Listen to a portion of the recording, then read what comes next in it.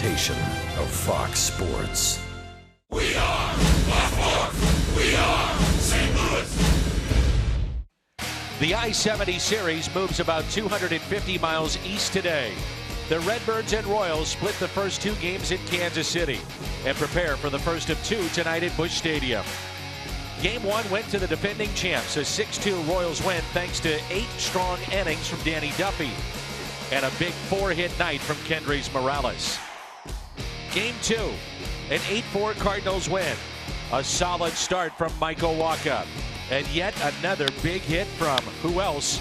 Matt Carpenter. A rivalry renewed tonight at Busch Stadium.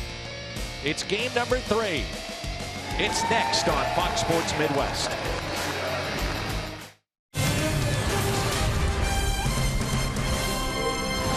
This is St. Louis Cardinals baseball, and tonight it's nice to be back home. A 9-game homestand begins tonight for the St. Louis Cardinals. They'll play the Kansas City Royals in Game 3 of their 4-game series. And with Jim Hayes and the Matt Hungarian Al Raboski, I'm Dan McLaughlin. Delighted to have you with us as we get you set for baseball. First pitch is coming up. Edinson Volquez will go for Kansas City. And for the Cardinals, it's Carlos Martinez pitching very well as of late. Absolutely, Dan. He's had a good month of June. 5 straight times he's gone out there with a quality start. This last 2 times, the bullpen have blown wins for him, but he is really doing the job right now.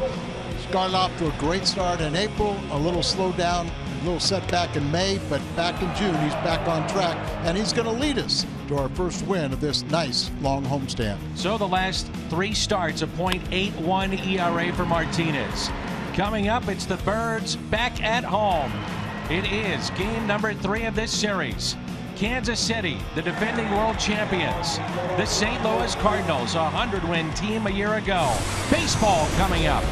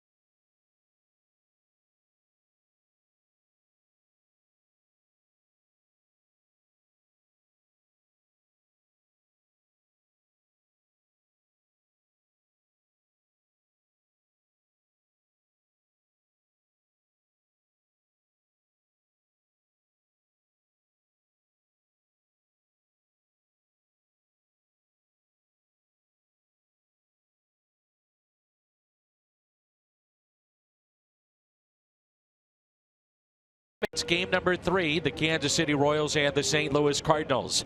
Atop the Cardinals lineup once again will be Matt Carpenter. This is our look at the Kia in the driver's seat. It has been a remarkable month of June for the Cardinal leadoff man. First in OPS, first in OBP. Walks, he's second. Extra base hits, he's tied for 8th.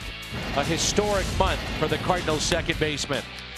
It's two teams with identical records squaring off tonight. The interstate rivalry of Kansas City and St. Louis. The I-70 series shifts to the Gateway City. Baseball comes your way next.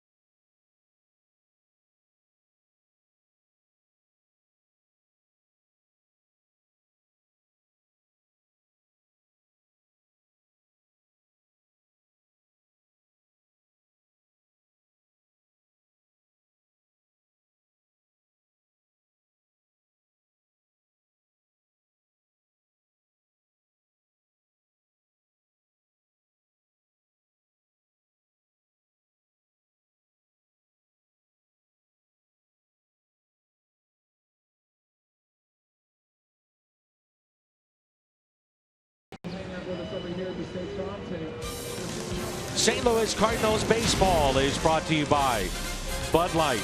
Raise 1-2 right now. By Chevrolet. Visit your local Mid-America Chevy dealer for great prices on the all-new 2016 Malibu. And by Menards. Save big money at Menards on all your home improvement needs. 9-game homestand kicks off tonight, Al Hrabosky. Nice to be back home. It really is. And of course, the Cardinals have struggled at home. Just 15-21 record. That is so unusual. So we got to start getting some winning baseball back home. Greg Garcia will make his second consecutive start at shortstop because Aledmys Diaz is nursing a sore body. So he's ready for the action. And if you missed it yesterday, it was a foul ball. And lo and behold, it caught Aledmys Diaz. So he comes out prepared and ready to go in that Cardinals dugout. Well, unfortunately, it was a screaming line drive that went into the dugout, but they hit the back wall of the dugout, and Karam hit him in the back. So I don't think the chest protector's really going to give him much protection. But you got to give him some credit for coming out and putting a little levity in this situation. Let's hope the Cardinals do play well. Escobar will lead it off, the shortstop, followed by Alex Gordon. Then Kendry Morales, he's been red hot. The switch hitter playing right field tonight. Hosmer, Perez, Cuthbert, Colon, Dyson, and Volquez. Carlos Martinez gets the call tonight for St. Louis. His last start was on Friday night against Seattle. Went 7 innings, gave up just 1 run on 4 hits, and he struck out 4. And his last 2 starts, he's only allowed 1 run. And both times, or if you go back to his last 3 starts, he's got at least 7 innings in each of them and allowed no more than 1 run. So his last 5, he's 3-0 with a 1.24 ERA. Chopped over Martinez. Garcia, bare hands, throws. Oh, what a play. Greg Garcia to start the night. Who said he can't play shortstop? That was the question a year ago. Diaz, who will be back in there maybe in a day or so, but Greg Garcia is playing very, very well, and you know he's hitting offensively. So a play that, give him some credit, had the wherewithal to go out and barehand that ball, made it a lot more difficult. Thought he had to do that with the speed of Escobar, and he makes the play. Here's Alex Gordon, was a pinch hitter last night with the bases loaded, and Seung-Hwan Oh got out of that 9th inning jam, and the Cardinals took game 2. He's had great numbers against the Cardinals in his career. 343 with 10 home runs, and 5 of the 10 coming right here at Busch Stadium. Take a look at the Hyundai pitch arsenal for the Cardinals right-hander Carlos Martinez. He's just got electric stuff, and he's throw a lot of fastballs, and why not when you can throw it 95? He hadn't even tuned up yet, but his velocity last time out in Seattle was greater than it had been at any point. The average velocity 97. The 2-1 pitch. On the year, all told, the average velocity on the fastball is 95.7 miles per hour. Top 5 in average velocity with that fastball, and opponents only hitting 202 against it. The 2-2. Check swing and a foul ball. Gordon just got to sit there and try to take that pitch, and the ball hit the bat. He's just come back from his broken wrist. That collision he had with Moustakas, he just came back on Saturday. The 2-2. Round the horn presented by Dobbs, Holiday, Wong, and Piscotty in the outfield. A little pressure on this infield tonight because of all the ground balls that Martinez gets. Peralta, Garcia, Carpenter, and Adams. Yadier Molina is behind the plate. 2 of the best defensive catchers in the game on display tonight. And a good play there by Yadi, and the strikeout of Alex Gordon. Well, sometimes we talk about the fastball, but when you talk about his changeup and his breaking ball, at times it's not fair. He's got the weapons that just make any good hitter, look a little foolish. So Gordon now 0 for 6 in the series against the Cardinals, and it brings in Kendrys Morales. He's 10 for his last 16. Hottest hitter in this lineup. A double, 2 home runs. He's driven in 5 with 5 runs scored. Got off to a very, very slow start, but boy, is he picking it up of late. 6 for 8 in the series with the Cardinals, but he's been torching all pitching. At his 4th consecutive multi-hit game last night. Mentioned the pressure that's on the infield for the Cardinals this evening. Martinez, 5th best ground ball percentage in Major League Baseball, 58%. A lot of ground balls. And Dan, you can really tell the maturity of Martinez. When he first came up, he was, that wild kid with just great stuff and flair for theatrics. Has done an excellent job of kind of toning that down, but really kind of backing off pitches, trying at times where he'll throw less for better control. But you've seen him too. There's 98. He's starting to whip it up there. But like you said, all those ground balls because he's got a great sinker or have guys off balance with his off-speed pitch. The 2-2 to Morales. I notice it with his mechanics. He's more direct towards the plate, doesn't fall off towards the first base line, and sometimes when he does that, it's when he's trying to reach back and get a little extra. It doesn't need to, but that's when you'll see him do it. Yeah, and I think every time you look at his number 18, hold a foul in honor of Oscar Taveras, a childhood friend from the Dominican. You just sit there and you see that. I think that going through that incident really matured him quite a bit. The relationship he has with Mike Matheny, and went over there after the death of Oscar and talked with Martinez. 3-2 pitch, hit down the left field line and foul. But they've got him to back off on a little bit of the theatrics. Still, he shows his exuberance when he's in the dugout. When he's not pitching, throwing the ice water at the end of the home run line, and just like a little kid out there just having fun. But it's all business when he's on the mound now. Fly ball again down the left field line. Morales can't catch up with the fastball. This is a team that does not hit many home runs, but they put the ball in play. They've got good speed. They do hit for average 277. Just like the Cardinals, we can't understand why they're not winning at home this year. The Royals can't understand why they can't win on the road. And a base hit by Morales. He just keeps on going. A 2-out hit. And it brings in the cleanup man, Eric Hosmer. Adds to his .422 average against the Cardinals. Interleague play, and that's over a few years now. And he's a switch hitter, and he's hitting well from both sides of the plate, so extremely dangerous. Get the first 2 out, you can get Holden to a single, that's fine. Eric Hosmer leads the Kansas City Royals in average, home runs, and RBI. Last Royal to do that, all those categories, was Billy Butler in 2012. And he's riding a 6-game hitting streak coming into play tonight. 9 for his last 24. Well, the Cardinals know Morales is not going to run, more than likely, and with a left-handed batter at the plate, Matt Adams playing behind the runner, Kendrys Morales. How about that first pitch? 98 miles an hour and right on the hands. Chopped off the plate, backing up just a bit, Peralta, and got him by a step. Royals strand a runner. Cardinals coming up in the home half of the first, and there's no score from Busch Stadium.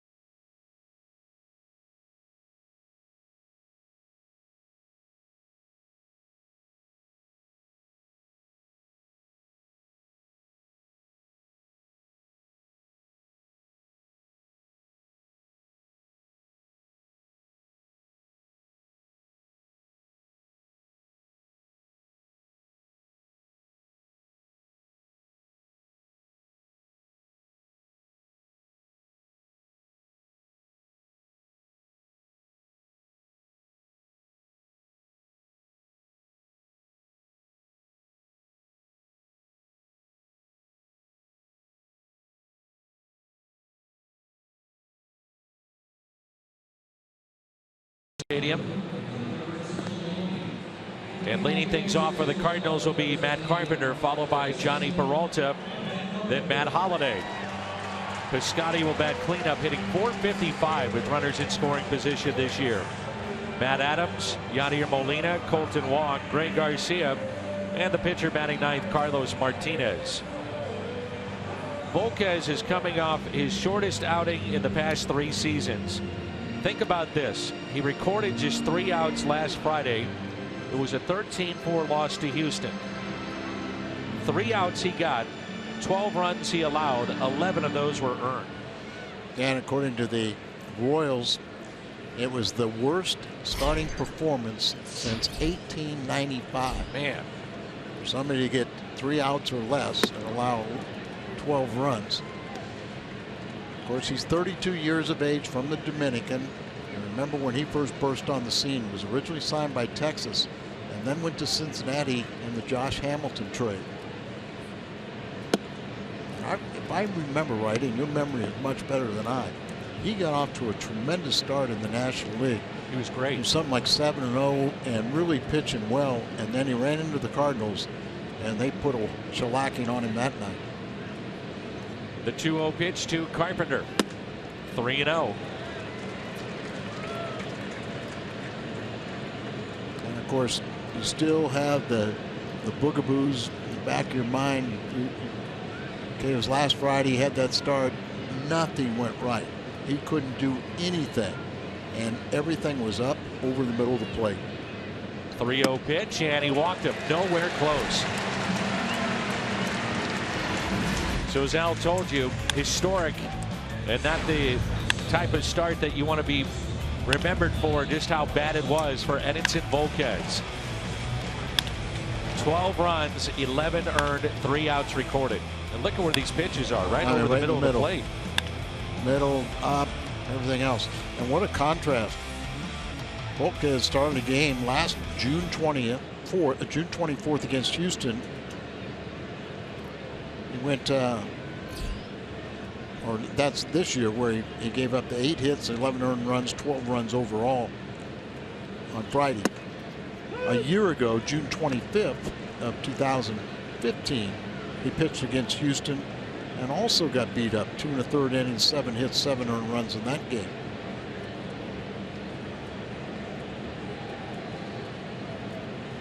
What he's done against the Cardinals: 17th start against St. Louis, a record of 5-6, ERA under 5. Breaking ball taken inside, 1 ball 1 strike on Johnny Peralta. So the Cardinals moving Peralta up to the 2nd spot in the lineup, try to jumpstart him. He's hit 24 times the 2nd spot in a lineup, and pretty good numbers. 309 his average, 6 home runs. He's sandwiched in between 2 hot hitters. Sure. Carpenter's going to be on base. Holiday is really swinging the bat well. So for his last 15, Peralta. And Peralta sends a fly ball into right. There's Kendrys Morales, normally the DH. And because we're in a National League park, Paulo Orlando has to sit. Around the horn, presented by Dobbs. Gordon in left. Gerard Dyson, he's in center for the injured Lorenzo Cain. Morales in right. Cuthbert, Escobar, Colon, and Hosmer on the infield. Salvador Perez is behind the plate. There have been 39 stolen base attempts against Salvador Perez. He has been able to catch 21 of the 39. That's an eye-popping number. 54%. And it's second best in all of baseball to Jonathan Lucroy. Yachty never gets on that list because he just doesn't get many people foolish enough to try and steal against him. Only 30 attempts against Molina. And usually those are a reflection of a pitcher that's slow to the plate. Holiday hitting .257, 15 home runs. He's driven in 47. And he hits it out to deep left field, going back just a bit. It's Gordon. And he makes the catch. Carpenter back to the bag at first, and there's 2 down.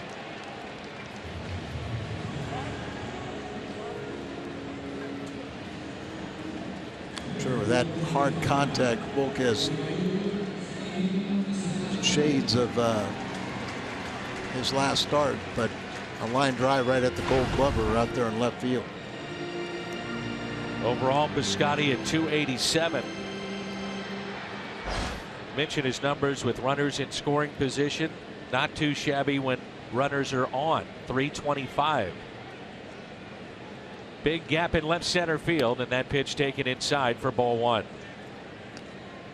Let's turn to Al Raboski's Toyota keys to the game. Well, one thing, just start improving your record at home. If you just do that, we'll be right back in the thick of things and we'll like it. But also, Volquez has trouble with runners in scoring position. Opponents are batting over .320 against him. Hit left side, and a forced play at second. Cuthbert to Colon. Cardinals strand a runner. We played one from Busch Stadium. The Royals and Cardinals scoreless.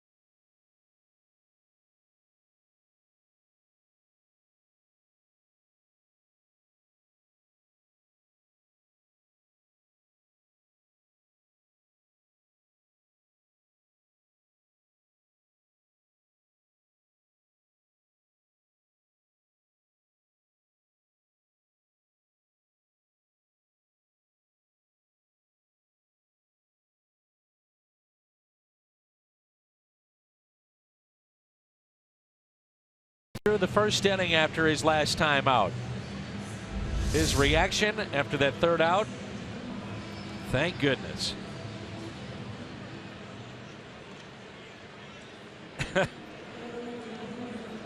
Moral victory. 7-game winner, and his ERA took a beating in that last start. Here's Salvador Perez hitting .297. Did not play last night over in Kansas City. Leading vote getter for the All-Star game of catchers in the American League. Yachty, by the way, is now trailing Buster Posey. So say no, can't be. Get to Cardinals.com and vote as Perez sends a fly ball out to right center field. Colton Wong calling for it. He's got it for the out. This is the first start for Martinez against the Royals. Few guys have bats against him when he was in relief in the past, but no Royal has a hit against him. Well, the Royals have been thrilled with Cuthbert. Moustakas done for the year, torn ACL. Last 16 games hitting .310. And in his last 6 games, 9 RBIs. Royals have talked about that they'd give the internal options that they have, like this young man, a shot. Merrifield be another one. And if they don't produce, then they may look outside the organization. But he got a cup of coffee last year, and in 19 games he hit 217. But they said he was a little tentative then. But this year, when he got called up, he was more comfortable and very aggressive at the plate. Swing like that. 1 ball, 2 strikes. You mentioned the name of Oscar Taveras. Carlos telling me recently he and Oscar would wander the streets in the Dominican to shine shoes for pennies. Grew up with nothing as he records the strikeout. And so he has started a foundation, the Tsunami Waves Foundation. And right now he's asking fans to bring new or gently used baseball gloves to the stadium. You can drop off those gloves during normal business hours Monday through Friday at the Cardinals front office. And each year Martinez goes back to his hometown in the Dominican and brings those items to help out kids that are less fortunate, don't have enough money for even a baseball glove or spikes. And if you follow him on Twitter or Instagram, you see that he is all over town talking to kids, especially those in the Latin community. And give him a lot of credit. He is trying to make a difference. Line to center field, just past Carpenter, and a 2-out base hit. On those lines, Volquez is from the Dominican, and every year when he goes back to the Dominican to visit, he goes, the first thing he does, he goes to the childhood house that he grew up in, and just wants to, he bought it. It's vacant, but he actually wants to remember where he came from. And in his situation, he was pretty well to do. He thought he was a rich kid for a poor because they basically had all the necessities. But it's good to remember where you came from. Martinez, there's a couple of shots that he took recently of his house in the Dominican and showed those. But for all intents and purposes, it's a shack with a tin roof. And he lived in a room with 2 others. Raised by an uncle and a grandmother as Dyson gets the bunt down. Martinez can't make the play. Young man can fly. Gerard Dyson was 12 stolen bases this year in the top 10 of the American League. And just a ton of stolen bases when he's a pinch runner. But drops the bunt down. Martinez, who is just phenomenal with fielding his position, couldn't get it. And the backup Peralta. And it's like, a do or die play. You probably had no chance, but we've seen Martinez make some plays where you thought he had no chance to get a runner, and he got him. But Dyson a little different with his speed. Edinson Volquez, a career .083 hitter. He did get a hit in the World Series, and it came against Matt Harvey.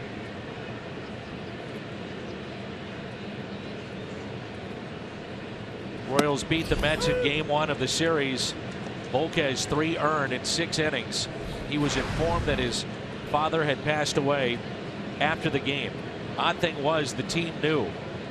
His family asked that they not tell him during the game, And it went so far that Ned Yost told Chris Young, tomorrow night's starter, be ready to pitch, because if Volquez goes in the clubhouse and finds out, we're not sure what the reaction may be. The Fox broadcasters knew about it. Yeah, the team knew about it, but Volquez did not.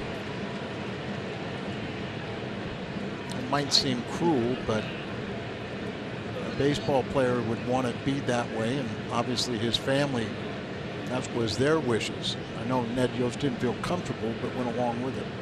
Here's a 1-2. Breaking ball and struck him out. 2 strikeouts in the inning, 3 tonight so far for Carlos Martinez. We are midway through 2. Martinez with 3 strikeouts and looks sharp here tonight. And there's no score from Busch Stadium in St. Louis.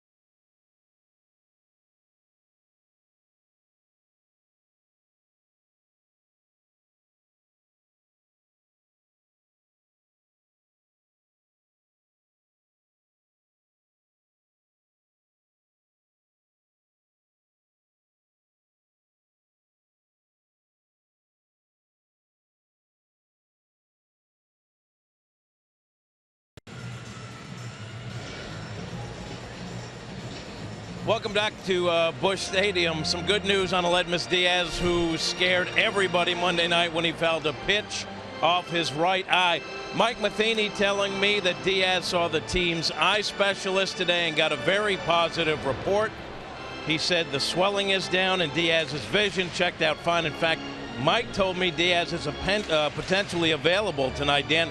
If not tonight, tomorrow or the next day, but good news for a young man who's putting together a whale of a season and scared everybody, Danny. No doubt. Here is Matt Adams. Jim, how about your conversation with John Mozeliak on the pregame? For those that didn't see it, what did you take away from that visit? Well, a lot of people are looking at Randall Grichuk, who's hitting .278 at AAA Memphis as he tries to get his swing back, as a couple of homers, 11 RBIs in 11 games. And John Mozeliak told me the best thing Grichuk can do is just get at bats. The situation they have up here, it's pretty crowded in the outfield, and they know how good Grichuk can be when he's right. So they want him to focus on getting back to the majors and just make the most of the playing time.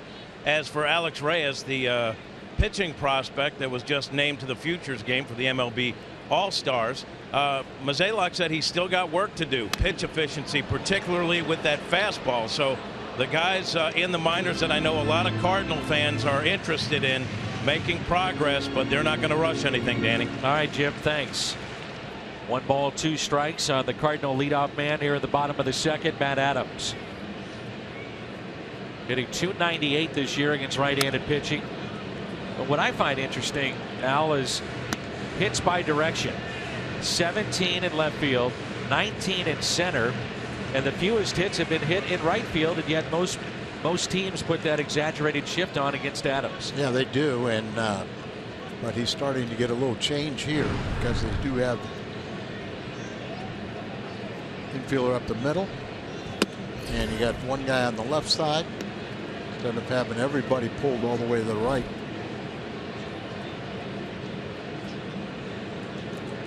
Talking with Matt the other day about letting the ball get deep, recognizing the pitch, and then taking it where it's pitched. And this time he strikes out on a pitch that was in.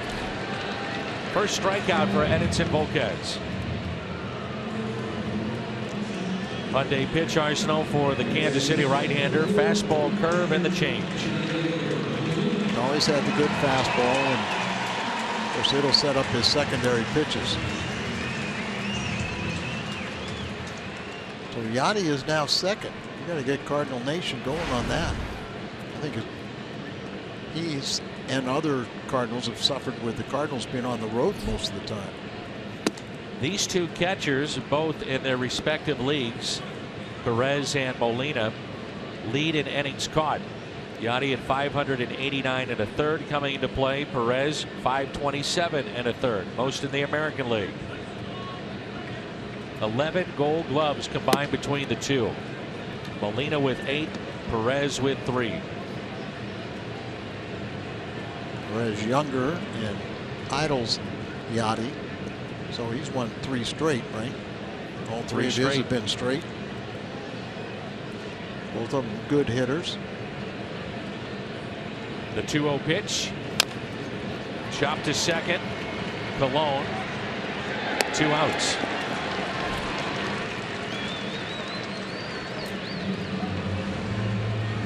Speaking of the All-Star game, you can fill out your ballot at Cardinals.com. Your computer, tablet, smartphone. Vote up to 35 times. Vote tonight, vote tomorrow at Cardinals.com. All-Star game on Fox from San Diego. In steps Colton Wong. Real nice game last night in Kansas City with a couple of fine plays defensively. One in center, the other in left. Also had an RBI, base hit, and a run scored.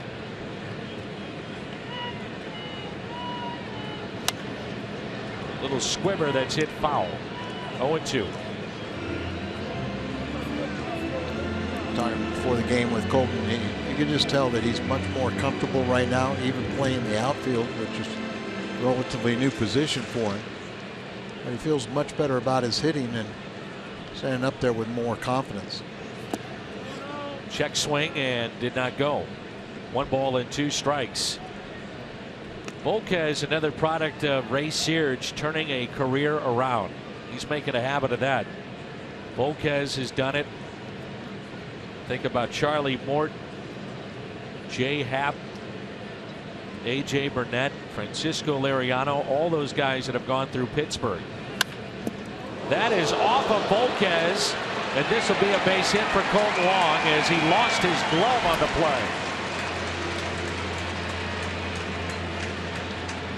Trainer and Ned Yost will come out and check him. He's trying to wave them off.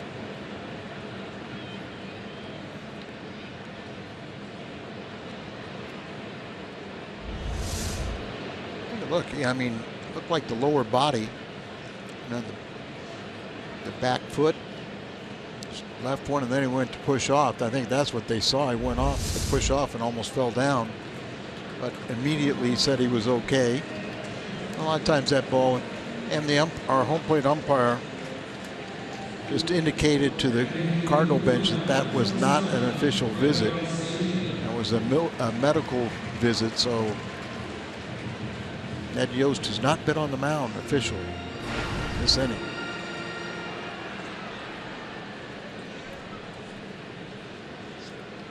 Here's Greg Garcia.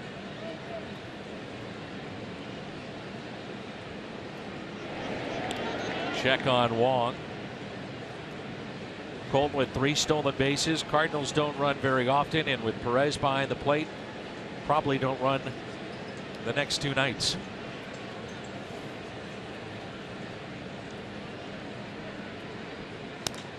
And a fly ball lifted into center. Dyson. Cardinals have stranded 2. We have played 2 from Busch Stadium in St. Louis, and there's no score.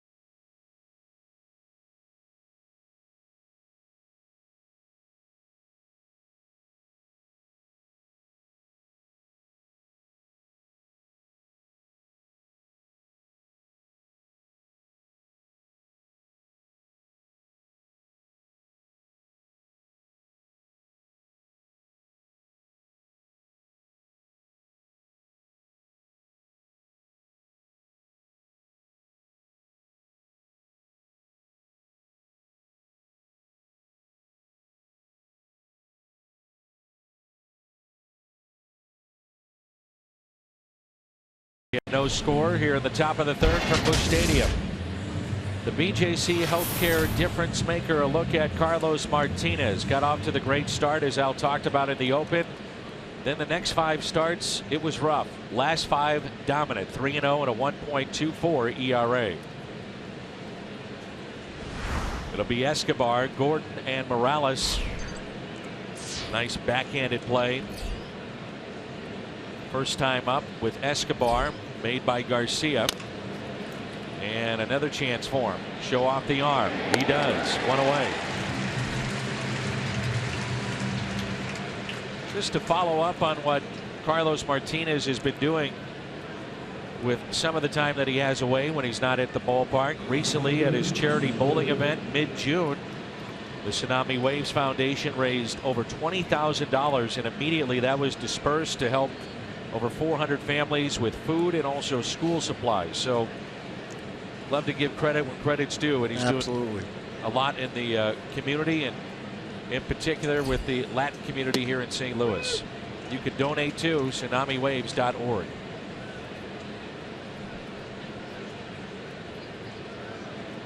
Here's the 0-1 pitch.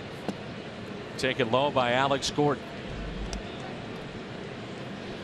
Mentioned Gordon came back on Saturday from the broken wrist.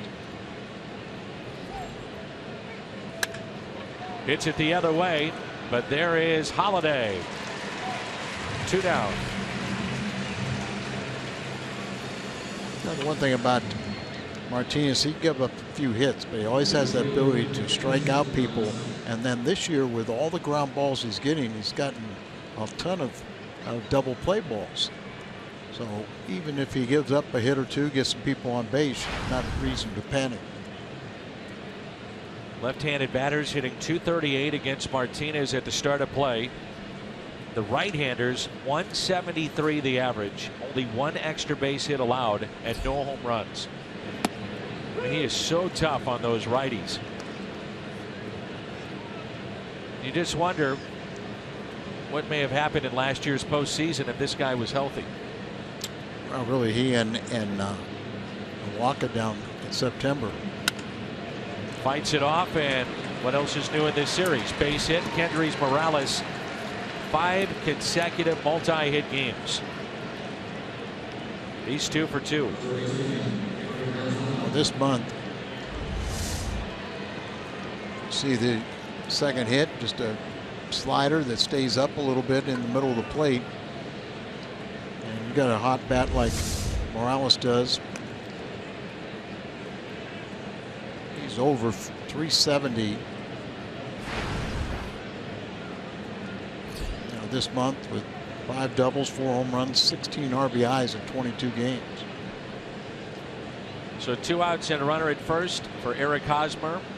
Cardinals used the shift here. He grounded out to third his first time up. Very similar to the first inning. Martinez got Escobar, Gordon. Then it was a base hit by Morales. That's what we have here for Eric Hosmer. Popped up. Shallow left. Late break by Holiday, but it'll be Peralta. Makes a nice catch. 8-pitch inning for Carlos Martinez. He'll lead it off when we come back to Busch Stadium.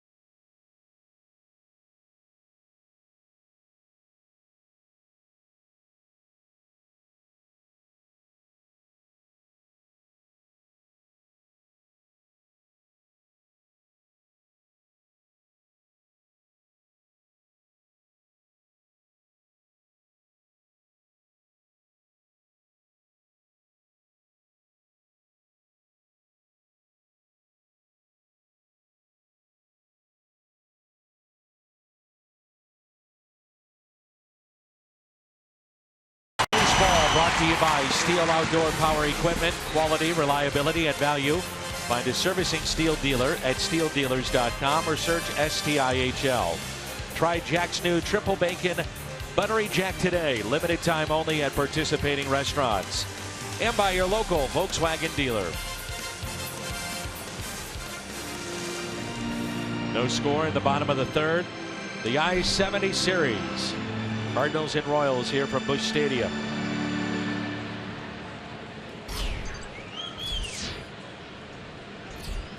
Martinez showing bunt, pulls back and takes a ball. It's pretty amazing. The Cardinals, when they win, they average nearly 8 runs a game in their wins. Only team that's been better in their wins in franchise history, the 1930 St. Louis Cardinals. High chopper and a base hit. Leadoff hit for Carlos Martinez. Danny, how smart was that? First pitch, he shows bunt, so the third baseman comes in looking for the bunt, and then he hits the high chopper that goes right over his head. Guaranteed a base hit. So he's in on the grass looking for the bunt and has no chance to react to the high hopper over his head. Al, the 1930 team of the Cardinals, every player that had at least 300 at-bats hit over 300. It's the only team that has ever done that in Major League history. You know, the Cardinals have already had 21 games where they've scored 8 runs or more. That ball club was led by Frankie Frisch, the Fordham Flash. He made the jump from college right to the major leagues with the New York Giants. And Frisch had fallen out of favor with Giants manager John McGraw. Rogers Hornsby was in a money dispute with Sam Braden. And so the Cardinals had just won their first World Series. Fans were furious at the deal. And Frisch in his first season hit .337. And the amazing part about it, he struck out only 10 times in 617 at-bats. That's amazing. Go back and look at the records of Musial. Look at the guys of the 40s and 50s, 60s. And see how even the big power hitters, how few strikeouts they had. It was something that the modern player has no idea of, a 2-strike approach. You might try and down on the knob and try and swing for the fences early in the count, but if you got 2 strikes on you, you're choked up and you just tried to punch the ball and put it in play. Strikeouts were a curse. The 1-1 Carpenter. And Carpenter lifts a high fly ball into deep right field. Morales is back and makes the catch up against the wall. And Martinez back to the bag at first as Carpenter was vying for his 15th home run this year. Morales takes his hat off showing, hey, I can play. I'm not just a DH. Normally American League Club, they have to find a spot for their DH, but here's a very nice play by Morales. On the warning track, reaching up, right 1 step before he hits the wall.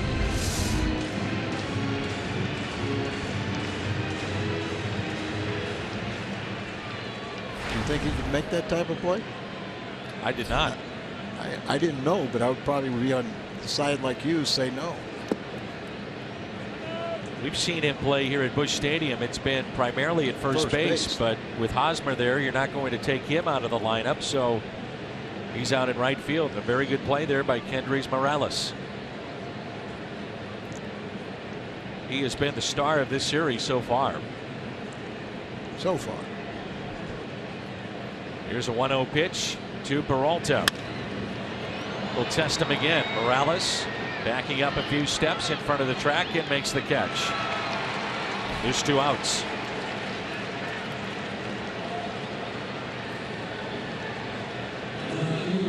Six is a serious number at On the Run. Cardinals score 6. Any size drink, just 50 cents the next day. That's coffee, fountain, frozen drinks.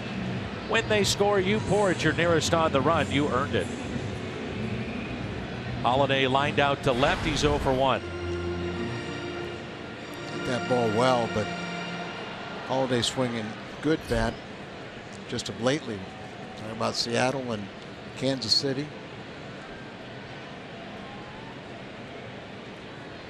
First pitch to the Cardinals left fielder. Driven out to center. Dyson backing up.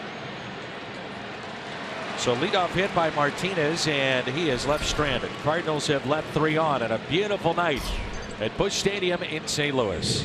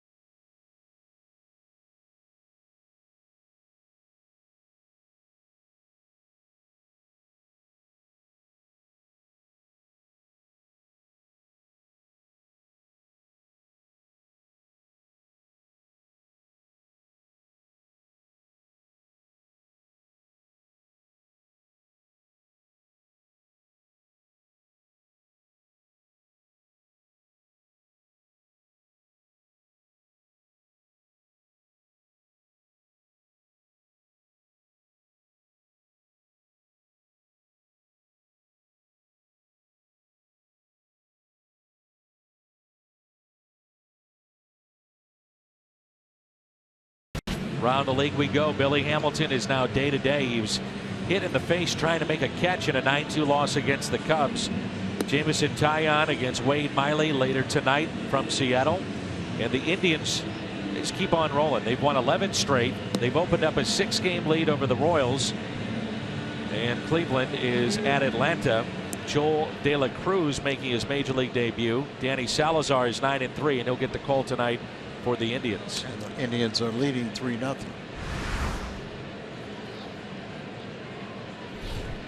The first of 9 back home in St. Louis for the Cardinals. Salvador Perez will lead it off. First pitch, a strike. Cubs won their 51st game today. But Matt Carpenter talking about stopping this 5-game losing streak at home, start playing better baseball, and then before the All-Star break, 3 games in Milwaukee, everything else at home. Hit up the middle. There's Garcia to his left, and quickly gets rid of it for the out. Hopefully that's how you can cut into the lead and make this a real contest in the second half. So the Cubs had 51 wins. On this date last year, the Cardinals were 51-24, a 9-game lead in the Central. And we saw that they needed the final week to wrap up the division. Kansas City was 5.5 ahead of Minnesota this date last year. And both these clubs start tonight at 40-36, half game back in the second wild card spot in 2016.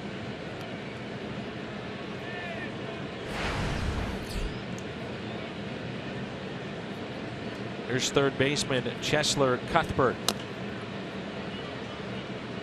Struck out looking his first time up. 2 teams that had great success a year ago. Cardinals 100 wins. Kansas City the World Championship. Another chance for Greg Garcia. 2 down. Greg has been busy tonight, 4 putouts. We talked about it with the ground ball percentage that Martinez will get. Those infielders do have to be on their toes.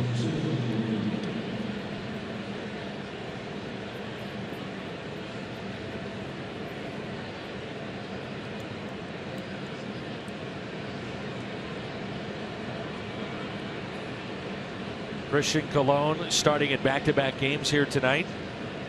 Last night, his first start since June 15th.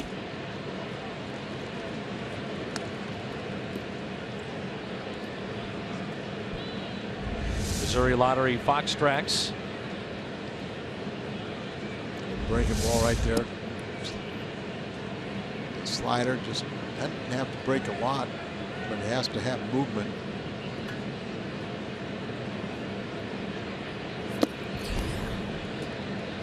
Two balls and one strike.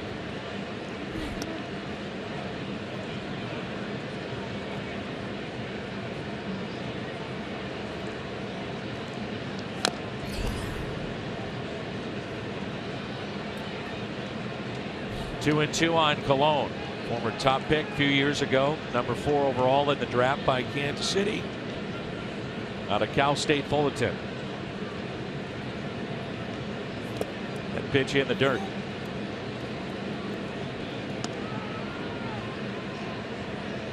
Martinez has now walked a man. He has struck out 3.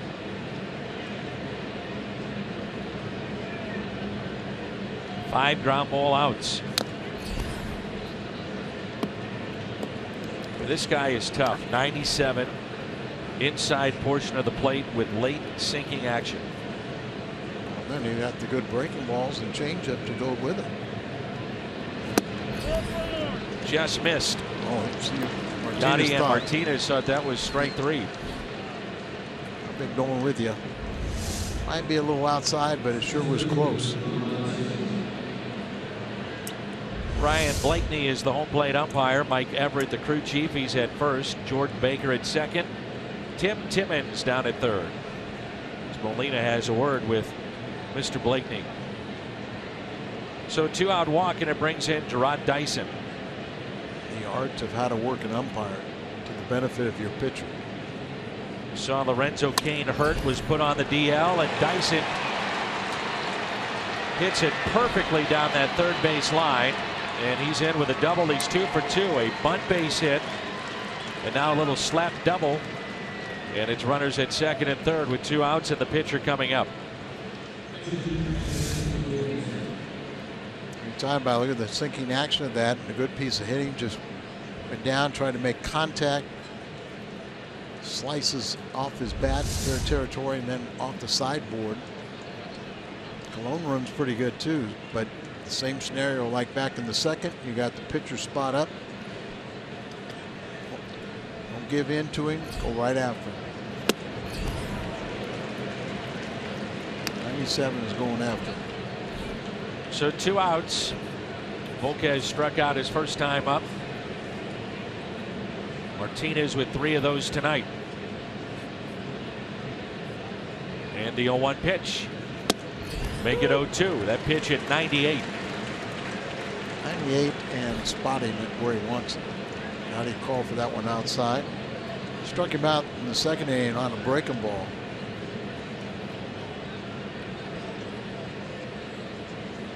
The 0-2. Volquez puts it in play. Backhanded by Carpenter. And the Royals strand 2. They've left 4 on through 4. The Cardinals have Piscotty, Adams, Molina coming up.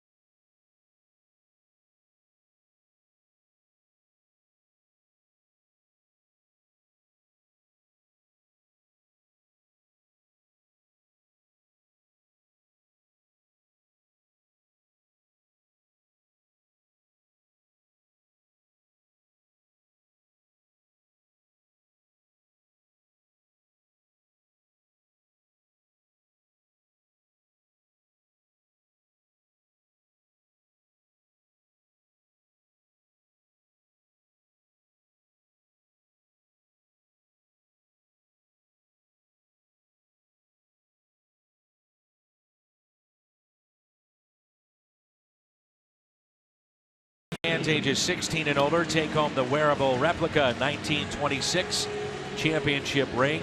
That's courtesy of Edward Jones. Add that to your collection. Also a fireworks night on Friday night presented by Cooper Tires. It's Piscotty, Adams, and Molina for the Cardinals. Kubota power stats. RBI leaders, Carpenter at 49 now. Then Holiday and Diaz. Piscotty has dropped down to 4th on that list with 39. Still forget how young of a player he is and how productive he has been, particularly with runners in scoring position. Still evolving and adjusting as a hitter, and he's done a good job. The 1-0 pitch. Stands out to me is that your leadoff man is leading the club in RBIs. Well, remember last year, Carpenter led it in RBIs and home runs. He may do the same, but I think, you know, with Holiday being healthy all year, it's going to be tough to keep him down. Ouch. Adam out in front, fouls it off his foot or his shin. There's Adam Olsen, the lead trainer for the Cardinals, behind Derek Lilliquist.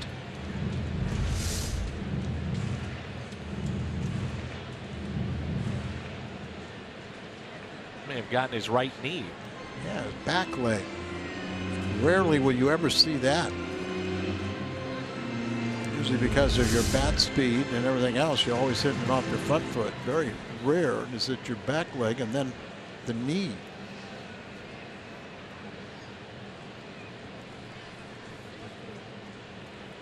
Big gap in left center. 1 ball and 2 strikes on Piscotty.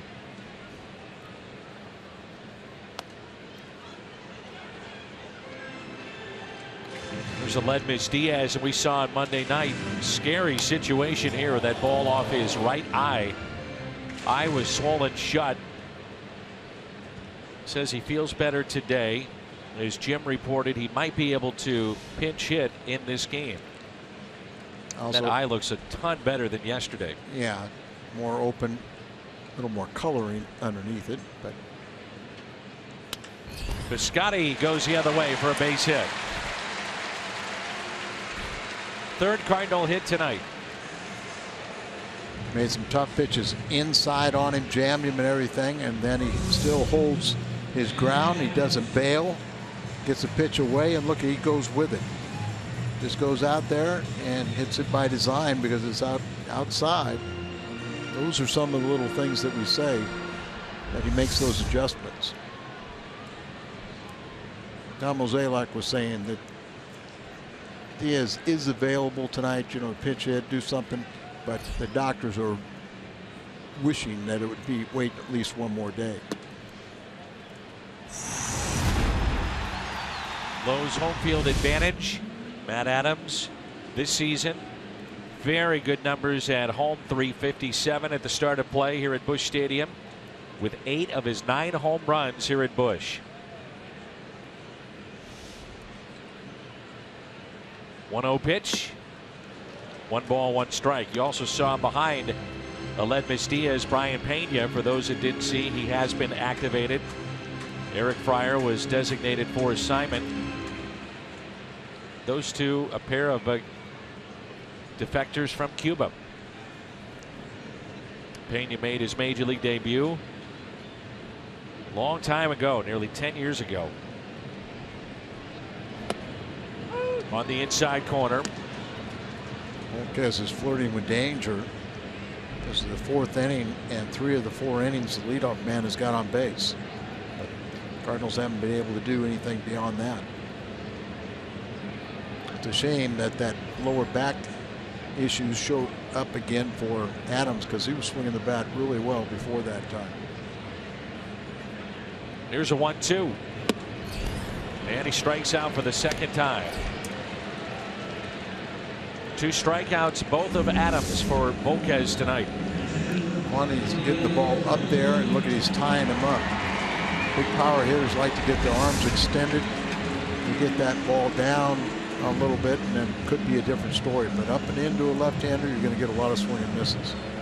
Beautiful night here in the Gateway City. Glad that you're with us on Fox Sports Midwest.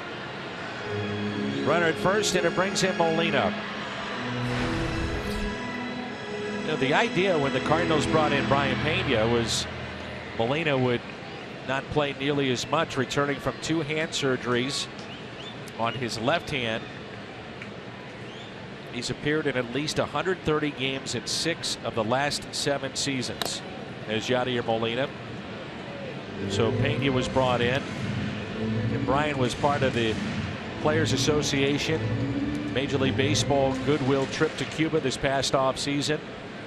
And that appearance in Cuba, the first by Major League Baseball since the Orioles played an exhibition game in 1999. John Jay was a part of that, Clayton Kershaw, Yasiel Puig, Jose Abreu. Pena told us he hadn't seen family members for over 17 years and had the chance to visit with them. The stories of these players that come over from Cuba, all of them unique and all of them truly special. Yeah, it's just we take for granted what we go through and complain about our daily lives, and then you think about some of the things that happen to people that less fortunate.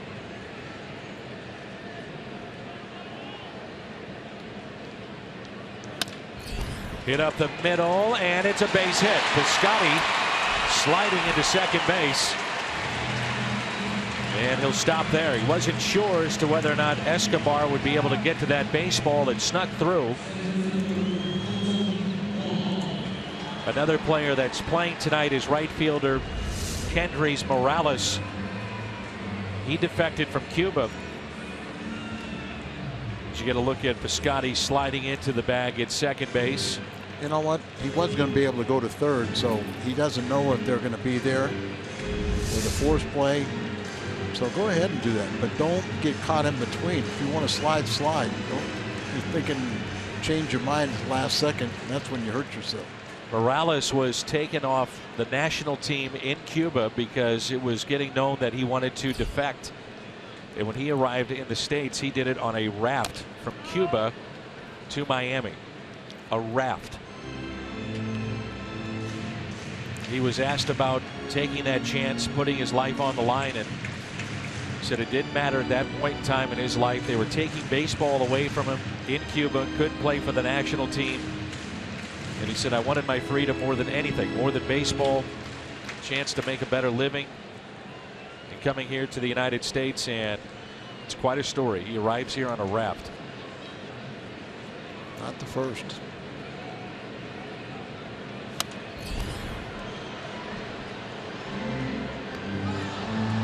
Oh, 2 on Colt Wong, who singled off of Volquez to right field. I would think Major League Baseball, for selfish reasons, would, or additional reasons, would want to have the relations restored between Cuba and the United States, so they wouldn't have to give all these guys free agents, make them part of the draft. There's an 0-2 pitch, and Wong takes it a little bit high. What was interesting about the Goodwill Tour is that for all of us in the United States, we saw the beautiful pictures of Cuba and some of the positives of Cuba, but you ask those players about what was being shown to us here in the United States, many were not happy because they said you didn't see the real Cuba. Sure. And that's what a communist country is going to do. They're going to only show you the positive sides.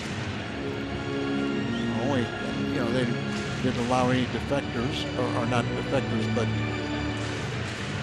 resistance, or any of the people that are over there that are complaining. They don't get to have a voice.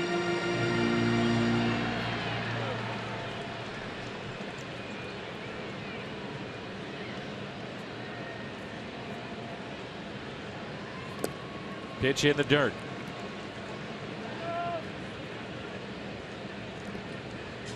How's your feelings tonight about Cole? Hadn't made the good play yet. Reserving judgment, but I like the first at bat. Granted.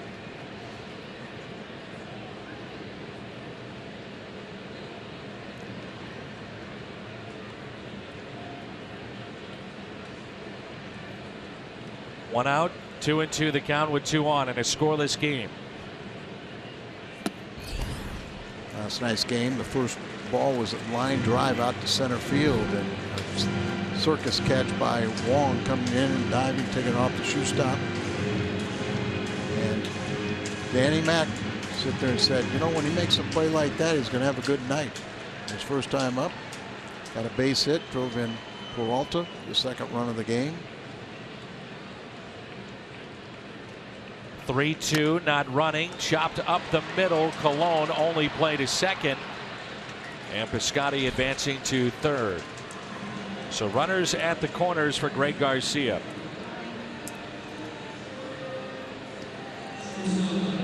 See Wong reaching for that ball after they really busted him inside in that entire at bat.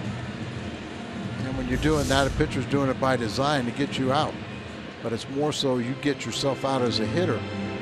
Well, you're reaching right there. You know, you're not going to hit the ball. You're up on your tippy toes. You're not going to be able to hit the ball or drive it. Didn't start the runners. Probably wouldn't have made any difference with Yachty, but it could have. And Garcia come up some big hits. 2 outs, 2 on. First pitch is strike. He was swinging on the first pitch in his previous at bat and fly to center.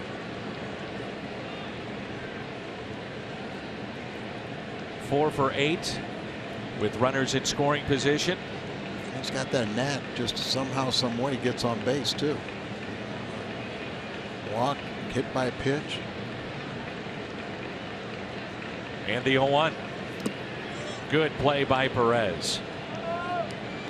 Just take for granted at this level that type of play. When you watch Molina and watch Perez, these two are the best at their craft. Well, you see they're setting up outside, and then it's a breaking ball that right at the feet of a left-handed hitter and bouncing. A lot of times it'll bounce the opposite way or spin the opposite way away from the catcher.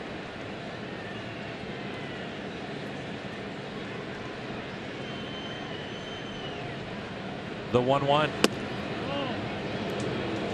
Well, Volquez has had some calls go against him the previous at bat, now this one, and he is missing. But if he's missing, it's not by much. No, I thought that was a ball, but it was very close outside.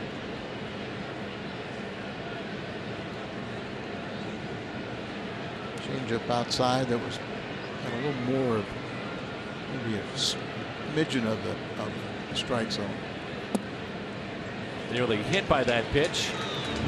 That's what I'm saying. You know, Wong the same way. That takes a couple, and Greg has taken a couple swings here where they're standing there on some inside pitches, kind of not leaning into it, but not giving ground.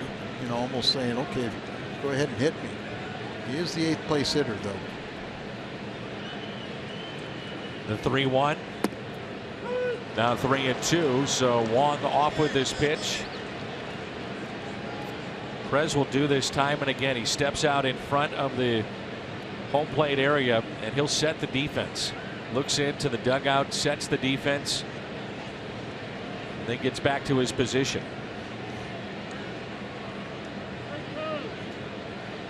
I asked him about that. He said it's by design. I know what pitch is coming. Give our defense an idea of what pitch is coming without sometimes even giving the signs to the pitcher. If you study it hard enough, you might figure it out as a hitter then what pitch is coming. Must have got a base hit on fastball, Garcia, because he's got a steady diet of off-speed pitches, change-ups and knuckle curves. Outfield is fairly shallow for Garcia. We're in the bottom of the 4th. 2 outs, 2 on, 3 balls, 2 strikes, with Martinez on deck. There goes Wong, and the pitch is driven out to deep left field. Backing up Gordon, and he's there. The Cardinals have left 5 on. We move to the 5th. No score.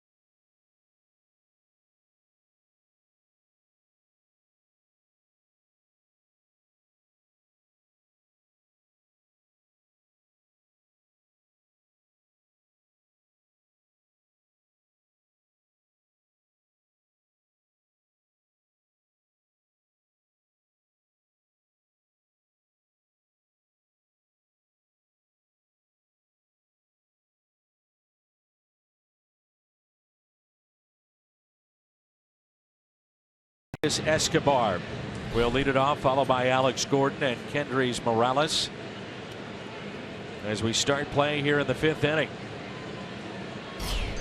Escobar, a 9-game hitting streak on the line here tonight. He's over 2, a pair of ground outs to short. Turned out to be a real nice player.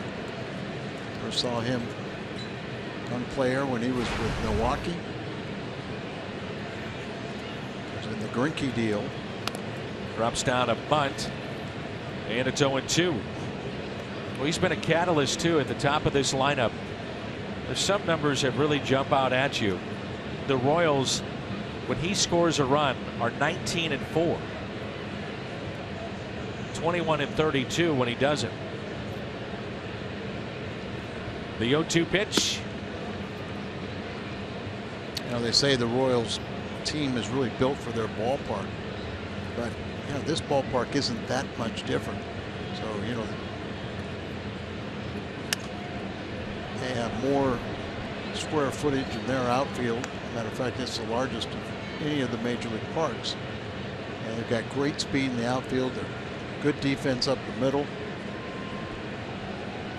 Catcher, shortstop, center fielder, left fielder, first baseman, Gold Glovers.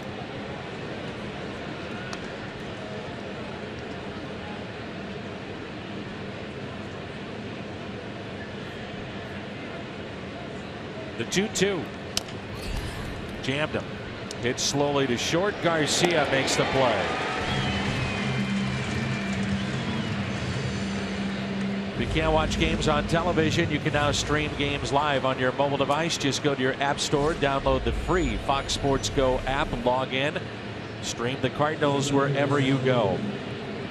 The Cardinals pitching staff at home with an ERA that is over 4. And the record is 6 games below 500, 15-21. It's been one of those odd years. The Cardinals have 40 wins this year, with 25 of the 40 being away from Busch Stadium.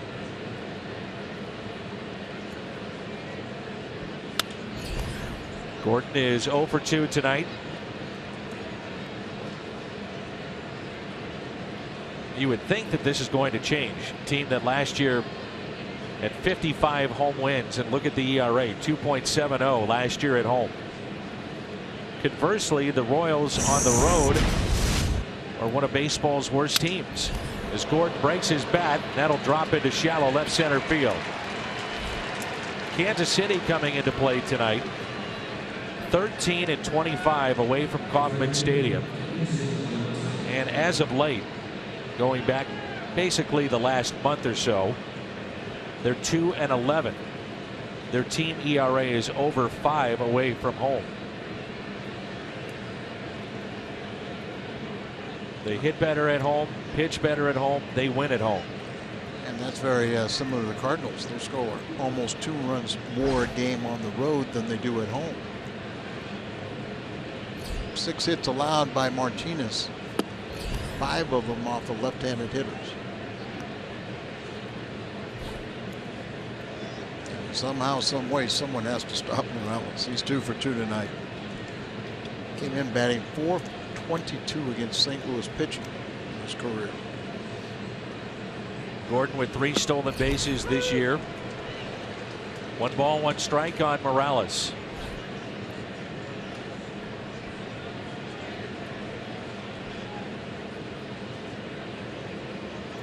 Colton Wong still getting used to center field. It plays very deep. Shades him a bit to pull. And the 1-1. Notice when Colton is in left field, he plays real deep also. And I'm sure they've told him to do that until he gets more comfortable.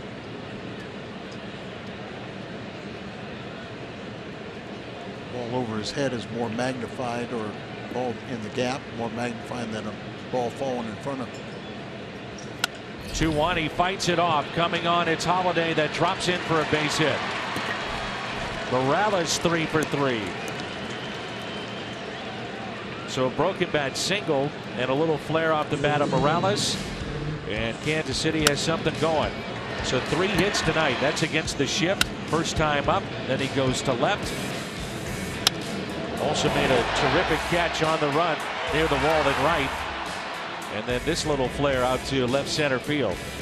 So big and strong, he saw that ball up and in. He just muscled it over the infield.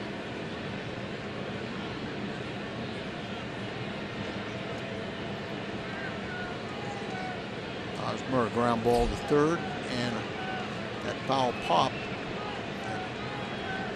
Hitting .324 with runners in scoring position. 2 runners on. Good changeup there by Martinez.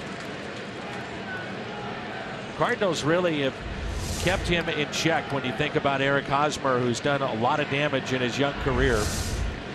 Cardinals and Astros, the only 2 teams he has yet to not hit a home run against them. And he came in pretty big sample size, over 100 at bats in his career against the Cardinals, and a .210 hitter.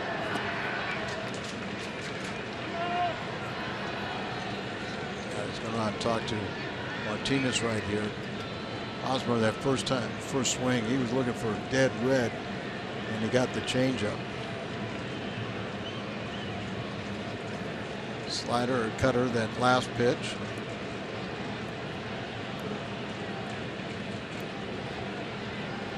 Talk about Martinez's ability to get ground ball double plays. He could use one right now. Inning started with a ground out by Escobar. Gordon broken back single into center, and Morales, who back on May 29th was hitting .189, is red hot. 3 for 3. Average has jumped up to .250. Here's a 1-1 pitch by Carlos Martinez. After a long look, take it inside.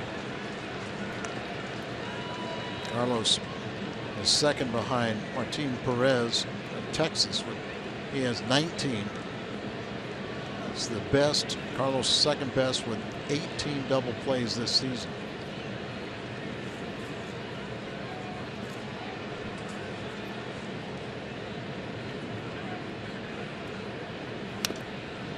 Two balls, 2 strikes.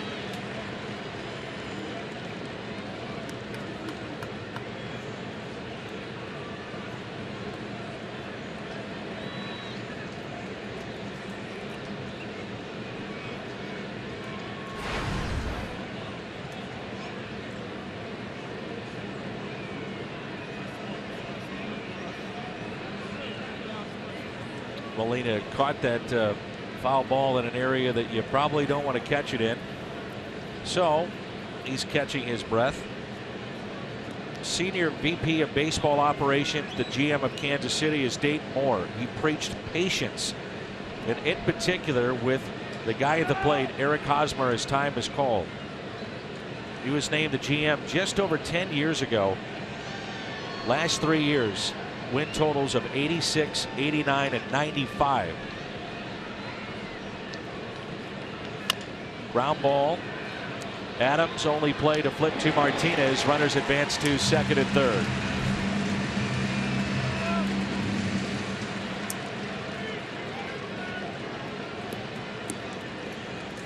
Cardinals get the shore out, and it brings in Salvador Perez. Well, you do have first base open. Martinez could be very careful here, then deal with Cuthbert. Well, you could go either way, but you know his ability to tie right-handed batters, and was it 173, something like that, batting average? I go right after him. 2 outs and 2 on. High chopper backing up. Carpenter, and he makes the play. The stretch by Adams. Kansas City is stranded 6 midway through 5, and there's no score.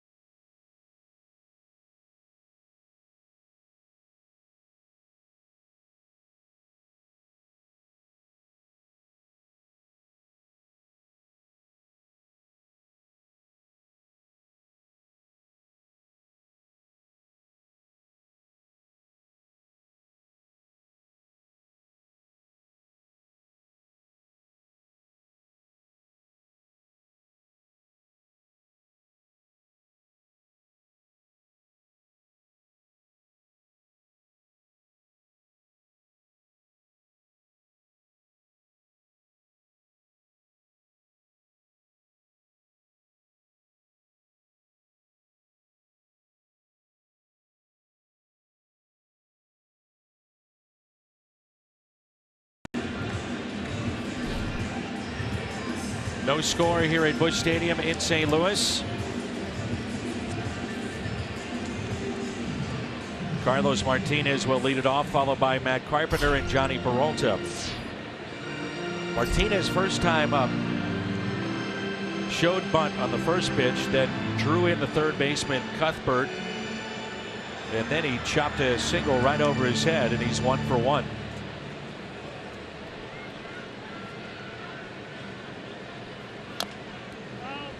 Strike one.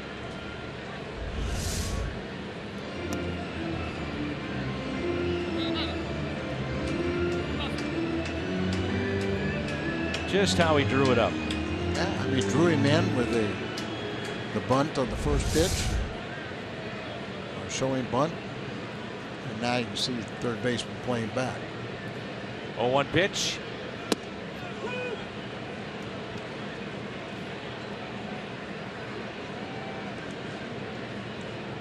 Cardinals this month are 12 and 11, with 2 more games, including tonight here in the month of June.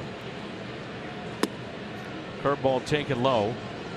This would be the 24th consecutive winning month if the Cardinals can pick up 1 win either tonight or tomorrow. That would set the franchise record. This all started July of 2012. Diving stop. Cuthbert. Throw to first, and he got him. Tremendous play. Chesler Cuthbert down at third for Kansas City. Yeah, very nice play right there. Before that, Martinez was batting .250 this year. Very, very healthy number. Remember, he was a shortstop. So I wonder if he wasn't running fully out of the box because he's got too much speed. I think he would have beat it out if he was going all the way, but you see he picked it up. A lot of pitchers wouldn't do that, but in a 0-0 game, why not get yourself on base?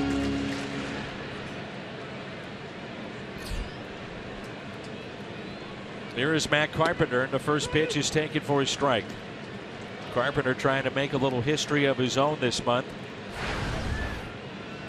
Tonight for the St. Louis Cardinals, it is game number 77. Carpenter is 0 for 1. He's flied out to the wall and right, also walked. He became the 7th player in the history of the Cardinals. 24 doubles, 14 home runs, 49 driven in his first 76 games. Last player to do that was Pujols in 2004. Prior to that, Stan the Man. He's trying to beat Stan the Man's 508 on base percentage for the month of June. Came in batting at 500, and it's 500 tonight. So 2-1 pitch. Breaking ball and a strike. Carpenter's just had a remarkable season. Started out a little slow, but it almost corresponding to him moving to second base. He's caught fire.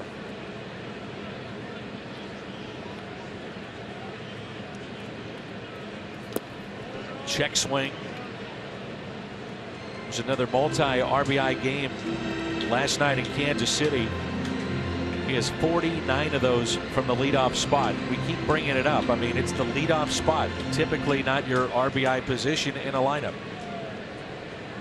But when you can hit for power, which he does, you can supply your own RBIs. 3-2 pitch. A lot of times when the Cardinals do have scoring opportunities, it starts at the lower end of the order, and then they roll over to Carpenter, and he does something to get himself in the scoring position after driving in a run or two. And then he's right there with the league leaders in runs scored.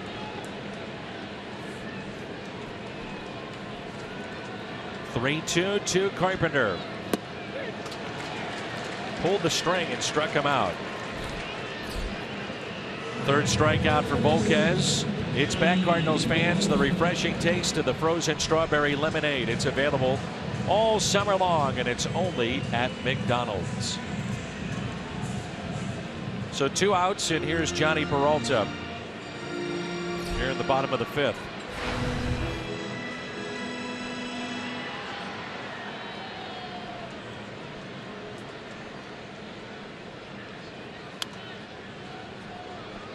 Peralta twice has flied out to right. From the Royals' perspective, they have to be thrilled with what they've seen here from Volquez. A little bit of a shaky first inning after coming off that horrific start against Houston. St. Louis with just 4 hits tonight. It's probably the difference, in pitches. Volquez, that was his 71st. Martinez has 80 pitches thrown, but he's allowed 7 hits. Stranded 8 Royals runners on base.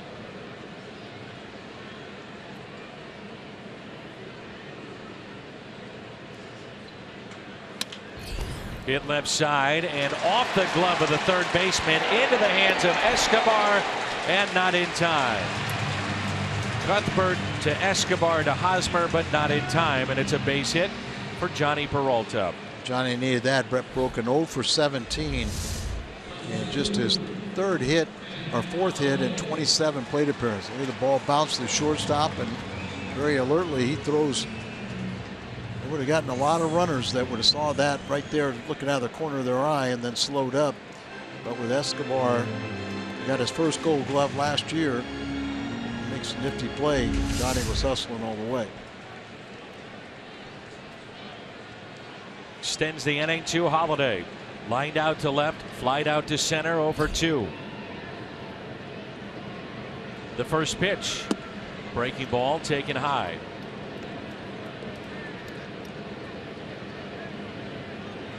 Volquez has not won on the road since May 24th in Minnesota. 2-4 on the road this year.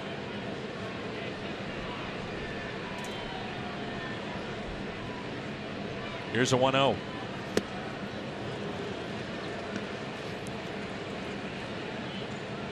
Chevy Fox tracks. He's been able to throw a lot of these pitches up and in to both right and left-handed hitters, and then he neutralizes them with that knuckle curve and a changeup. Very good arm action.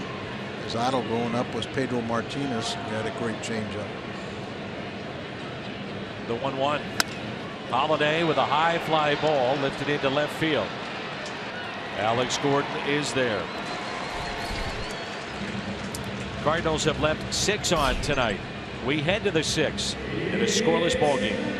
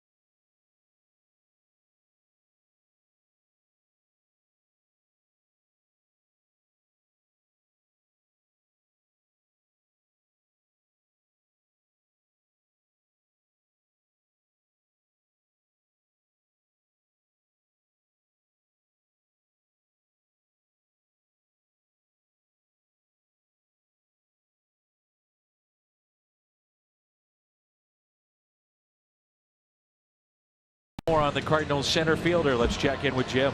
Dan, Colton continues to get playing time in the outfield and continues to be the only guy on the team without a personalized custom glove. Dan, Colton is a Rawlings guy, but the move to outfield came so quickly they didn't have time to get Colton a glove. Colton actually went to a sporting goods store to get a glove, couldn't find one.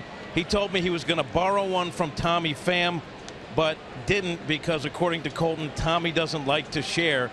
Dan Rawlings eventually sent Colton a plain glove, as you reported, #scoops. He popped it in the microwave for 40 seconds to break it in, but he is still waiting for the embroidered Colton Wong model outfield glove. I'm happy to report, Dan, he's overcome this obstacle because he's played pretty well out there. He has. There's a ground ball that's hit to short. Garcia. 1 out. Cuthbert retired. Plays a deep center field, but no mistakes so far. And you know what? He's looked pretty comfortable out there. Absolutely. And he played a little center field in his freshman year at Hawaii. And we know we got a big Cardinal fan. Big Cardinal fan lives in Hawaii. Jay Smith. I'm sure he's watching this game. And there was Colton Wong's double play partner at Hawaii later on. Garcia played shortstop at University of Hawaii, and Colton was the second baseman. Tried to get this short hop and misconnect. Scored as an error. He makes that play cleanly. That would have been the 11th ground ball out already for Carlos Martinez. Dyson's had a perfect night like Morales. Dyson 2 for 2. Great speed. There's a bunt base hit, then slapped a double down the left field line. Really, you have to respect that speed, and it puts a lot of pressure on the defense. Peralta's got to come in a little bit.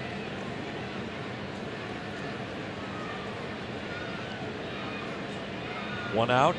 First pitch hit up the middle. Garcia diving stop. Out at second.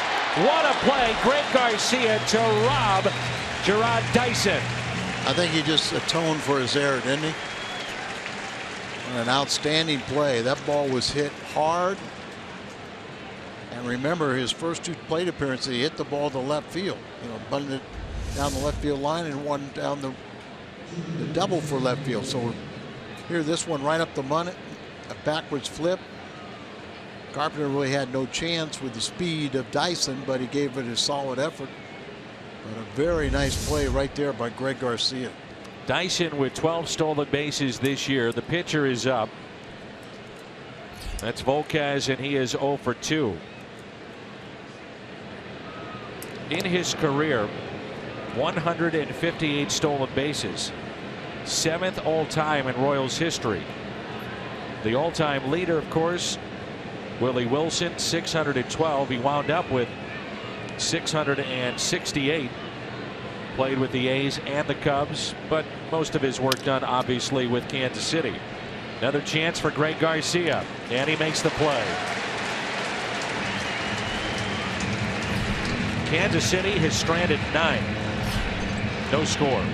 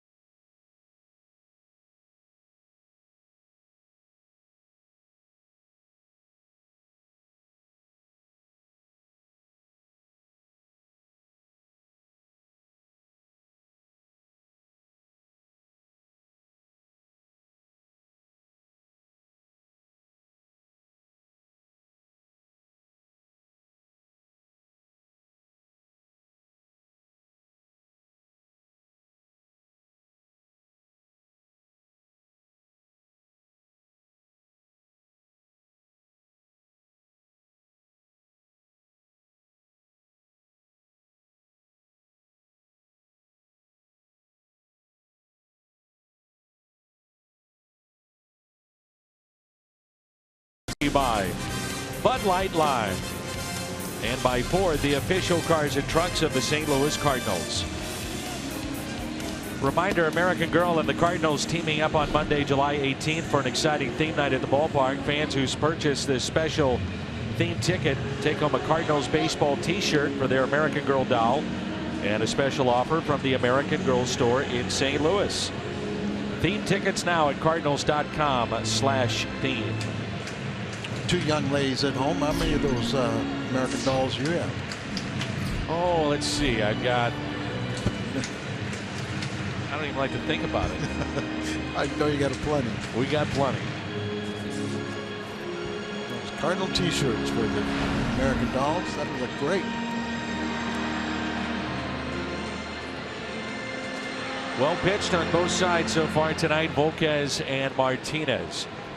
No score, bottom of the 6th. First pitch taken low by Stephen Piscotty. Sometimes you worry about the second start after a guy like Volquez really struggles in his first start. He had that extra rest because he didn't throw that many pitches, and he pitches a gem. But he's matched up with young Pedro. Volquez's idol was Pedro Martinez, and I guess we call Carlos Martinez kind of a young Pedro. See Volquez shaking his head. Rematch of the 1985 World Series, and so Whitey Herzog the other day mentioned that the Cardinals in 1982 had a total of 67 home runs. This Cardinals team already, that was for the year, this team already at 103. But they were always back then in the top 5 in runs scored, or right around it. Yeah, a different era, and think about different ballpark. You know, it's 400 here, but back in 1982 it was 414 to dead center field. The 2-2 at Busch Stadium. It was about 386 into the power alleys, where here it's like 375. Doesn't sound like much, but just think of how many balls just get over, or how many balls end up on the warning track. Whitey telling me that when he comes to the ballpark in St. Louis, looks out on that left field wall, it still makes him emotional. He said his greatest day was in Cooperstown in 2010, and Bill DeWitt Jr. said, "We are going to retire your number 24." He said that's the most emotional day he's ever had in the game, as Piscotty strikes out. The White Rat, Whitey Herzog. Well, I had an opportunity to play for Whitey in Kansas City for a couple of years. And I helped him win a division one year, and they got him fired the next year. But best manager I ever played for. And I played for Red, I played for Whitey, played for Bobby Cox, Joe Torre. So there's all Hall of Famers, and every one of them were very special in their own way, but Whitey was the best manager. And I say that with respect for every one of them. Whitey said he had 2 rules. Be on time, give me everything you got. If you do that, we'll be fine, he said. Didn't have a lot of meetings. When there was, it was something important. You know,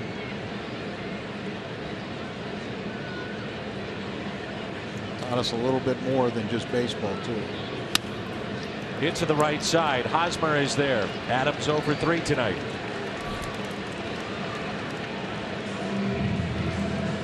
Mentioned earlier tonight, if you're just joining us, Yadier Molina is trailing Buster Posey in the All-Star vote at catcher in the National League. Major League Baseball All-Star game from San Diego. That'll be July 12th, only on Fox. 2 quick outs, and it brings in Molina. Yadi is grounded out to second, also a base hit to center field.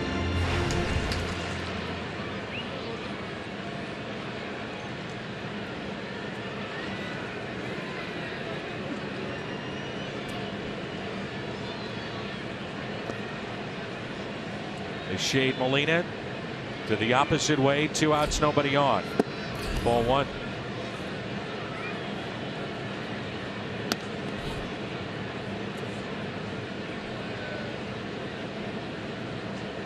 Yasser Molina might be a little bit further away from the plate than we've seen.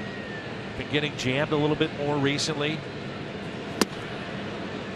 That may be a byproduct of him feeling that way, backing off the plate, maybe.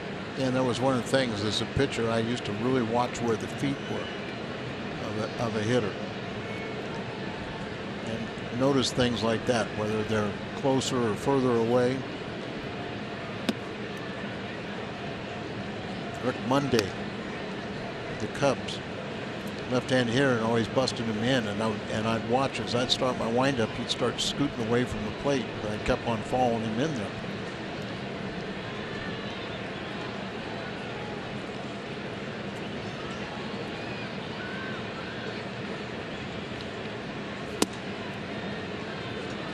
Three and one.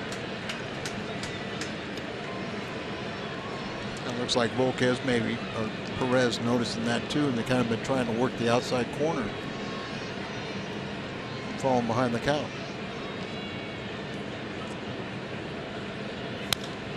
And a fly ball lifted into right. There's Kendrys Morales. He makes the catch. Cardinals go in order.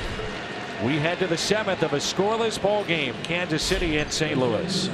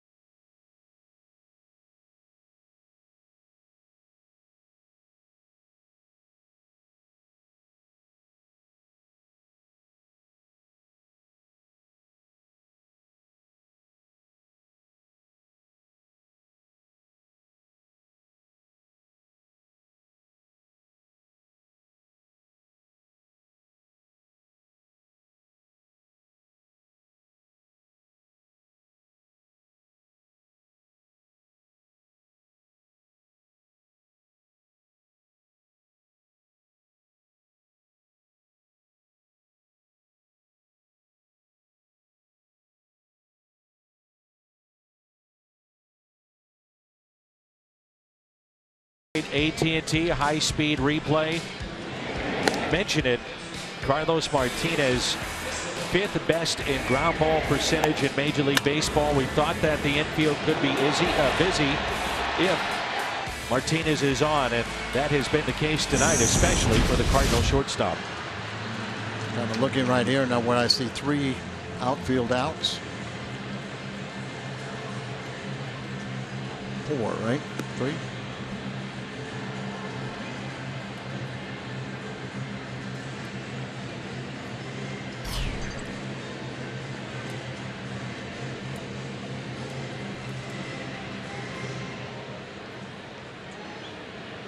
Got 4 outfield outs, so it just gives you an idea that they've keep all the balls on the ground and not striking out a lot. That gets your pitch count way up there, and it's not that guys get paid for complete games anymore, but you sure get paid for ground ball outs. Well, I've got 2. Salvador Perez in the 2nd. Alex Gordon lined out in the 3rd. And Hosmer popped up where Peralta carried the ball out in left field. Pop up in left field. That was in the 3rd inning. Well, here's the point. A lot of ground ball outs. A lot of ground ball outs. Here's a 1-1 to Escobar. That's hit out of play.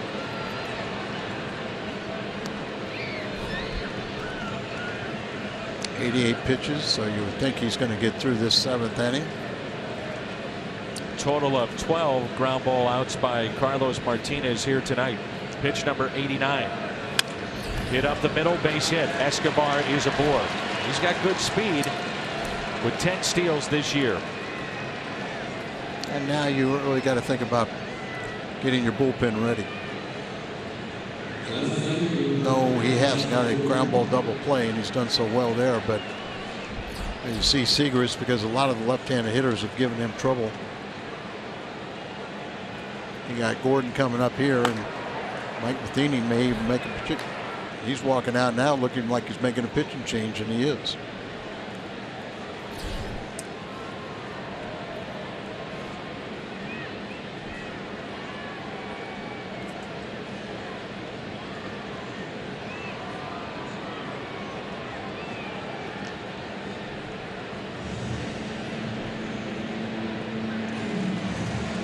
This will be our Chevy call to the pen. Kevin Seagrass will come on to face Alex Gordon. Turn Morales around and face Hosmer. Nice round of applause for Carlos.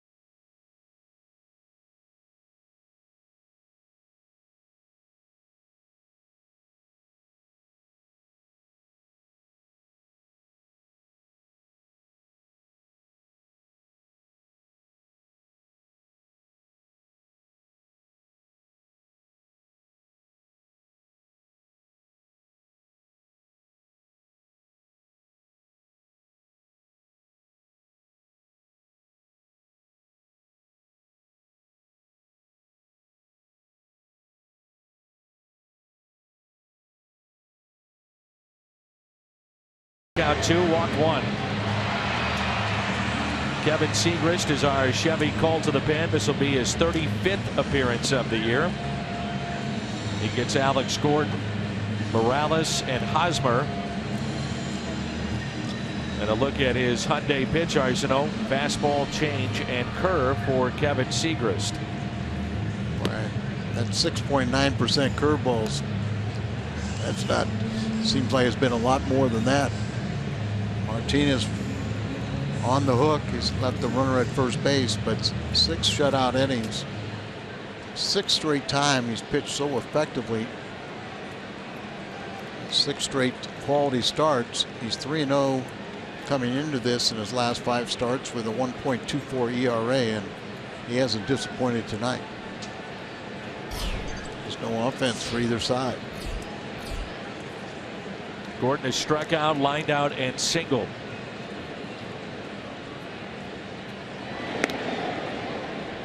And a year ago, he didn't like the matchup of Seagrass facing a left-handed batter, but he worked very, very hard in spring training.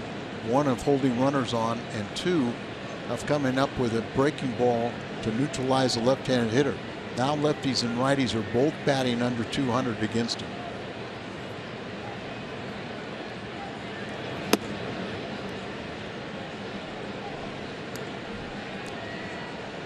No problem with the home run ball.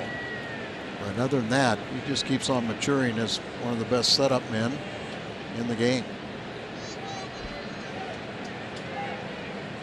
Lefties hitting, or rather Gordon against left-handed pitching, hitting .214.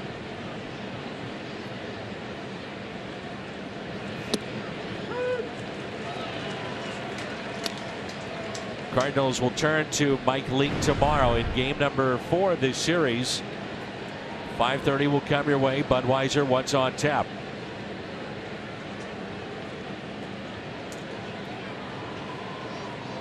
and 16-7 in June for Leak. Last day.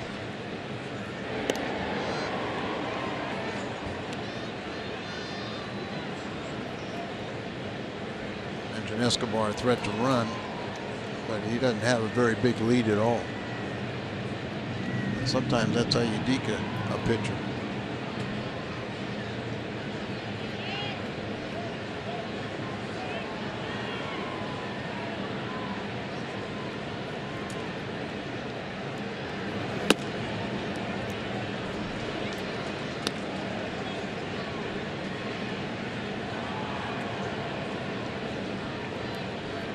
The umpire is positioned. That ball gets away from Adams, might hit the umpire. It's Mike Everett, the crew chief. Escobar with good speed at first base, a count of 2 balls and 1 strike. Yeah, Mike Everett keeps on moving closer.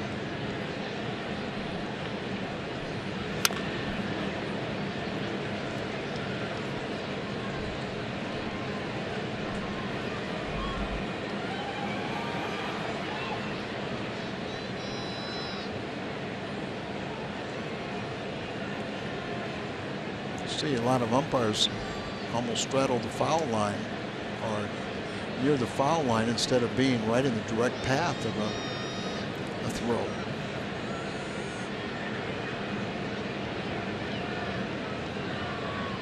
The 2-2 pitch.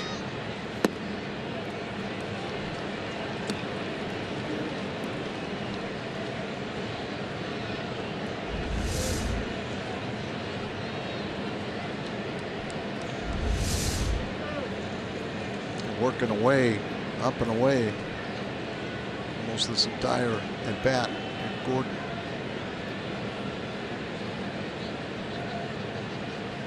The 3-2 pitch, not running, and it's a high fly ball lifted out to Colton Wong in center field. Catch is made, and a strong throw into second base by Colton Wong. Maybe one of the reasons why Escobar was not running is because the way Morales is swinging the bat. But here's that throw. It shows that he was aware of the situation, aware that he was tagging up. Shows off his muscles. But Morales, remember, switch hitter, and he's just as hot from the right side as he is from the left. Left side overall has been his best spot, so they turn him around. He's hitting .221. And the first pitch to Morales. Taken for a ball inside. So runner at first, 1 out, no score. Here in the top of the 7th, Morales has been retired 1 time in this series. He got off to a slow start against righties and lefties, but he's batting .323 against left-handed pitching.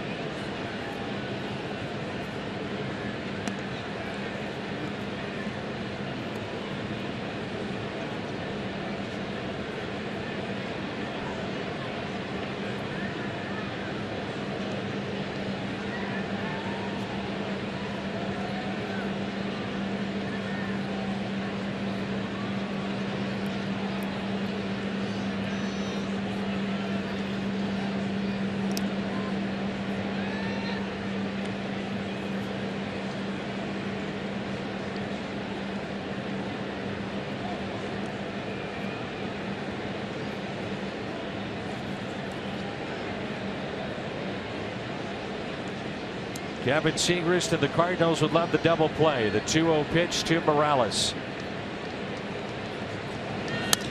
Lined into center. Here comes Wong, and he's there to make the catch.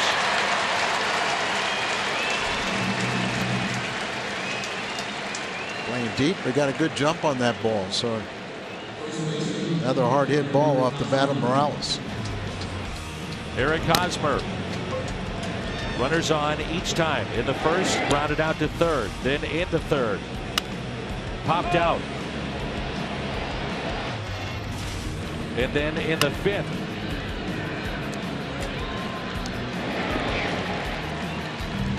So Hosmer is 0 for 3 tonight.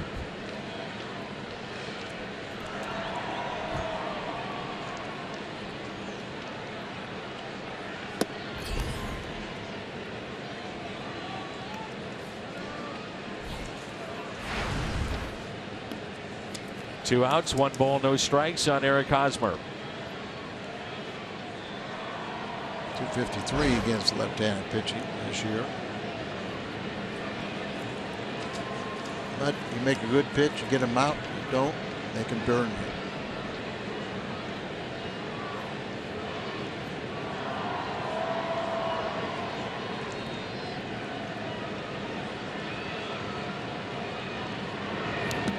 Bounced in the dirt off of Molina to the on-deck circle of the Royals.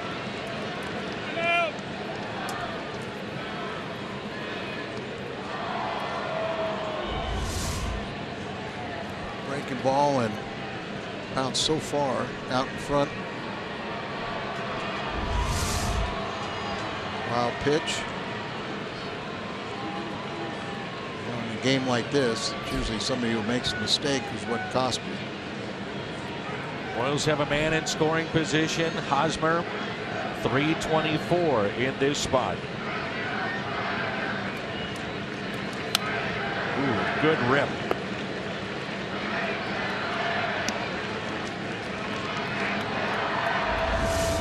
Did have a good rip at this, Danny.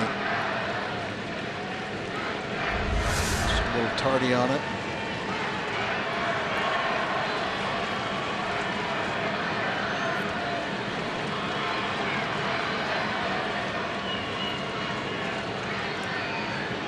Two-one pitch to Hosmer.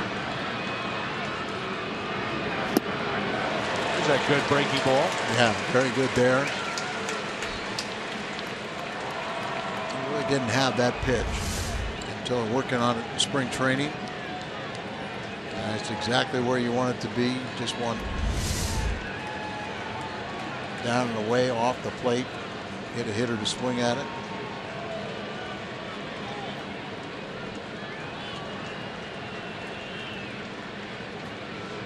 The 2-2. Try to get him to chase.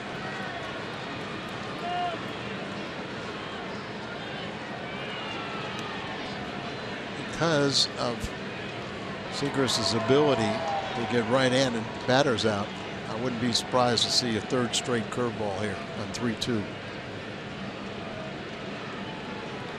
Nobody up in the Cardinals pen. This is all Segrist trying to keep this scoreless for the Cardinals and Martinez. And the 3-2. He went with the breaking ball, but he walked him.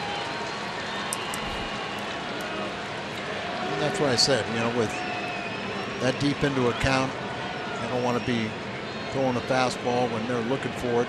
So you try to trick him with a breaking ball, and if he walks, so be it. You start out fresh against a new hitter.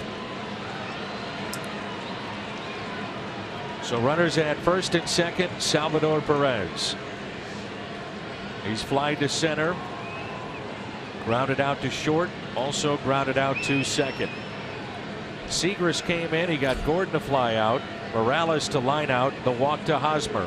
First pitch. Strike one. They faced each other one time, and Segrist won that battle. Perez 0 for 1 against Kevin.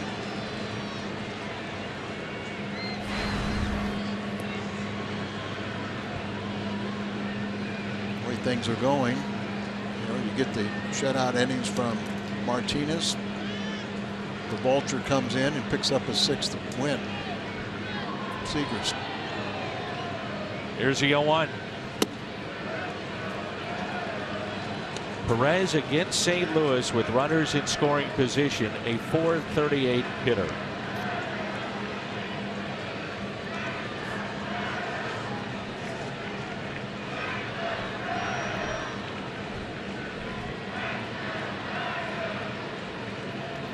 Base hit to the outfield.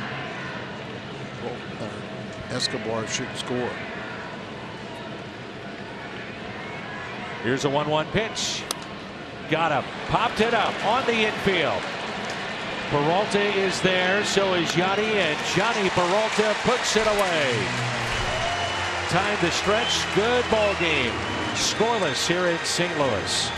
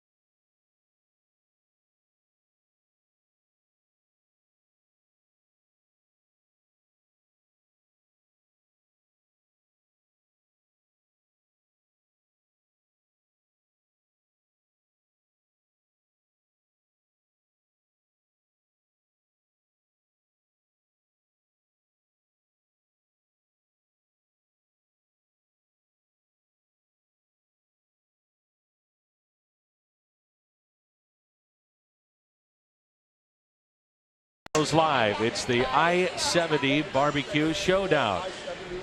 St. Louis favorite Pappy Smokehouse takes on Kansas City's Q39. That's tomorrow, 5:30 on Cardinals Live. There's Rex Hudler, the analyst for the Kansas City Royals, and our very own Al Raboski. It was a blind taste, and the young lady in the middle is a food expert. Either way, I bet it was good barbecue. It was great barbecue. It was very, very good. Unfair to pick a winner. They were both that good. Here's Colton Wong.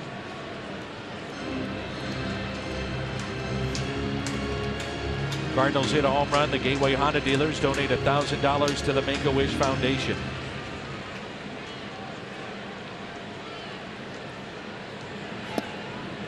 One ball, one strike.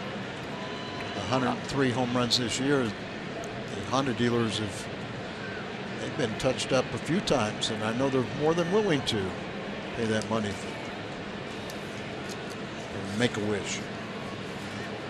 Here's a 1-1. Didn't like it. I've heard more about this barbecue show than maybe any other event in Fox Sports Midwest history. Let me tell you that Jim Hayes was standing near me as one of the officials, Joe Goldberg the other. I had never seen a plate and food in front of him as long as that time was without him diving into it. And as soon as his portion was over, he started eating my ribs.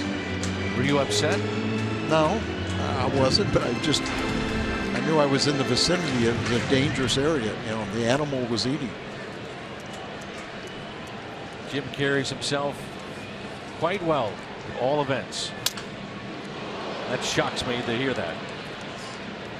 Broken back ground ball. And then, Dan, I said, okay, come on, Jim, let's go over to the ballpark. And he goes, no, I haven't eaten yet. I need to go get a plate.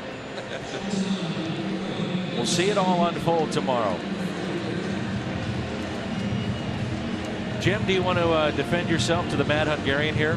Well, first I'd like to say that Al, unlike Colton Wong says about Tommy Pham, would share. So he did share some of the ribs. But if you have a chance to grab a plate full of Pappy's ribs, right, you do it. So I got some to go. Sure, there was journalism to be done, but I had to eat. Great journalism, I'm sure. Absolutely. And we do know he can eat. Indians win their 12th straight tonight. They beat the Braves 3-0. Danny Salazar is now 10-3. So this game takes on even greater importance for Kansas City. Both teams. Cubs win today. They defeated the Reds. We talked about the play with Billy Hamilton. He got hit in the face. It was on a fly ball, and it wound up being an inside the park home run for Anthony Rizzo. Left fielder Duvall cut in front of Billy Hamilton, and he lost sight of the ball, hit him on the face, got away, and Rizzo scored. And then last night, remember, the Reds came from behind and tied the game up. They had shades of Joe Madden pulled a Whitey Herzog with a pitcher on the mound and a pitcher in the outfield and switched off according to left to right hitter. Did that a couple times. J.J. Hoover gave up 5 runs and hit on the pitch. Gave up 5 runs in that outing.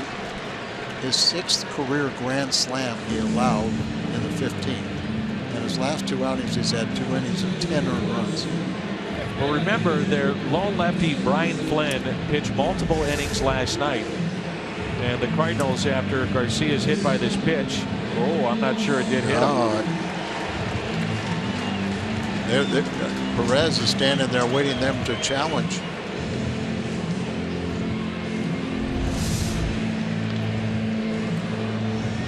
May see a double switch, but they want to check to make sure that maybe it's both. Yeah.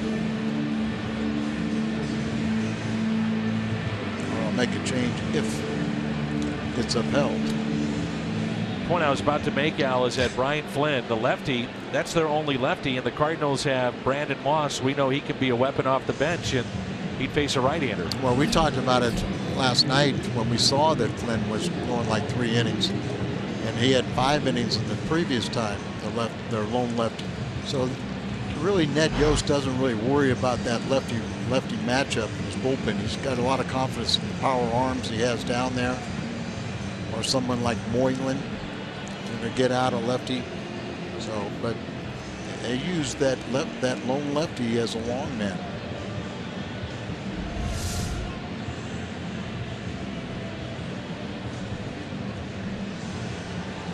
You can see why they thought it hit the toe, and if it did, it was because of that change of direction.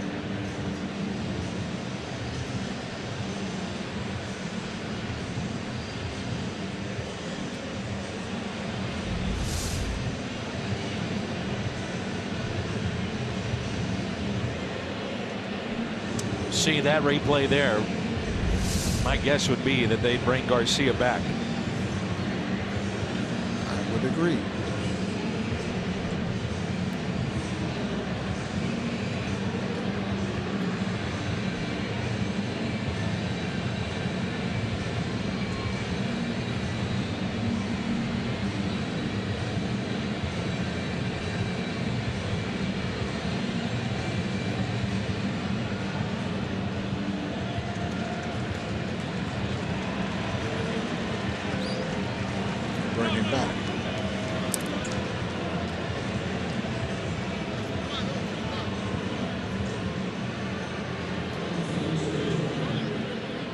So the call on the field is overturned.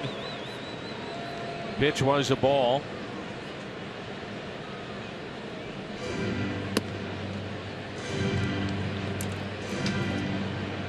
A count of 3 balls and 1 strike.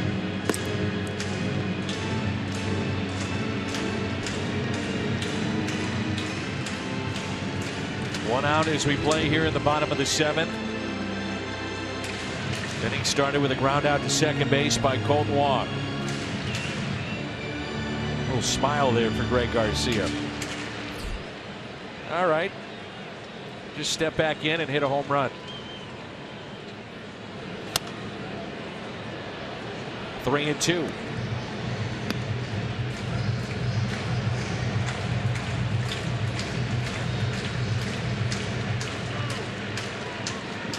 Jonathan Broxton getting loose in the Cardinals pen.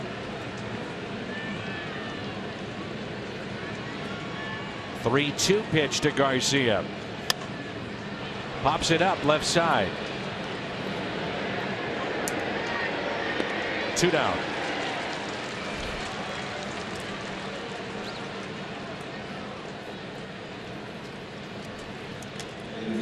This copyrighted telecast presented by the authority of the Cardinals. It may not be reproduced or retransmitted in any form, and the accounts and descriptions of this game may not be disseminated without the express written consent of the Cardinals. Moss against Volquez is 0 for 9 with 5 strikeouts. Against Hochevar, who was getting loose in the pen for Kansas City, he's 2 for 4.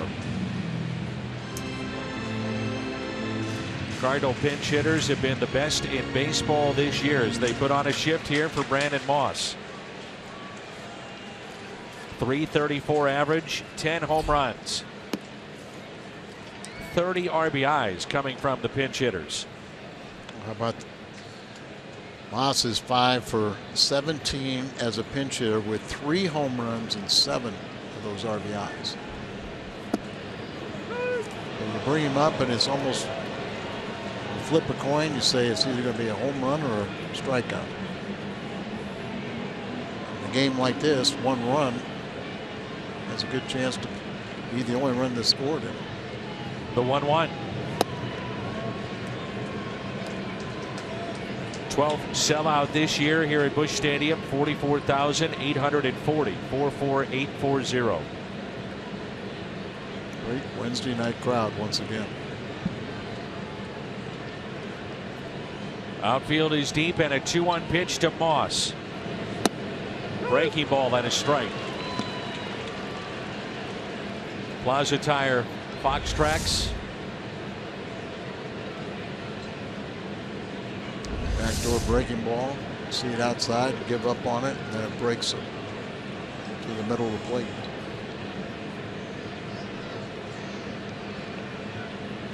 The 2-2 is a slow roller right side. Nobody's at the bag, and Moss has an infield hit. You can almost see that from our vantage point up so high. Everybody playing so deep in the infield, and with a shift on, that little number, once it got by Volquez, the pitcher, nobody was in the vicinity. Initially, I thought it hit him. Or took that odd bounce out of the batter's box, and Moss is able to pick up a pinch hit single and extend the inning to Matt Carpenter. That blast knocked him out of the game. So Ned Yost will go to his pen. Luke Hochevar, our Chevy call to the bullpen, will face Matt Carpenter with 2 outs and a runner at first here at Busch Stadium in game number 3. We'll step aside. No score.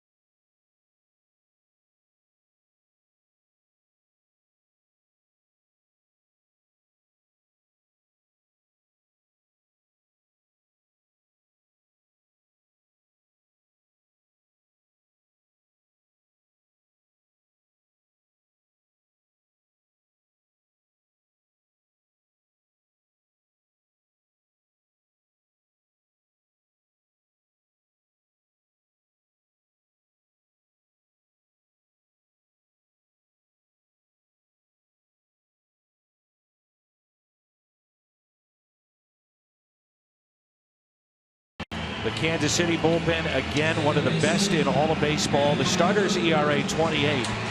Bullpen ERA for Kansas City first 2.73. They've allowed the 3rd fewest home runs, only 23 this season. And a former #1 overall pick takes over, and that's Luke Hochevar, who's found a home out of the pen in Kansas City. You're right. Boy, he really struggled as a starter, but since moving to the bullpen, he's been very, very good. 32nd appearance, and he's keeping opposing hitters to a 190 average. Carpenter 0 for 3 against him. First pitch to Matt. Strike one. Hochevar was drafted 3 different times, twice by the Dodgers. 40th overall in 2005. He had Scott Boras as his agent.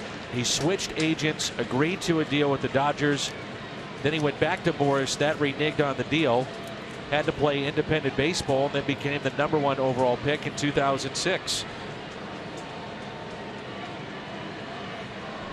Here's an 0-1 pitch to Carpenter. 1 ball, 1 strike. Matt has walked tonight. Just missed out on a ball that was caught at the wall. Kendrys Morales in the 3rd, struck out swinging on a changeup back in the 5th.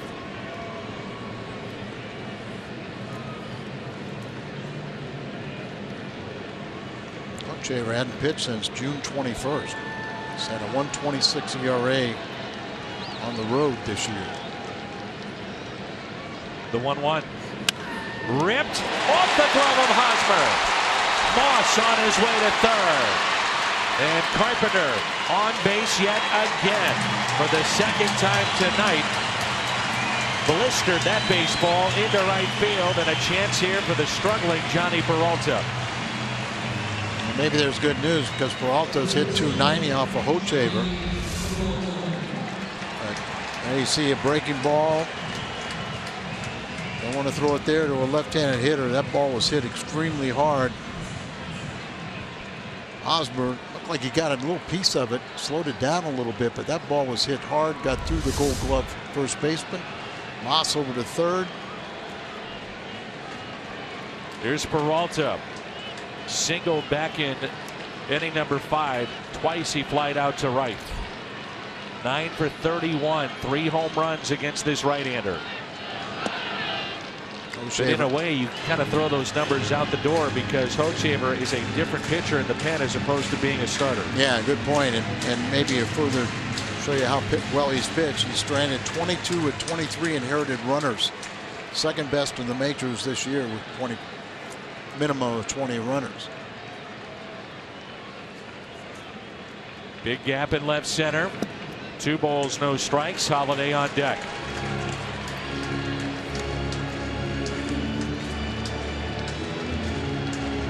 Johnny, 290s, 9 for 31 with a couple doubles and 3 home runs against Hochevar. But like you said, different pitcher now than when he was a starter.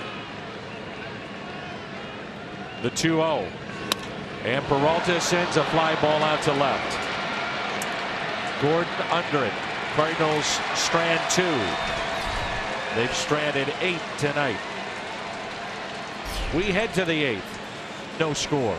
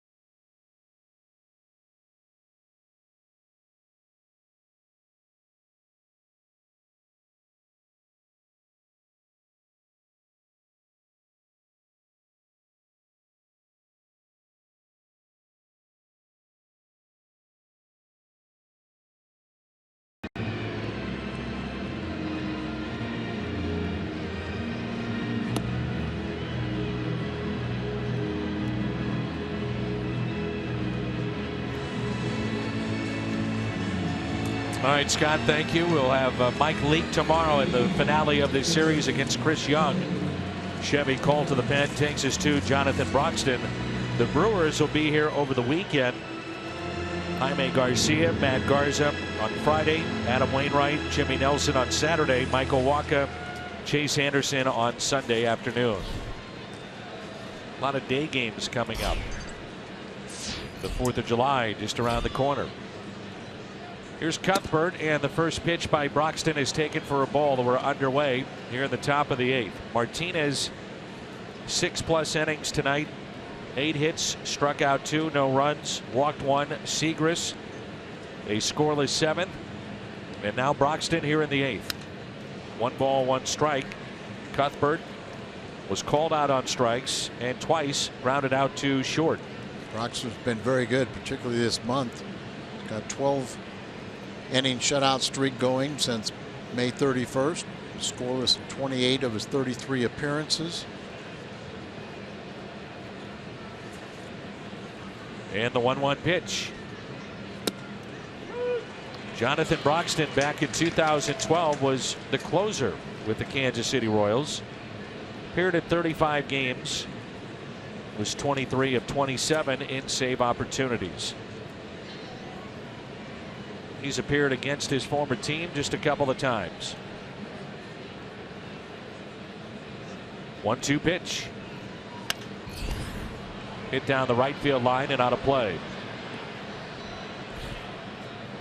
For the story tonight, the 2 starters, Edinson Volquez 6 2/3, Martinez 6 innings, and both, Al, were very tough.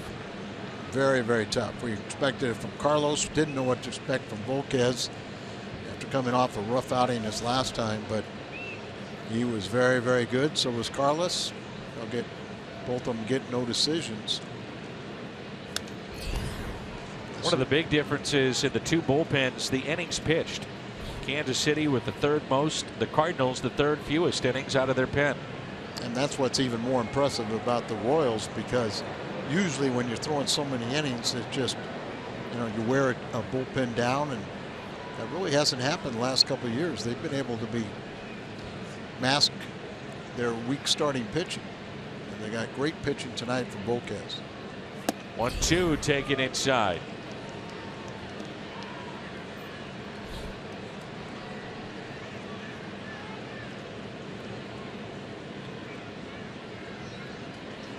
Cardinals bullpen 3.66, 5th best.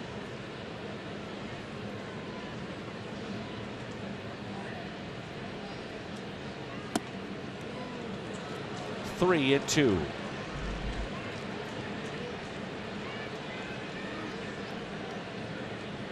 Broxton is going to throw a strike.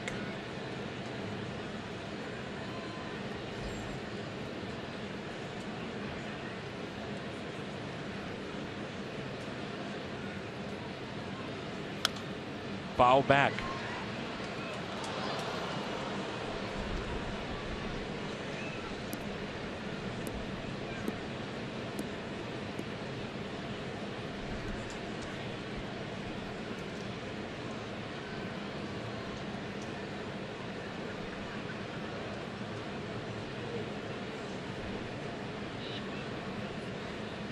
Outfield is deep. They are straight away.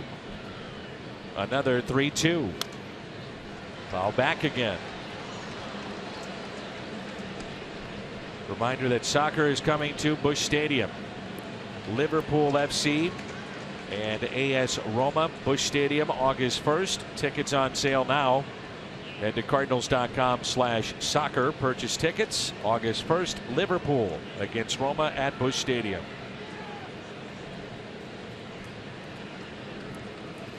Three-two pitch. Lined into right. Piscotty is there.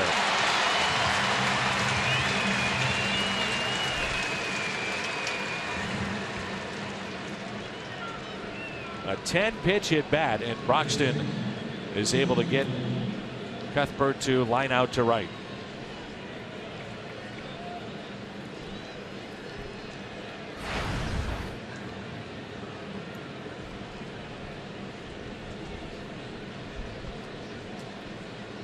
Here's Colon, who is singled to center walked and then reached on an error.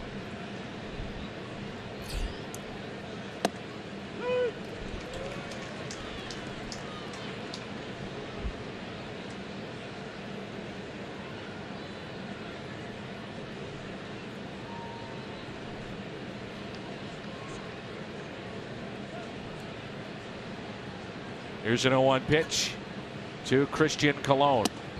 Fastball. That pitch at 95 from Broxton. No balls and 2 strikes.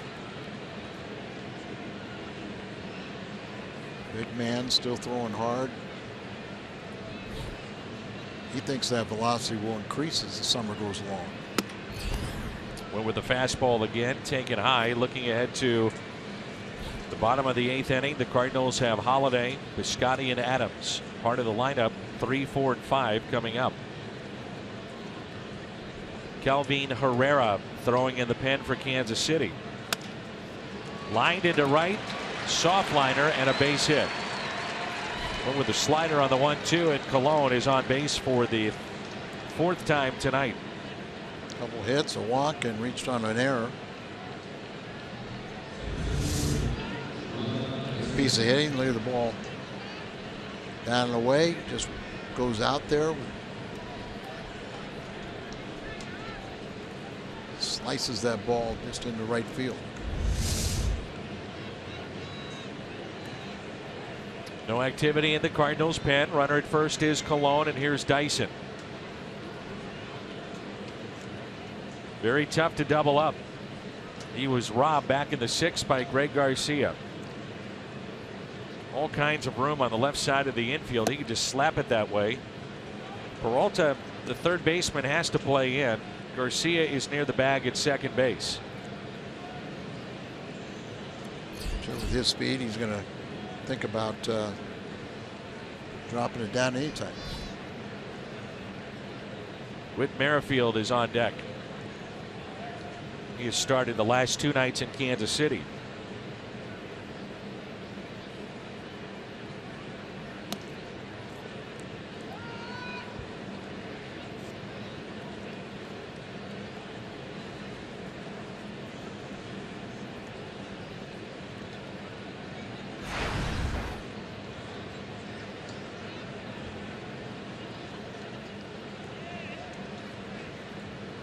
Leaning towards second. That's Colon at first base. Not running. Good pitching on the hands of Dyson. 1 ball, 1 strike.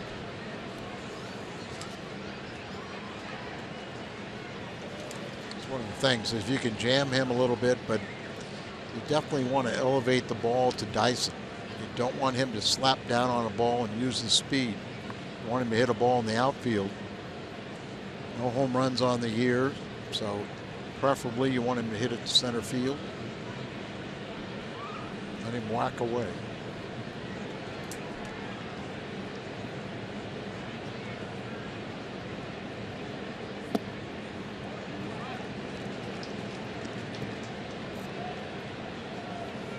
Two and 1 the count. Surprisingly, he has hit into 4 double plays. Have to think it would be one of those. It's a line drive, step on the bag. Yeah. It's going to have to be hard hit. That's why I'd rather not get the ground ball and just get a fly ball out.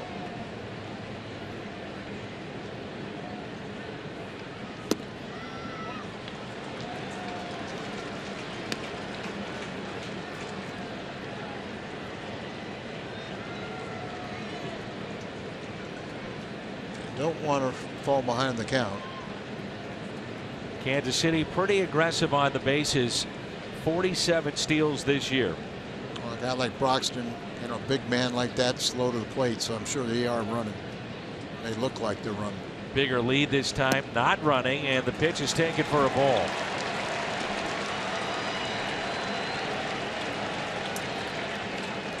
Pitch at bat by Cuthbert. He lined out to right. Then on a 1-2 pitch, Colon soft liner into right.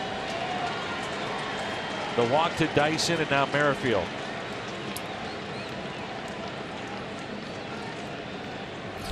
There's Tyler Lyons, a lefty, getting loose. Saw Merrifield Plays second base and left field in the 2 games in Kansas City. They say he can play all over the diamond. 1 out and 2 on. Strike 1.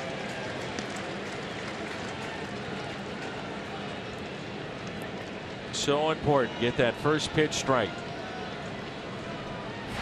Royals may look back at this inning and say the 10 pitch at bat by Cuthbert, a key first man that Broxton saw. Didn't get on, but made him work. No balls and a strike as runners back to first and second.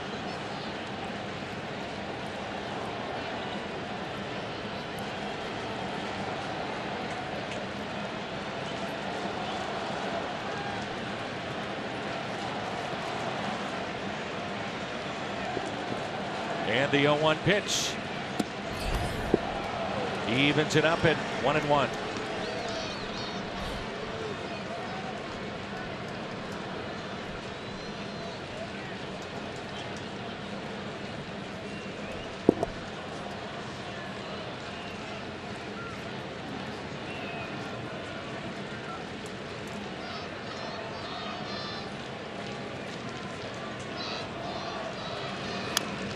One ball and 2 strikes.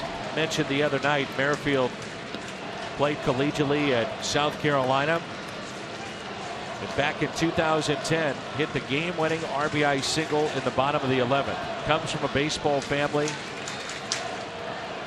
And as Al mentioned, can play all over the diamond. They think he's almost more like a National League player because of his versatility. But with injuries, here he is. And the 1-2 pitch from Jonathan Broxton. Hit out of play. Of course, with the DH, you don't get a lot of pinch hitting appearances in the American League. Made his debut at the Royals back on May 18th. Took over the second base job for the Royals from Omar Infante. Well, released him and ate his contract, right? And the 1-2.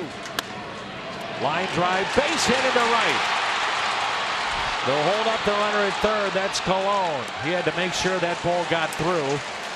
And now the bases are loaded for Kansas City.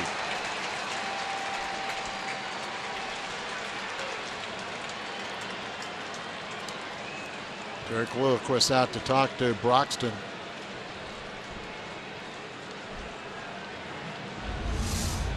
Just over the outstretched arm and glove of Brandon Moss at first base. Just trying to make contact and trying to get on base there. So bases loaded. Escobar will be the hitter. 3 times he is grounded out to short and also single to center field. I misspoke. I said Moss at first. That's Adams still in the game at first base. Escobar 1 for 3, a triple off of Broxton. They were probably teammates in Milwaukee, you think? Well, he's been here, can't see too long. Escobar came over in 2010 from Milwaukee, has been their everyday shortstop. So 1 out, bases loaded.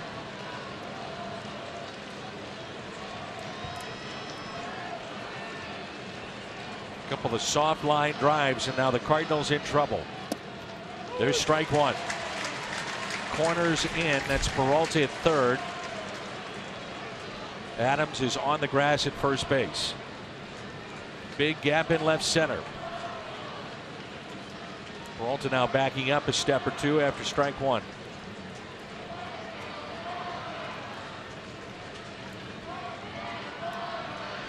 The 0-1.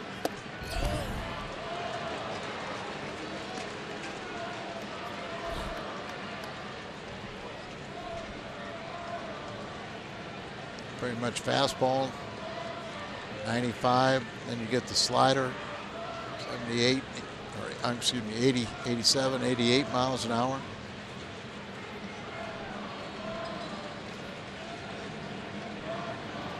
The 1-1 pitch. 1-2. Escobar does not walk much. Only 10 times. And he struck out 48 times this year. Pitch away from him. Done a good job of attacking that pitch away. A couple base hits, or at least foul it off.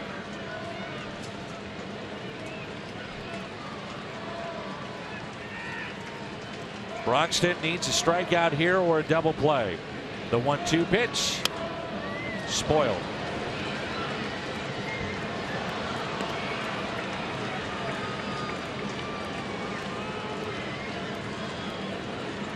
See the way all these hitters are kind of trying to hit that ball the opposite field or reach out and poke that pitch away. Count in your favor, you can run one in on the hands and see if he jammed himself. Now time is called.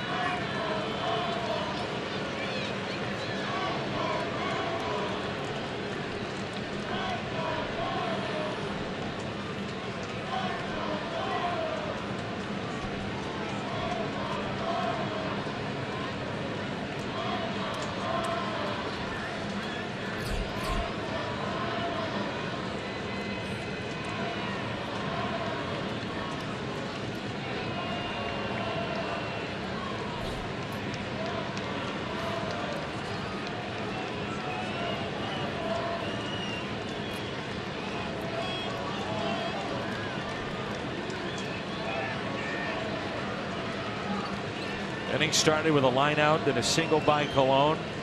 Dyson walked, base hit. Merrifield, bases loaded.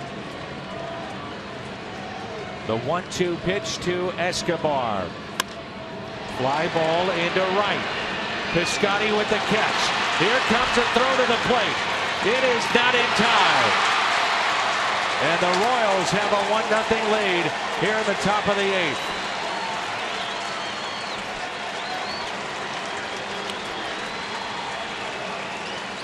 Cardinals couldn't hope they would hit anybody other than Piscotty. Had the best throwing arm, the best chance to nail the runner tagging up and scoring.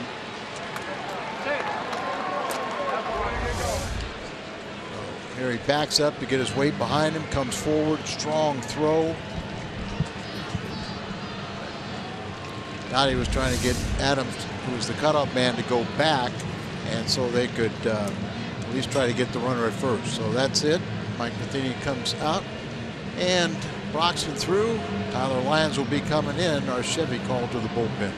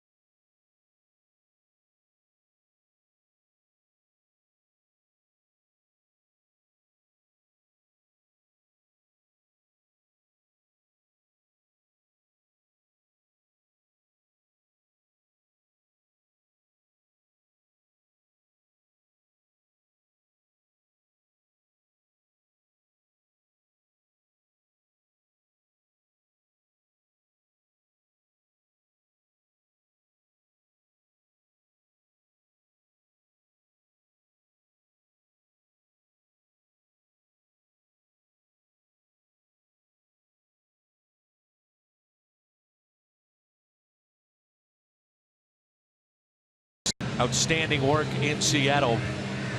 And now he's come into a little bit of a jam here in the top of the 8th. Cardinals now trailing 1-0. Runners at first and second with 2 outs. Danny, explain something to me.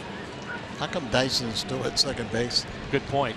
I mean, with his phenomenal speed, once Absolutely. you know, I mean, he's going to outrun the ball to third base if Scotty would have thrown to third.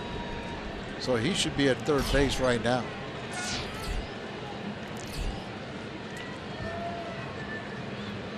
Alex Gordon. A single back in the 5th. Fly to center, lined out to left, and also struck out. Runners at first and second for Kansas City. Tyler was so good in long relief in Seattle, but he's had his problems with Alex Gordon in the past. Alex batting .600, 6 for 10 off of Lions.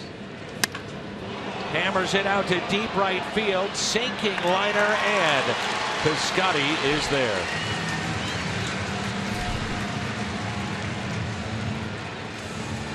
One nothing Kansas City.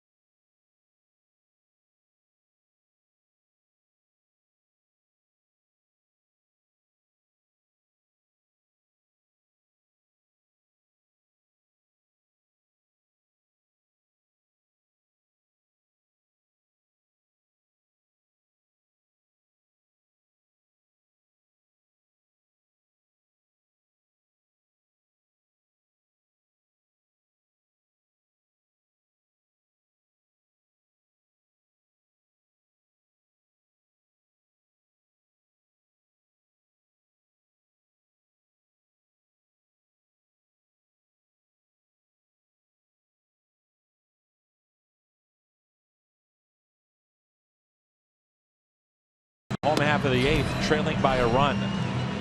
Royals about hit the Cardinals 10-7. Third pitcher used by Ned Yost, and the Royals tonight, hard thrower. Or Chevy called to the pen, Calvin Herrera. This guy gets it up to triple digits occasionally as they try to extend this ball game to Wade Davis.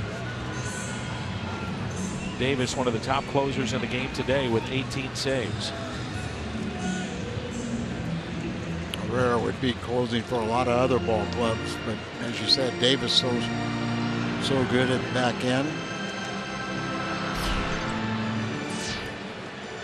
For the longest time, they had really a triple-headed monster coming out of that pen as Holiday 2 for 2 against this right-hander.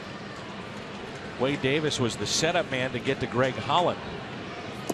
You saw Herrera come in the 7th, and that's why they would really shorten their games, having those 3 in the back end, and now Hochevar's taken over that role that Herrera once had. And Dan, how many other clubs have tried to duplicate that now? Having 3 power arms at the back end of a bullpen to shorten it. I think the Cardinals look at that, try to do the same.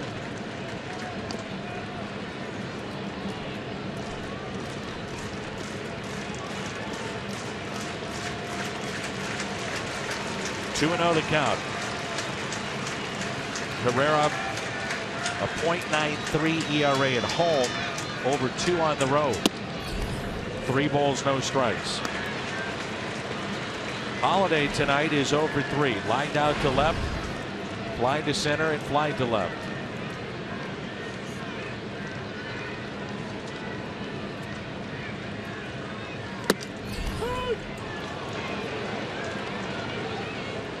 Outfield extremely deep, with the Royals leading by a run. Catches the top of the strike zone on the inside corner. That'd be it. Exactly where you'd want to pitch Holiday, a low ball hitter. Right there. Up and in. A lot of pitchers can't execute that and will leave the ball in the middle of the plate and down a little bit, and that's when Holiday jumps on it. Let's get on for Piscotty.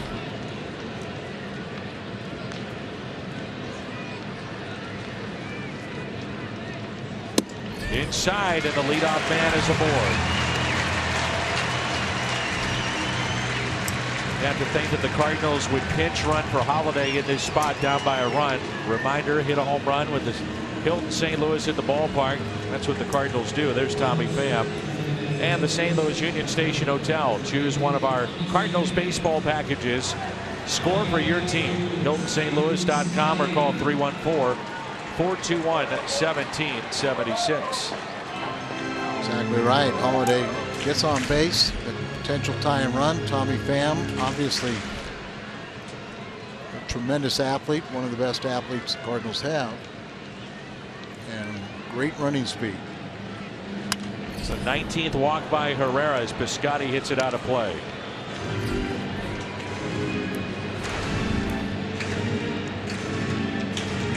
Last home run for Stephen Piscotty, if you're wondering, was against Texas in the previous homestand. Big gap in left center field.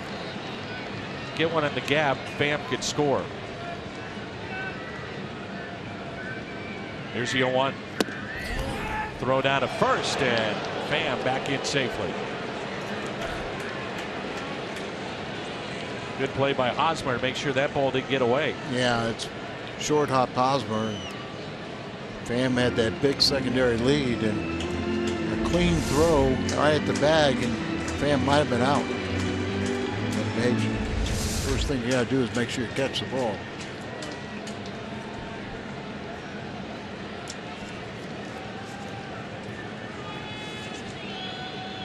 The 1-1. Had him out in front, and it's popped up. First down here in the bottom of the 8th.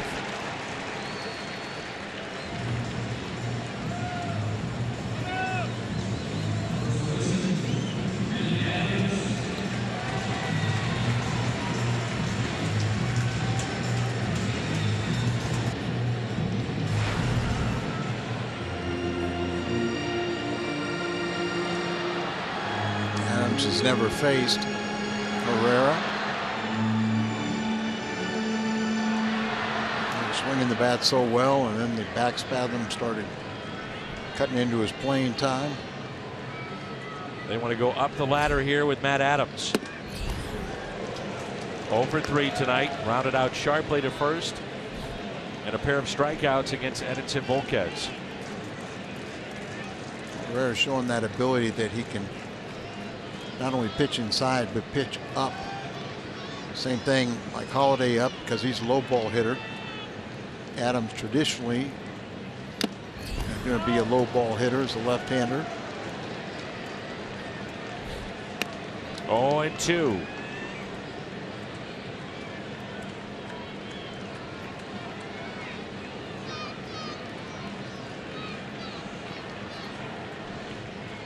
Big power here. Likes to get his arms extended. Pair of right-handers throwing in the Cardinals' pen. Pulled the string on Adams. Strikes out for the 3rd time. Good changeup. Well, you got to gear up for 98 to 100. Then he comes with that changeup. Now just look at that ball. The rotation just sending it away from a left-handed hitter and down. Molina 1 for 3 with a base hit to center back in the 4th.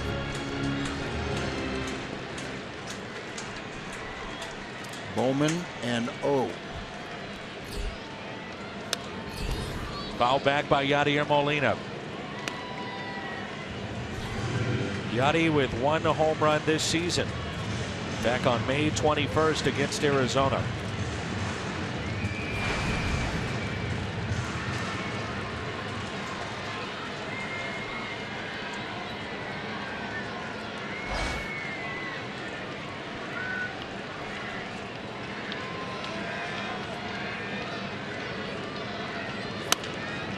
Check swing. He slams his bat. Herrera underhands to Hosmer. The threat is through for the Cardinals here in inning number 8.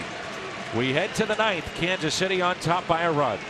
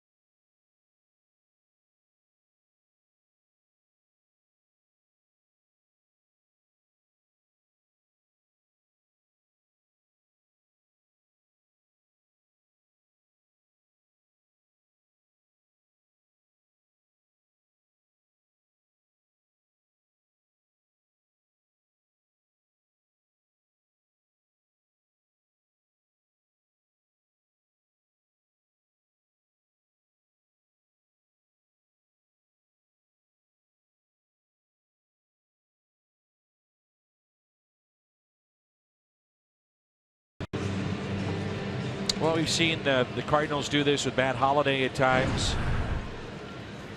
Take out their number 3 hitter, Holliday, in a 1-run game either way. Well, Kansas City did that with Morales. This Paulo Orlando will be the hitter in that 3rd spot. Pham stays in the game. He's in center, Wong in left, and Bowman your new pitcher.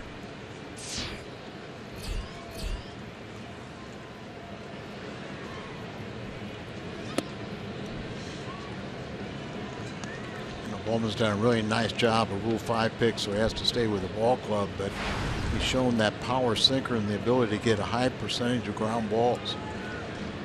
With Orlando, he's got great speed also. That got to be quick.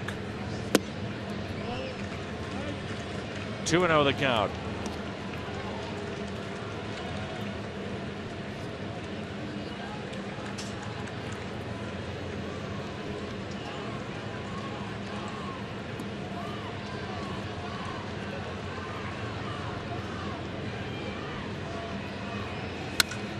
It's sharply to second, backhanded by Carpenter. 1 away.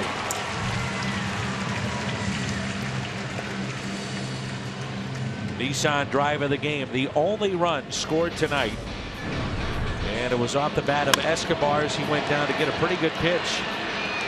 That would score Christian Colon, and it's our Nissan drive of the game.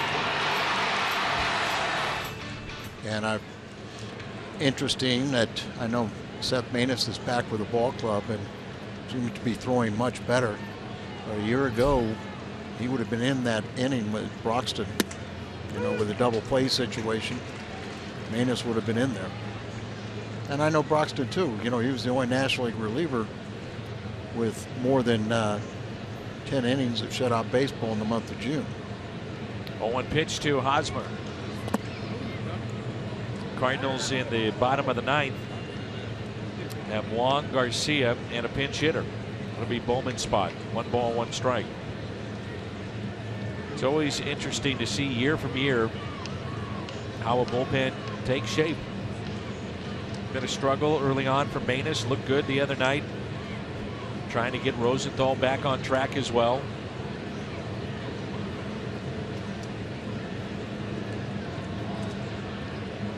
Hosmer looking into the dugout of the Royals. I'm not sure as to why. See, Ned Yost told him up there. I want to look at it. Hit him. I want to see if that ball hit him, Hosmer. Hosmer looks like he's, I'm surprised.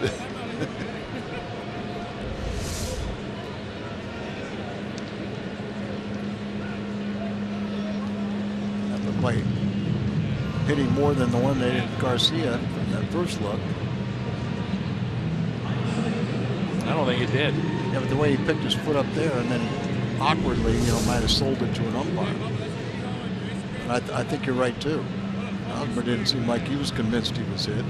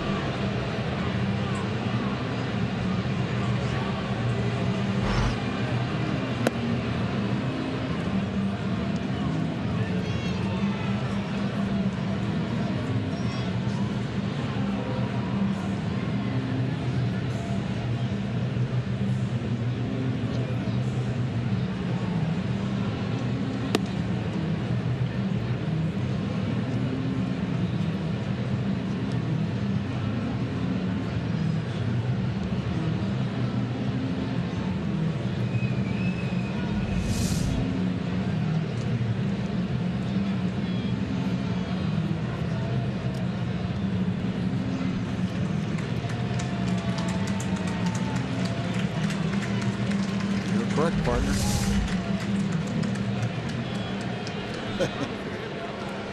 So the call stands. 1 ball and 1 strike with 1 out and nobody on. You want base runners, but you got a guy that can hit the ball at the ballpark against a ground ball pitcher that would turn a double play.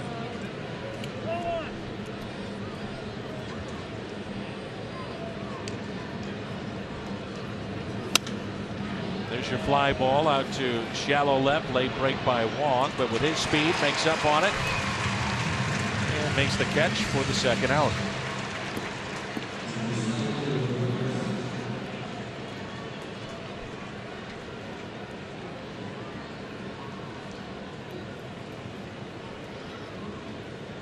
Here's Salvador Perez with 2 outs and nobody on. Royals only have 13 wins on the road this year.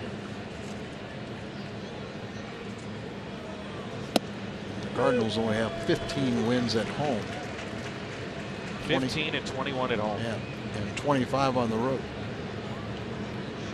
Royals came in 13 and 25 and victimized by their offense. Runners in scoring position on the road. 186.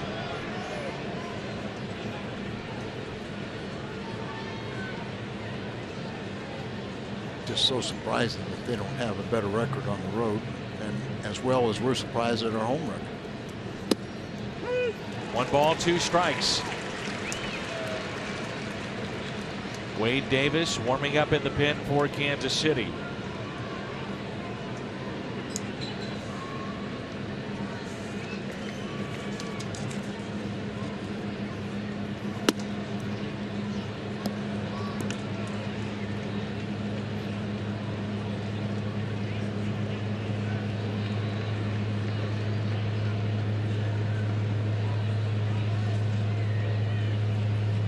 The 2-2. Good work by Bowman. 1, 2, 3 innings sends us to the bottom of the 9th. A one-run lead for Kansas City. Wade Davis coming on when we come back.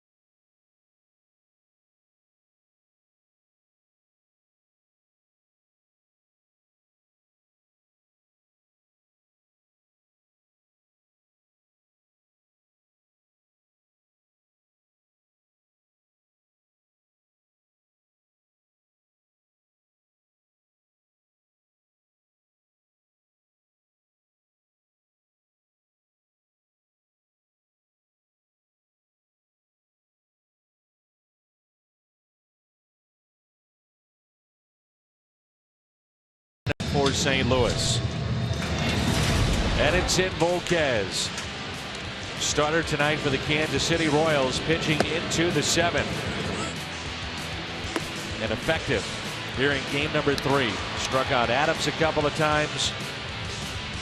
And Volquez, the final numbers, 6 2/3, 6 hits, 4 strikeouts total. And coming off that horrific start against Houston, no earned runs tonight.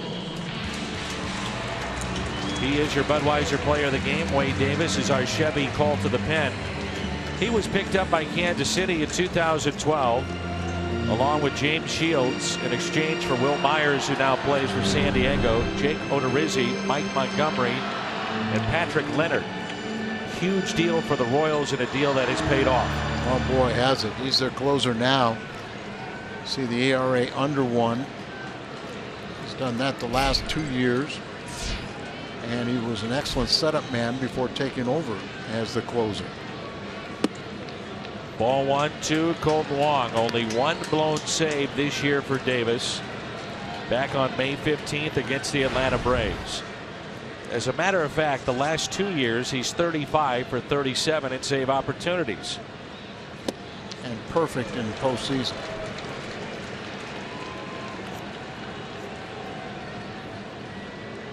There were times when Holland was pitching that a lot of people felt that Davis was the better pitcher when Holland was closing, but he was the setup man.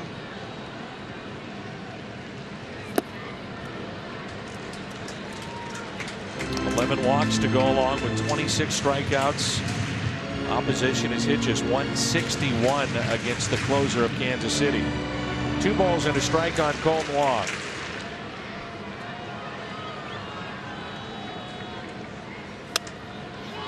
Little flare down the left field line, slicing, just foul. Well, that would have been sweet. Colton Wong with 1 home run this year. And that was a ball that was hit down the right field line against the Philadelphia Phillies back on the 2nd of May. Definitely foul, but not by far. Right into the seats. I can see Wong start out with a ground rule double, but not back-to-back jacks. That too much to ask for? No, sir. The 2-2 to Colton Wong.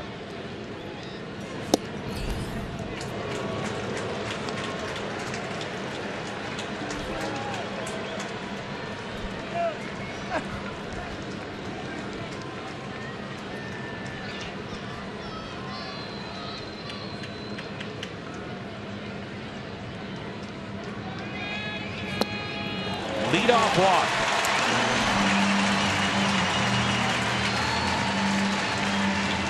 Cardinals picked up a leadoff walk against Herrera in the 8th. They could not capitalize. They get a leadoff walk here in the 9th.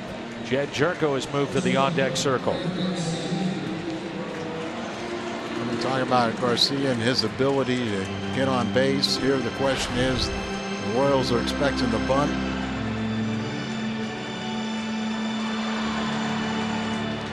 Difficult to win extra inning games if you're the road team.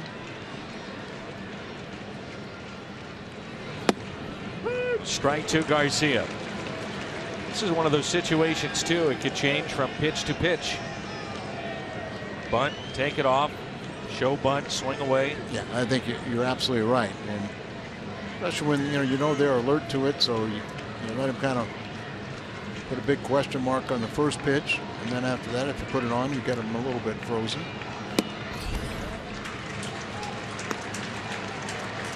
A lot of times against these hard throwers, I've talked to Greg about it, purposely looking to go the other way, and with the third baseman in, room to the left side of the infield, Escobar was near the bag at second, now more in that traditional spot of short. I was watching the same thing.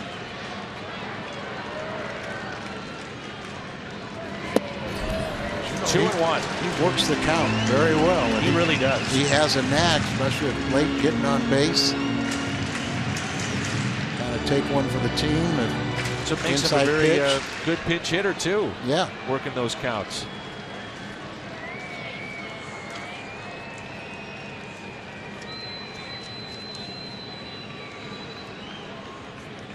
Wong, a runner at first base, and a 2-1 pitch to Garcia. Garcia hits it to short. Out at second and safe at first.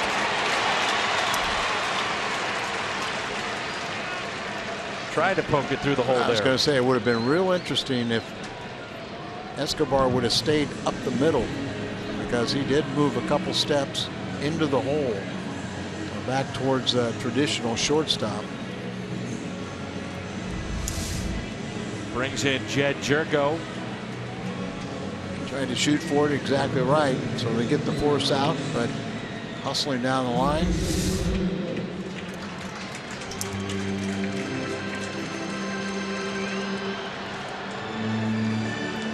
Jed Jerko this season as a pinch hitter, 3 for 13. He's 0 for 1, a strikeout against Wade.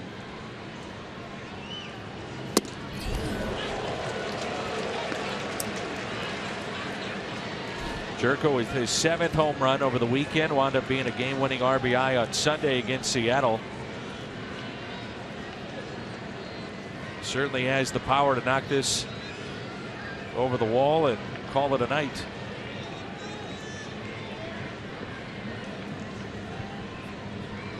The 0-1. 0-2. Matt Carpenter on deck. He throws a spike curveball, the knuckle curve, if you will. It's great downward action, a true 12-6. 97, and then you see that.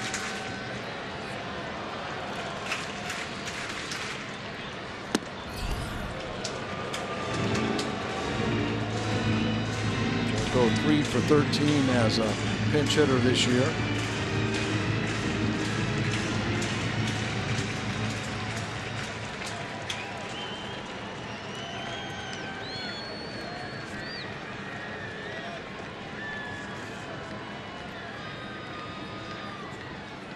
The 1-2. Up the middle, base hit, Jerko. Tying run in scoring position. He broke his bat, but singles into center field, and it brings in one of the hottest hitters in baseball, Matt Carpenter.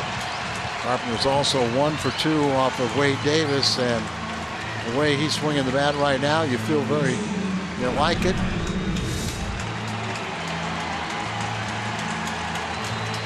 Right off the end of the bat, sounded like it broke the bat, but it was headed up the middle, and it goes on through. If he's not hesitating there, he might be at third base. Maybe. Pitch run for Jed Jerko with Mike Leake tomorrow night's starter.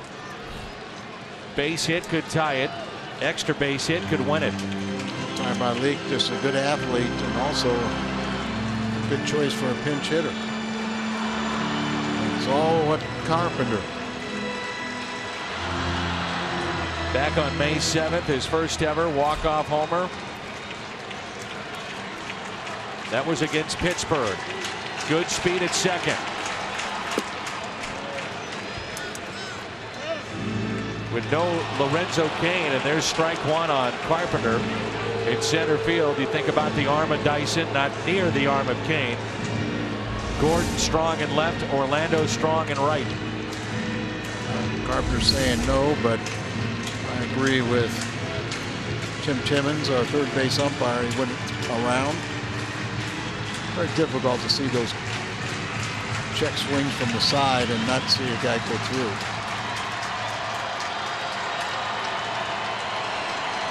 Orlando very deep in right field.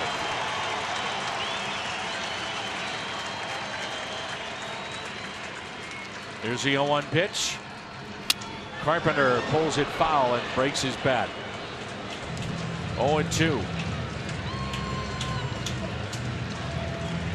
Wade Davis reaches 0-2 against most hitters. You say their at bat is over, but you never say that with Carpenter and 2 strikes.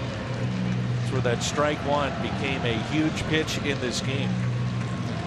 Carpenter's probably looking fastball and he got that off-speed pitch and couldn't hold the swing. Carpenter, though, is so good, Al, as we've seen, allowing the ball to get deep and fight pitches off with 2 strikes. That's why I say, I mean, you almost feel more comfortable when he does have 2 strikes. Wade Davis, I'm sure, thinks he's got him, but you never have a Matt Carpenter when you're ahead in the count. Big crowd stuck around.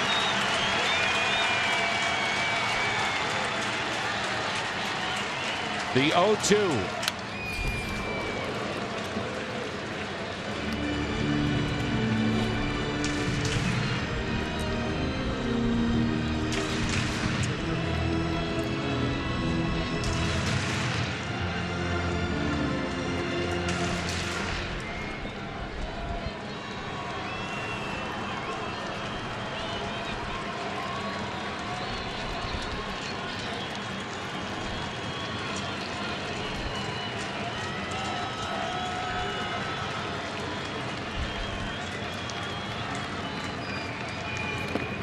Check swing, and he went. Strikeout of Carpenter.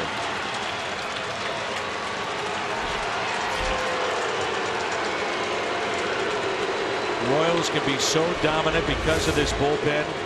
With leading after 8 this year, they are 36-1. 97, 98, and then you get he had a cutter in there, and then also that knuckle curve that fooled him on the first pitch and it fooled him on the last.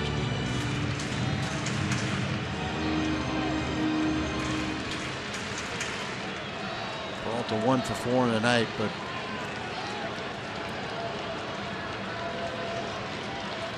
two outs, 2 on. Ball 1-2, Johnny Peralta. Long road trip for Johnny. He was just 3 for 24. He's 4 for his last 28.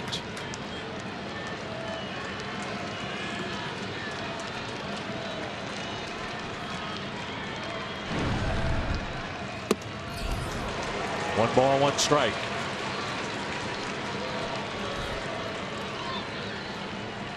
You see these relievers can really elevate the ball, and with their fastballs they'll get a lot of swing and misses.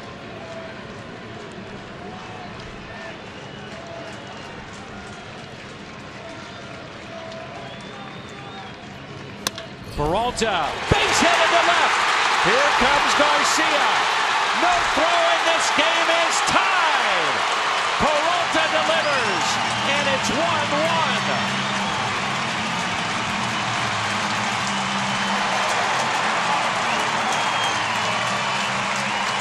Way to go, Johnny. My partner just wrote down right before it that he knew Peralta was going to get a game-tying hit, and Johnny came through. Look at down and in, and he dropped the bat head And look at all the teammates. They're up there. They're ready. It's a tie ball game. Hey, it's been long enough for a 1-1 ball game. Let's get another run and send us home.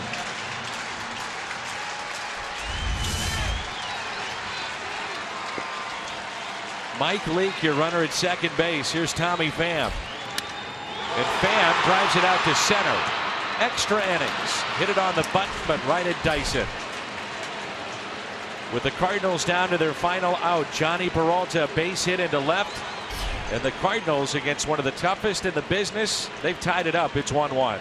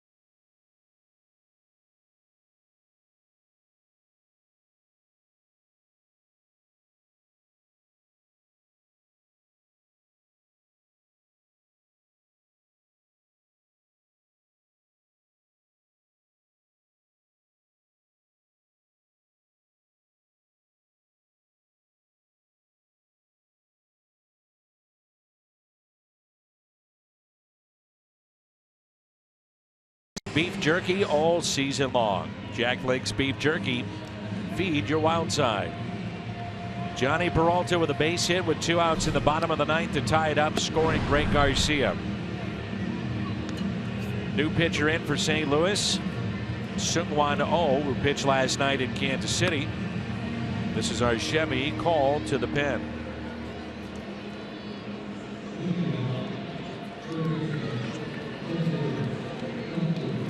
Royals are 3-0 in extra inning games.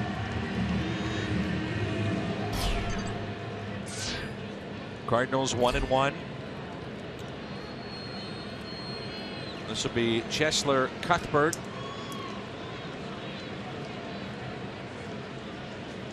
There's the great Eugene Koo.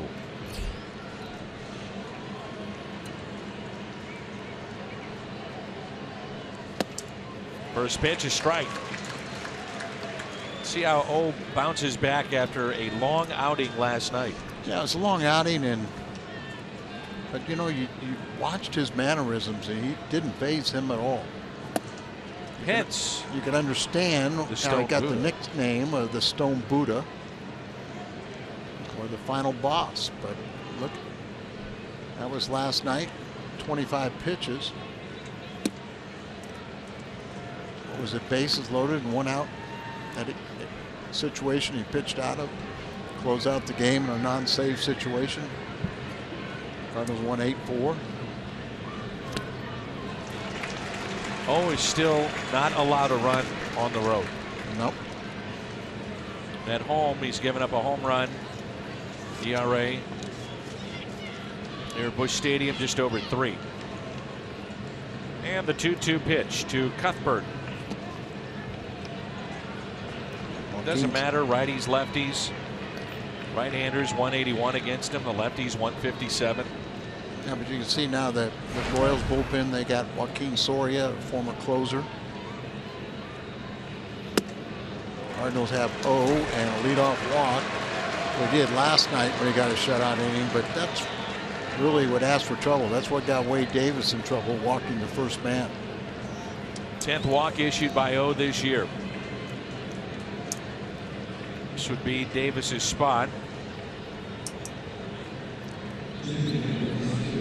Brent Eibner is the hitter. He just got called up today from finally He was just sent down over the weekend when Gordon came back, and then he got called up today when Kane went on the DL.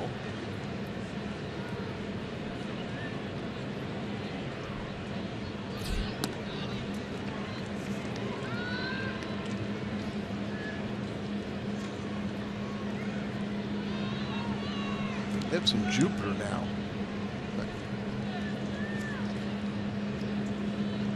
Eibner played at Arkansas. Second round pick in 2010.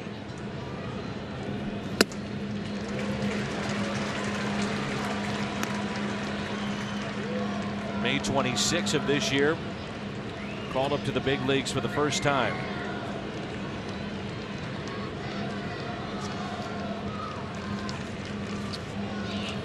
That was when Gordon went on the DL. And was sent down when he came back. And then just called up when Kane went on with the hamstring injury.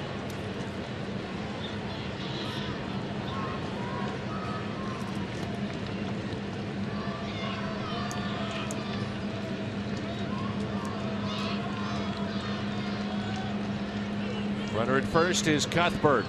And the 1-1 pitch by O. 1 ball, 2 strikes. Both teams have had a lot of chances here tonight to score, but yet it's only a 1-1 game. Royals have stranded 13. The Cardinals have left 11 on. Kansas City has out hit the Cardinals 10-9.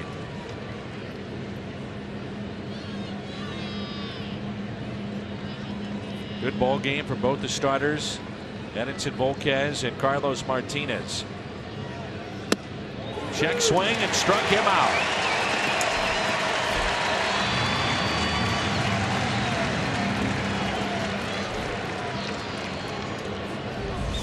O gives you such an assortment of pitches, and then has that ability to spot the outside part of the plate.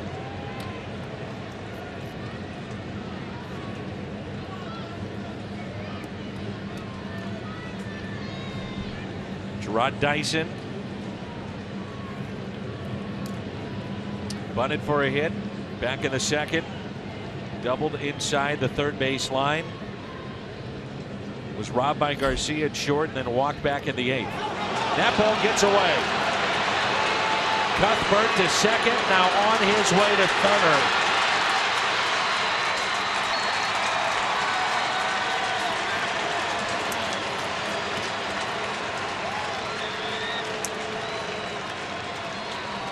Like a 2-base throwing error by O.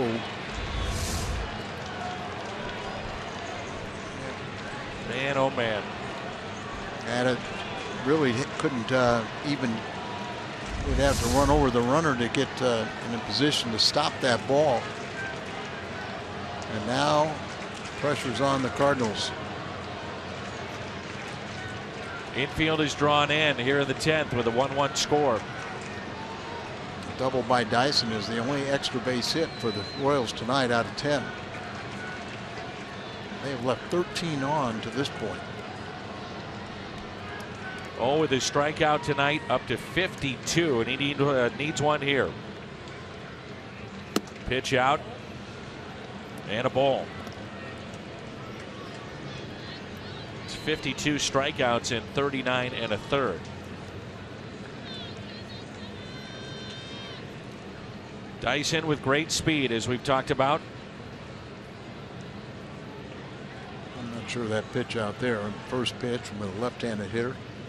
Outfield extremely shallow. Pitch out again. Well, they may do it 4 times, but I don't think Ned Yost is, now that may just put him on. Put Dyson on, set up a double play.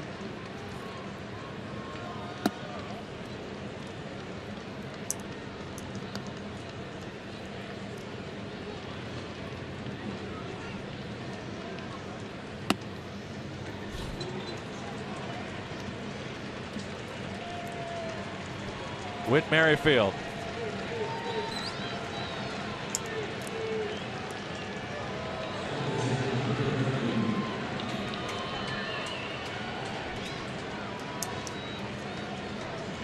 Base hit when his plate appearance.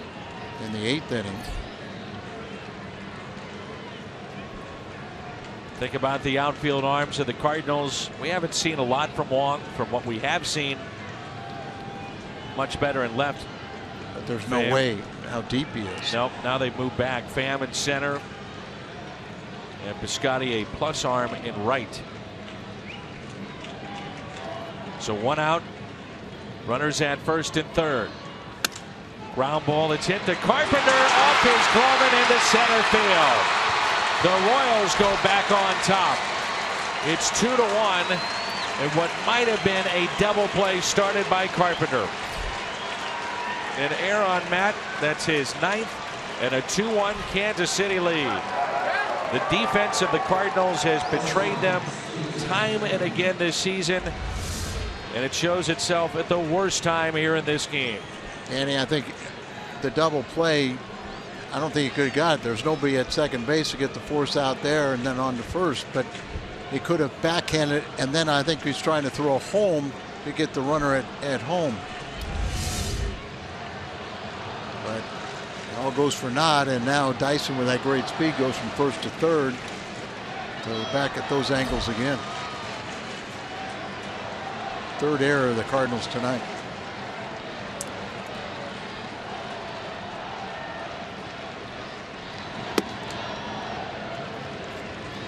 St. Louis will have Piscotty, Adams, and Molina coming up. And trying to keep this a 1-run Kansas City lead. Boy, we talk about it all the time. You walk that leadoff hitter, bad things happen.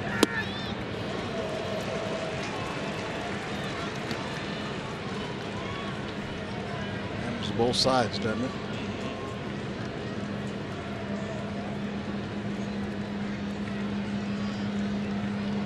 Usually you think of somebody like O or a veteran from the Korean and Japanese league. They're so disciplined. And fundamentals are so good for them. It's really surprising the throwing there.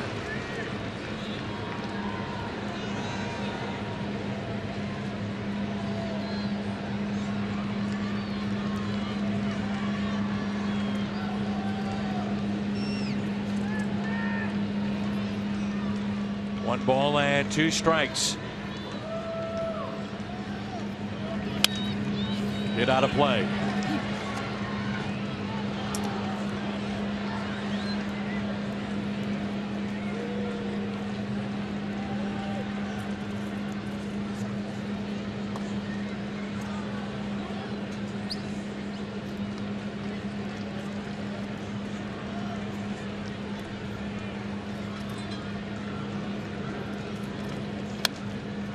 Johnny Peralta picked up his first RBI in 9 days. Just his second since June 12th. Couple of hits here tonight. The Cardinals came back against one of the best closers, Wade Davis. Only his 3rd blown save since the start of 2015, and now they trail by the score of 2-1. Come back once, you can do it a second time. That's real key for O to keep it right here at 2-1.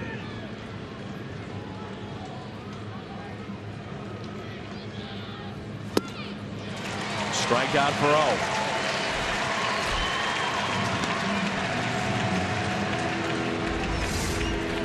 Now they wanted this inside, but he pulled it to the outside part of the plate and gets a swing and miss. Both outs this inning have come on strikeouts, but the leadoff walk and the 2-base throwing error by O, intentional pass, the E4.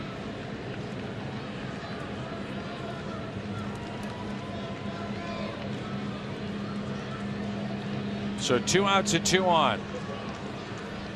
Runner goes and Gordon pops it up. This will be Adams. Piscotty, Adams, Molina coming up. Can they come back again? Bottom of the 10th, 2-1 Kansas City.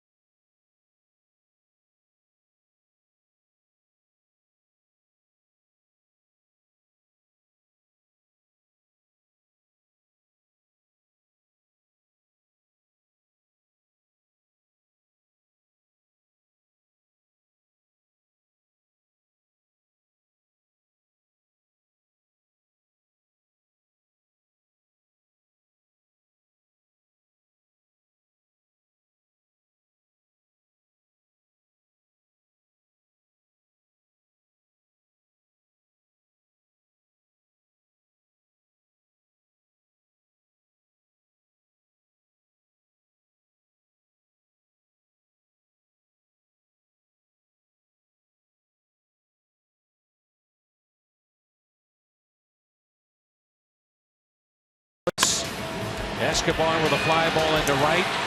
Pavone would tag up. That made it 1-0. Kansas City. They turned it over to Wade Davis. This doesn't happen very often. A blown save. Down to their final out. The Cardinals tied it up at 1. That would score Garcia. And then moments ago against Sun Wan Oh, the third error for the Cardinals tonight.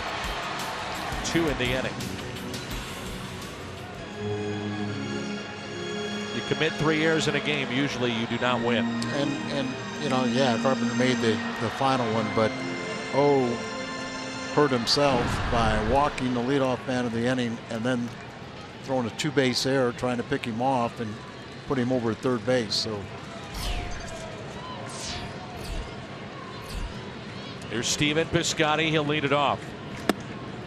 Joaquin Soria, we saw him 2 nights ago, had a scoreless inning against the Cardinals. They gave him a 3-year deal to come back to Kansas City. He was the former closer of the Royals. 2-0. Let him walk the first man.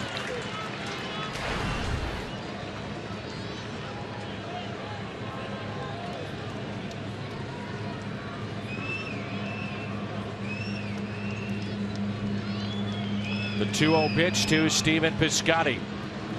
And Piscotty sends a fly ball out to center field.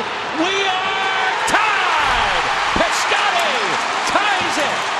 Oh my! They won't quit tonight. We're tied up at 2.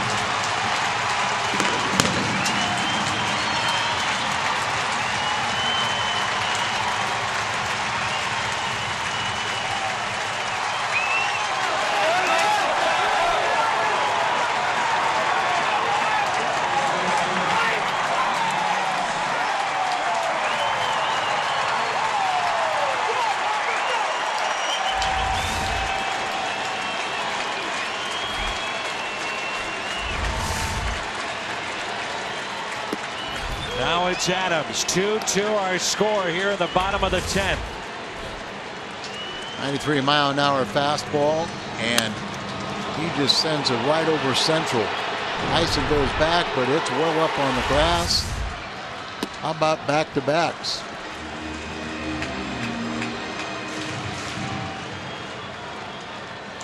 And Adams has 9 home runs. 8 of those 9 have been hit here at home. The 1-1. First home run that Soria has allowed to the Cardinals in his career. Adams, a couple of years ago against Pittsburgh, a 2-run walk-off homer. What a ball game this has been. That is 1 for 1 off Soria. Only been that great ball game if we finish it off. Hit back to Soria. 1 away.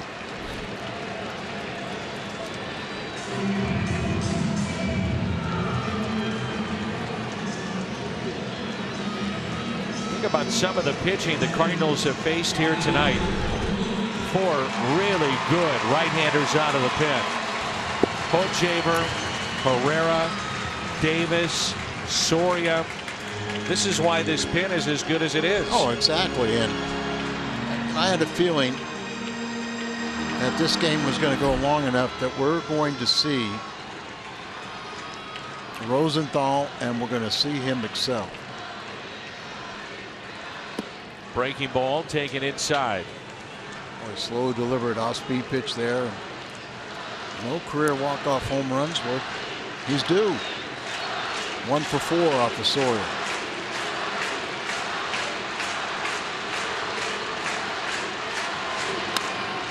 Molina sends a fly ball down the right field line and out of play. He evens it up at 1 ball and 1 strike.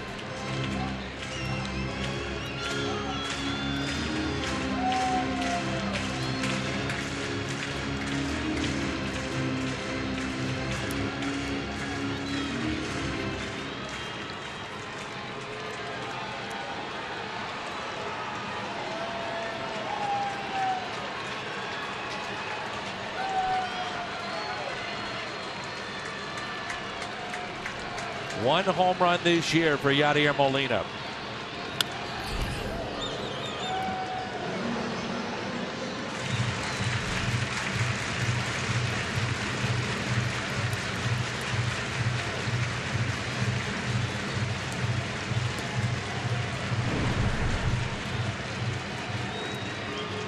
He had a tough start to the road trip. He was 0 for 19, and then he got like 4 hits in a row. 1 for 4 tonight. 2 balls and 2 strikes.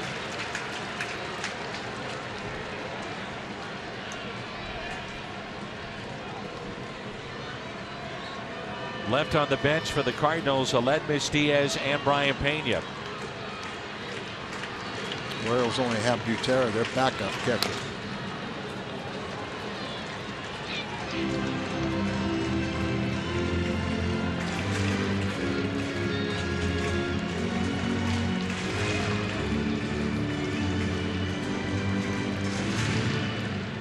Steven Piscotty with his home run, number 9. One of the biggest of the year so far.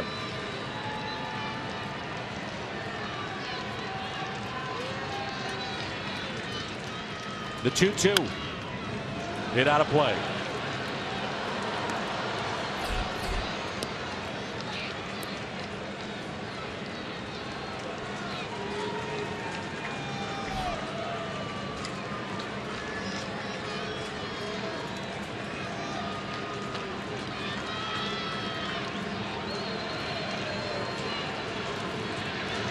Molina chops it to third. Long throw and out.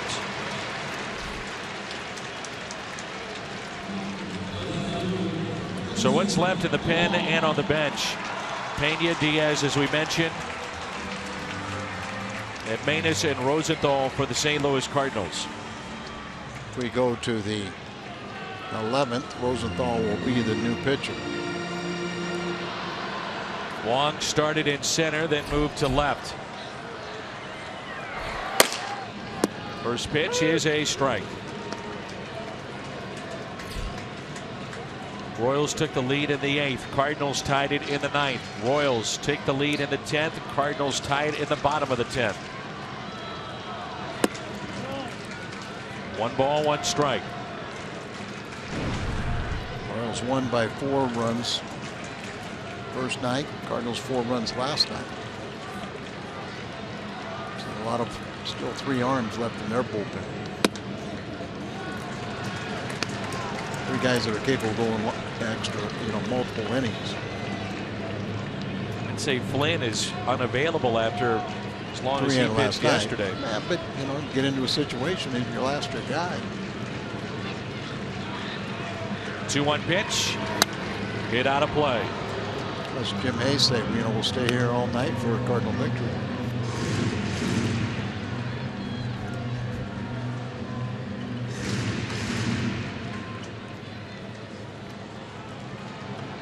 Two and 2 the count on Colton Wong. Wong had one of those walk-off home runs to end a game against Pittsburgh.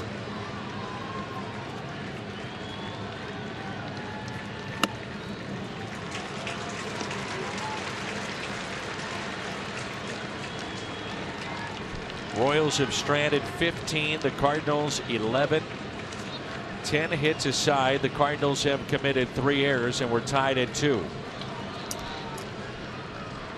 Outfield extremely deep, and a 3-2 pitch to Colton Wong. And he walked him.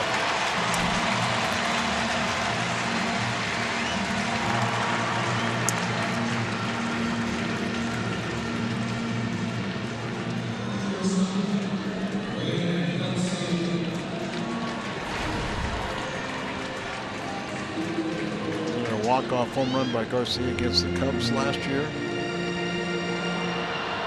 Shocked all of us that hit a ball in dead center field.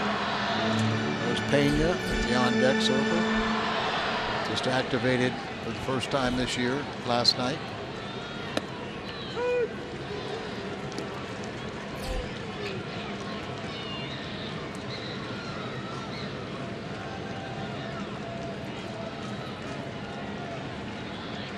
Two outs. Runner at first is Colton Wong. Back to the bag at first. Be interesting to hear the ovation for Brian Pena if we get there.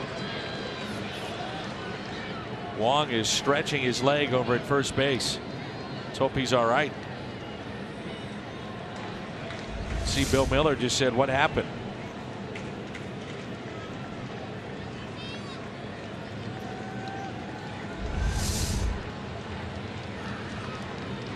0-1 pitch to Garcia.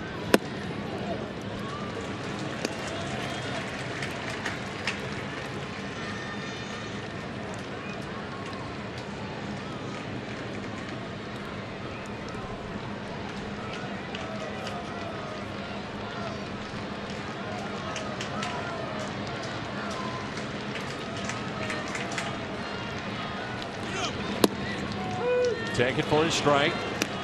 1-2.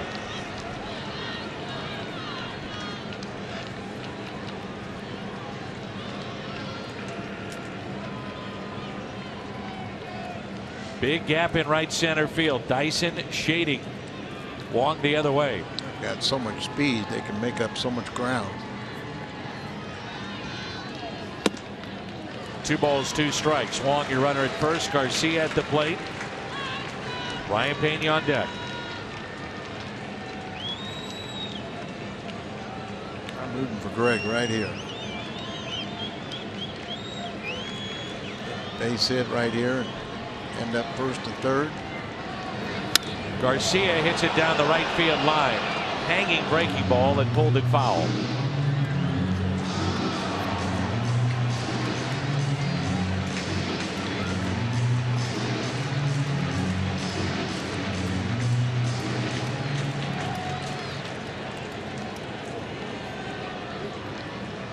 Times he's throwing that real slow curveball. Greg looked like he was ready for it. Garcia, little tapper, slowly hit, tough play, barehanded. Wow, what a play! Alcides Escobar to end the 10th inning. We head to the 11th thanks to Steven Piscotty. First man that Soria saw, and he took him deep into center. 2-2. 11th inning rolls in when we come back.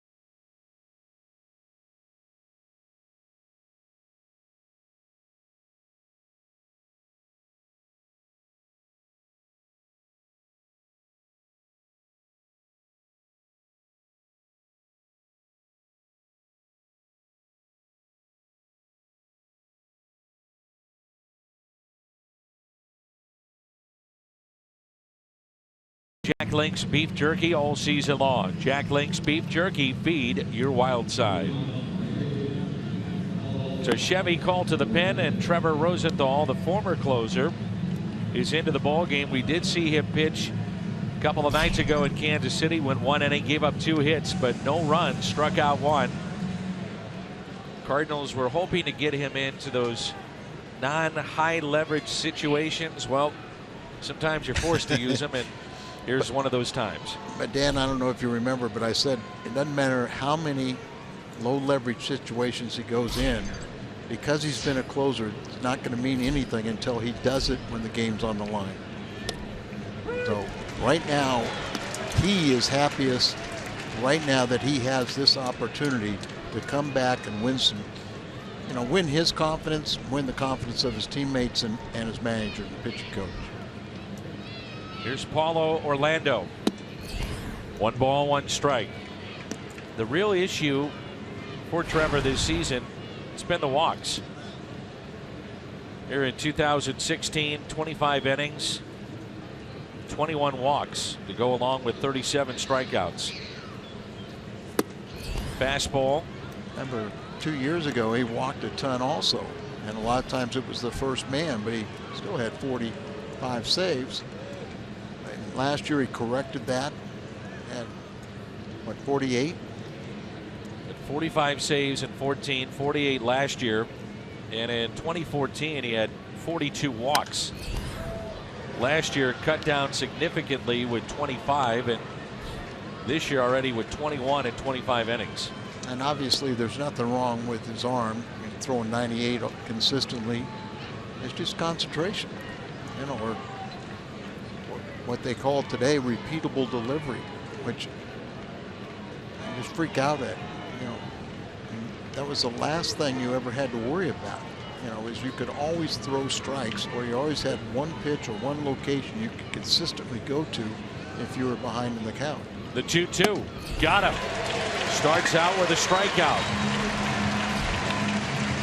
So just 5 days after losing his closer's role, he's into a tight spot. So we play here in inning number 11. And like I said, that's what he wants to be. Now he strikes out that first man, builds a little bit off of that. All of a sudden he's sitting there and he goes, you know, I can do this. I can throw out that shutout aim. They're going to come in. They're going to be so happy. They're going to get a run, and we're going to win. Back on June 20th of 2007. Last time that the Cardinals at this ballpark faced the Royals in extra innings, and Ryan Ludwig hit a walk-off homer.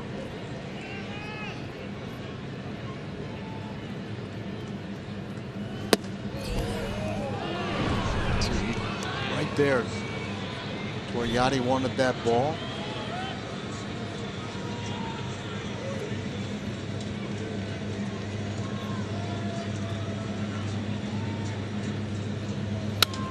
That's hit out of play.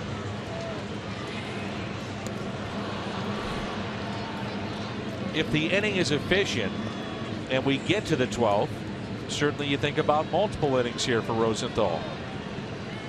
You're only left with Manus out there. Yeah, I know it. And Manus is more able to go multiple innings. You kind of catch-22. You want to make it so positive. You know, if he has that successful inning, you're really hoping you score, because you want it to be positive, a good, solid, clean inning. You get rewarded with a victory. Then on the flip side, though, you're saying, well, out of necessity, though, yeah, I may have to do it. And how many times we've seen relievers today that are so accustomed to go one inning, they go back out the second inning and they're a different breed. 1-2 hit out of play. But I get your drift. Manus 2 nights ago threw 2 innings. That's something to think about as well. Now it was quick work. Could give you multiple innings. Time will tell. 1 ball, 2 strikes on Eric Hosmer. I like my game plan.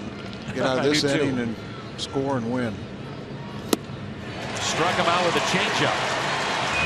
Back-to-back strikeouts for Rosenthal. Pitching ahead in the count here. Pitchers counts, not hitters counts. You know he's not going to have to use the fastball all the time. Well, the fastball's still the best pitch. All your secondary pitches come off it, but the value of pitching ahead of the count, then you don't have to throw a strike with that changeup. Rarely you don't want it to be a strike. You want him to chase it like he did. Strike 1 on Salvador Perez. Pitch at 98.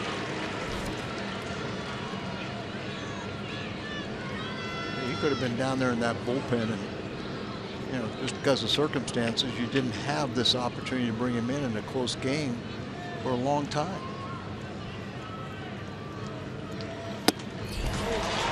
Oh, 2. And I think both of us are a little shocked that, you know, O wasn't more efficient the last 2 nights, as he's inherited the 9th inning. So, you know, if Rosie can go do what he's doing right now, maybe he reclaims that closer's role real quicker than people thought. Ground ball, base hit on the 0-2 pitch. Perez just protecting the plate, and he singles into right. I will say during this stretch that Rosie's had a few of those too. Agreed. You know, where bad luck. Look at how far outside Yachty is. You know, he's so far outside, you think a guy like Perez can sense that. So you're looking for it right there, and he didn't overswing. Just tried to make contact and puts the ball in play. Chesler, Cuthbert.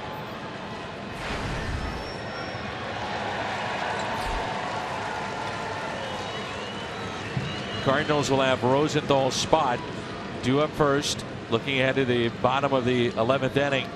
Then Carpenter and Peralta.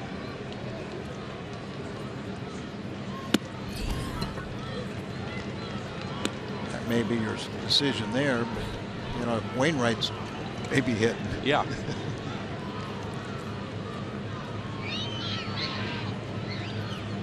Two available position players for the Cardinals are Diaz and Pena. One is your backup catcher, and the other is a player that you didn't think or one or maybe can't even use tonight in Diaz. Well, they can, but it'd be under emergency situations, something like this, but they would try to avoid it at all costs. One advantage, it's his right eye, right? Yes. So it's not his lead eye, the left one for left-handed hitter. So the left eye, the dominant eye for a hitter is open. Put it that way. The other one's halfway closed.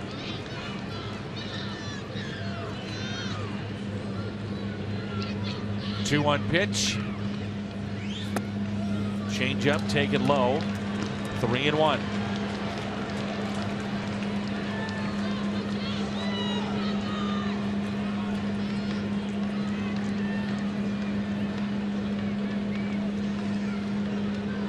Perez about a two-step lead at first. Up the middle, base hit. Again, hitter's count. Comes with a fastball. It doesn't matter at this level how hard you throw. If you've got to come to us with a strike and with a fastball, these guys will hit it. Well, and I think we've also seen that fastball is a little straighter than it normally is too during this stretch. But you're absolutely right, Dan. A few years ago, the Cardinals had a novelty with so many hard throwers coming out of the bullpen. But now everybody's got 2 or 3 of those guys coming out. So every night these guys are seeing mid-90s to 100 mile an hour, and it's not surprising. They can turn on the fastball. Fly ball, shallow right. Piscotty, he is there. Rosenthal, a scoreless top of the 11th. Our score is 2-2.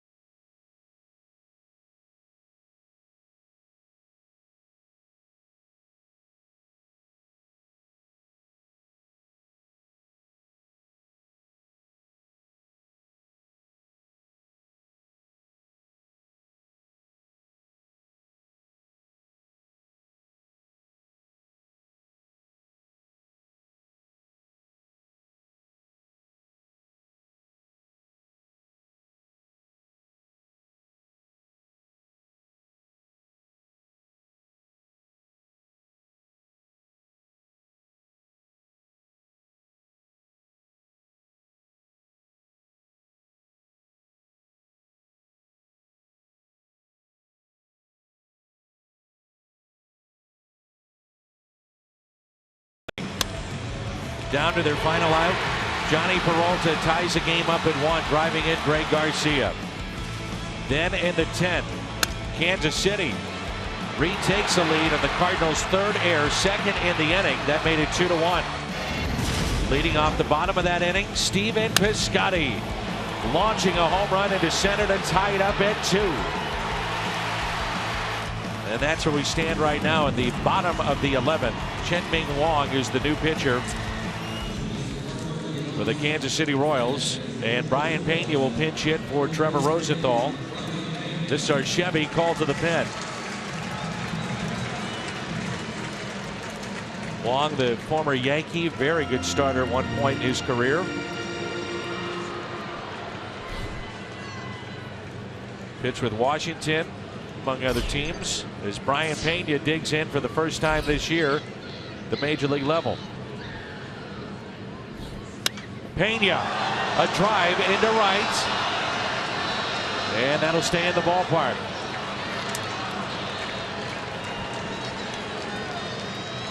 We were hoping.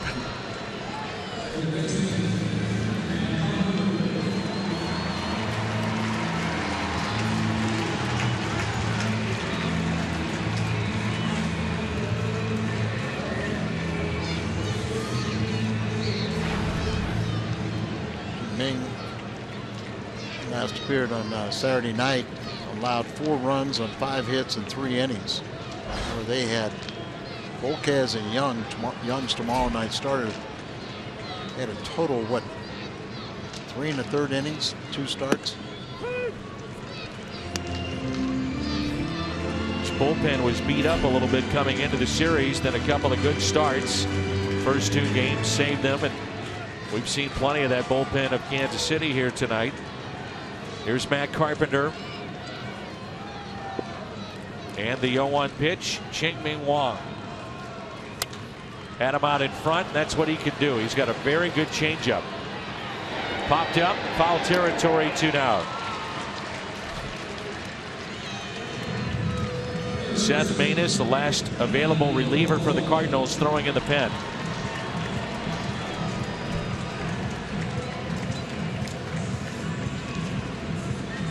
Johnny Peralta tied it with a base hit off of Wade Davis back in the 9th inning.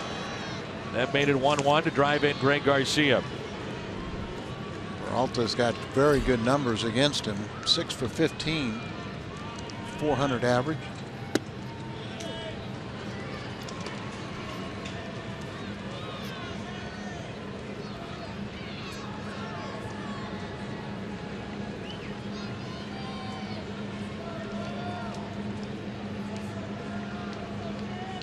Here's a 1-0 pitch.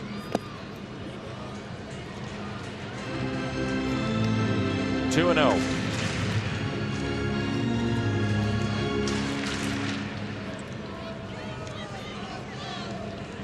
If we get to the 12th, it'll be Dyson, Merrifield, and Escobar coming up. A 2-0 pitch to Peralta. 2-1.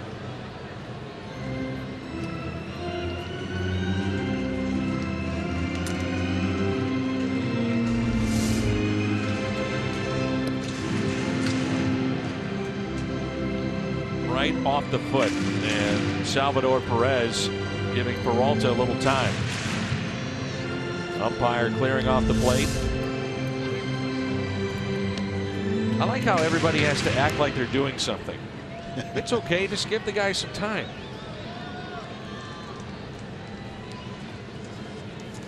I don't remember the game being played so politely.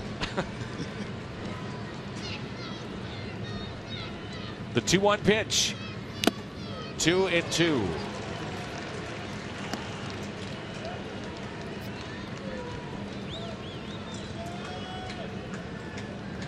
Johnny, 2 hits tonight, 2 for 5.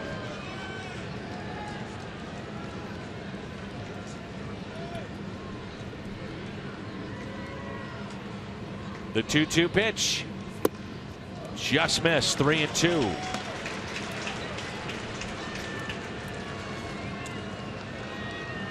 Peralta has a walk-off homer for the Cardinals a year ago against Pittsburgh. He'd love to make it another one. The 3-2 pitch to Peralta. The fly ball that's lifted into right center. That sends us to inning number 12. Dyson with the catch. Seth Maness coming on in a 2-2 game when we come back.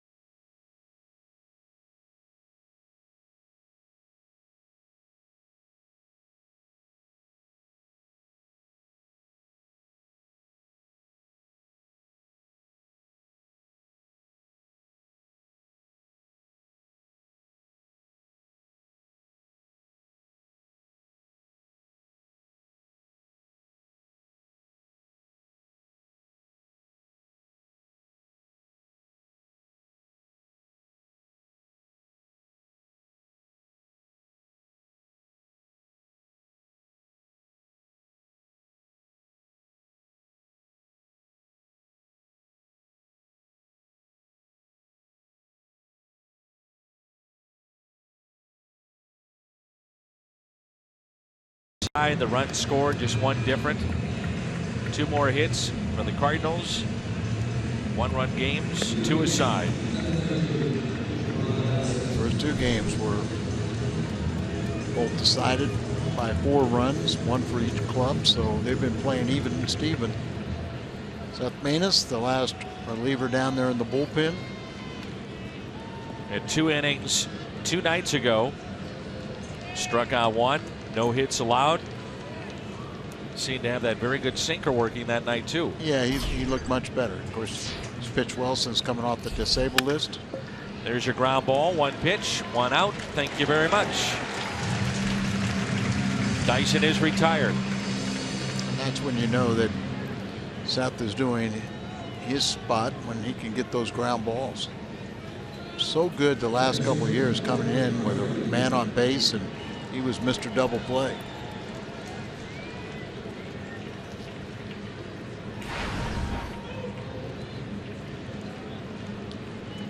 Mentioned that Cleveland posted a victory. Chicago, the Cubs have done that as well. 2 teams that the Royals and the Cardinals are chasing.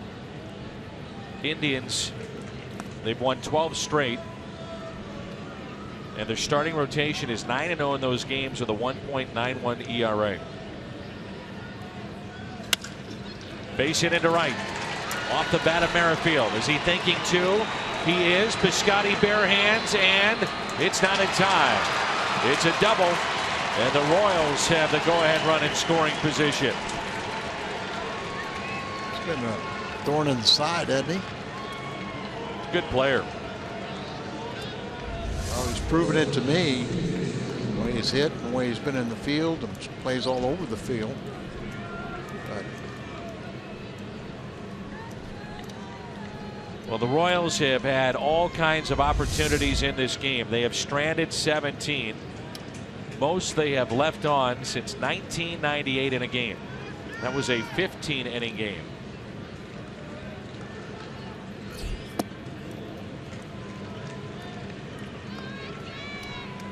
most of the time you think about a game like this, 2-2, and we're in the 12th inning, you wouldn't think there'd be 29 stranded runners for both clubs. Alcides Escobar, good pitch, 1 ball, 1 strike.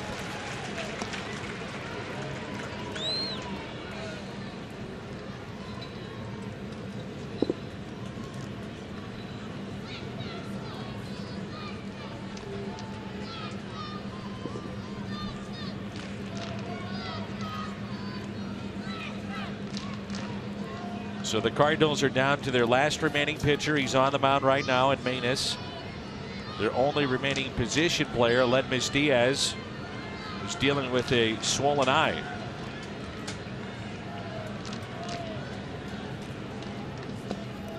And the ball gets away from Yadier Molina to the back of the screen.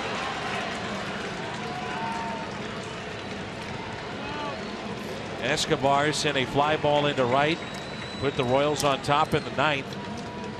Now a chance to put them on top here in the 12th.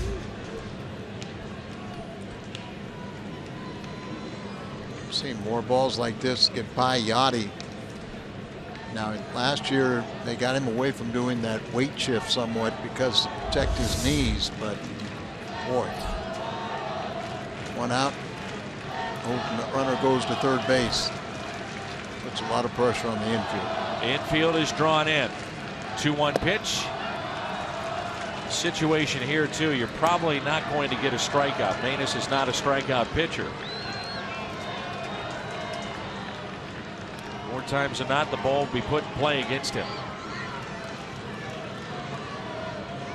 Bring the infield in, hit more hitting lanes. 3-1 is a fly ball lifted into right. Piscotty over. And it is a fair ball. Ruled a fair ball. Mike Matheny will most certainly come out and argue this. If the play stays, Kansas City goes back on top 3-2. Mike immediately has just said, put the headsets on. I want to challenge this one.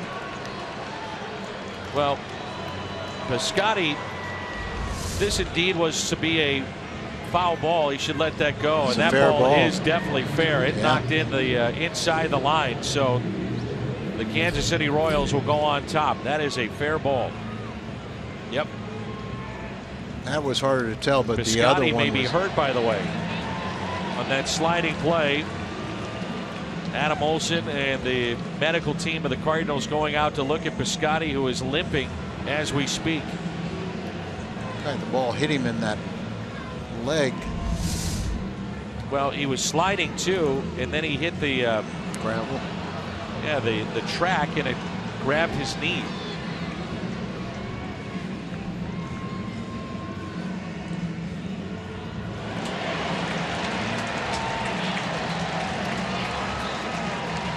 I think that the reaction is a lot of the Royals fans who have stuck around here reacting to the video board and seeing that it looked like it was a fair ball all the way.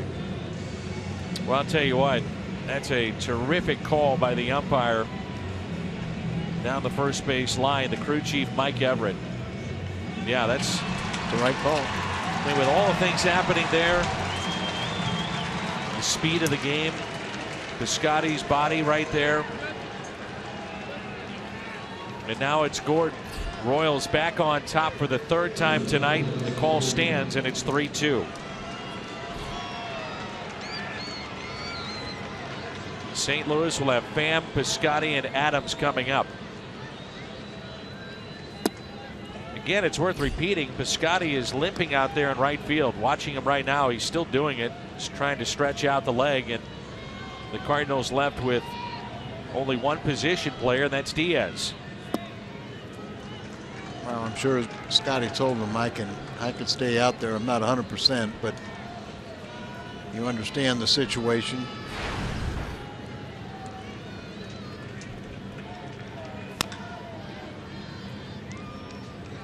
Gordon is 1 for 6 tonight.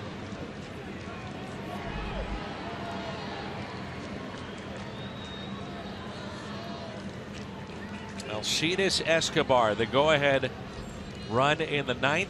So he picked up that RBI, and now he does so again here in the 12th. That's hit the other way a ton down the left field line, and it is foul. And don't forget about Escobar's play on the bare hand coming in at shortstop 2 innings ago. There you see him limping.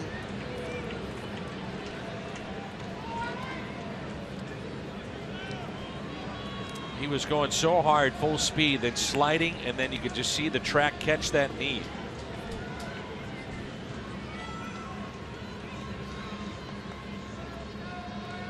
2-2. Missed in.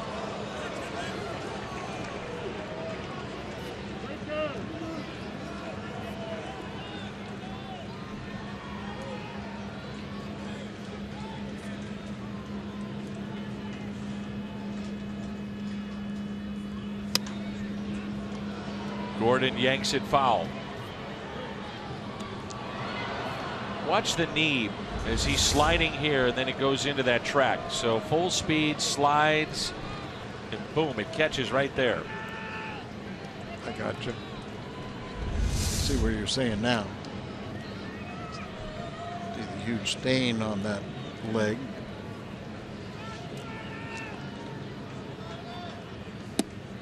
Missed in, and ball 4 to Gordon. So runners at first and second. Brings in Paulo Orlando with 2 runners on and only 1 out. 2 days ago, he was leading all of baseball with a .351 average, but didn't qualify enough for the batting title in the American League. And the Cardinals have held him in check the last 2 days. Hold foul. Say it again, the first base umpire Mike Everett with a terrific call. Unfortunately going against the Cardinals, but the right call on that play down the right field line.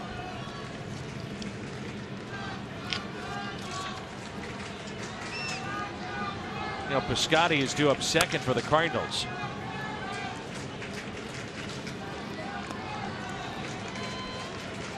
Just have to hit another tying home run. Hopefully there'll be a man on, and we got to get out of this inning and keep it a 3-2 game. Orlando just 1 for 10 in the series.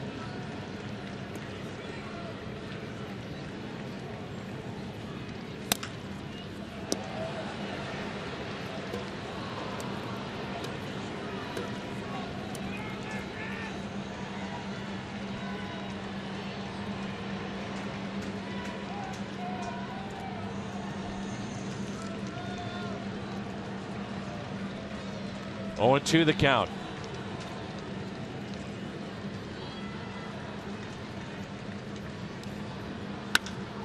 And a fly ball lifted out to right. Piscotty makes the catch and did not look comfortable one bit in doing so. No, I didn't. And just the way he threw it too, instead of coming behind, he just kind of flung it to, with his body going a little bit, not putting any weight on the leg.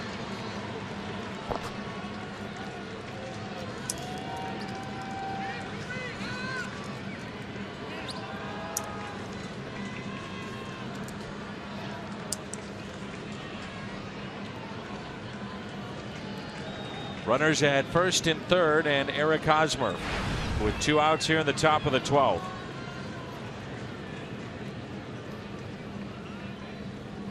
Maine is trying to keep this a 1-run Kansas City lead. Fielders indifference with Gordon taking second base. Cardinals down by a run, but of major concern would be the knee or the leg of Stephen Piscotty.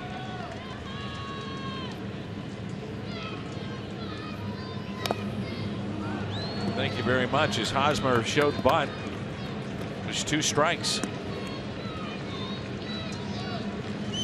Not sure why in the world would he be bunting at this spot. Your cleanup man with 2 runners in scoring position in the top of the 12th. You kidding me? I agree. The 0-2.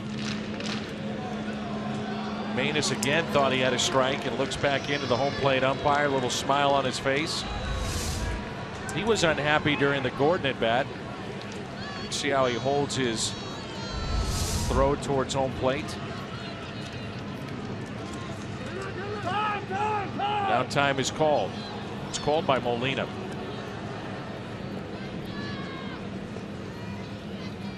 This may be to just calm him down a little bit. He's one of the guys that gets pretty feisty when he's on the mound. He's a, you know, so many of these guys competitors, but Seth, is one that they talk about being ultra competitive. Yeah, one you wouldn't really know about. Right. But when they're playing chess or golf or out there on the mound, it's going to fight for every strike or every move.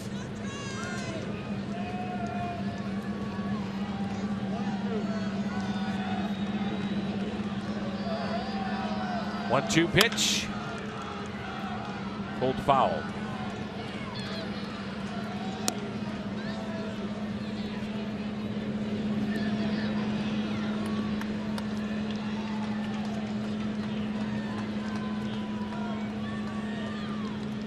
Even on that foul ball, Piscotty started running towards his left and limping. There's a strikeout. He's due up second when we come back. Can the Cardinals tie it up or win it?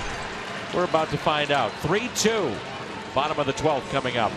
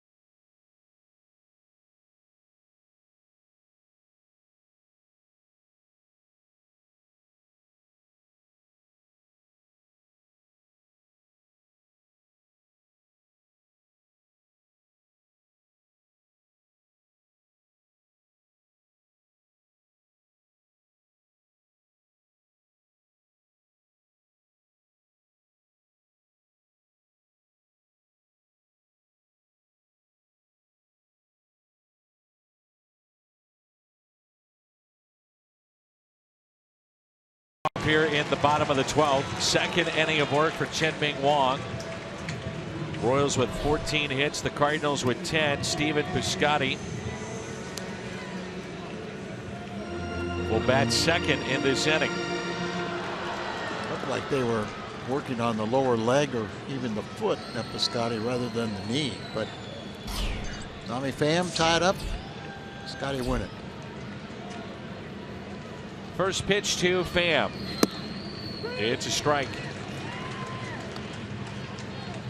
Cardinals trailed in the bottom of the 9th, tied it up, did it again in the 10th, trying to do so here in the 12th. And the 0-1.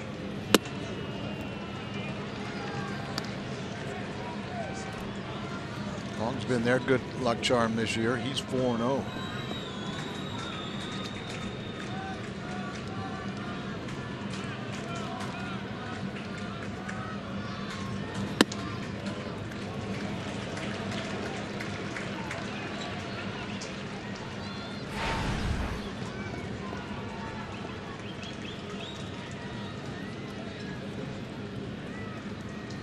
Two-one pitch to Tommy Pham. Big gap in left center field. 3-1.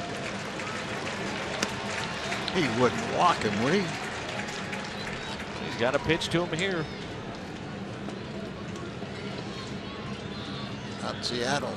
Tommy Pham on Sunday hit 2 home runs.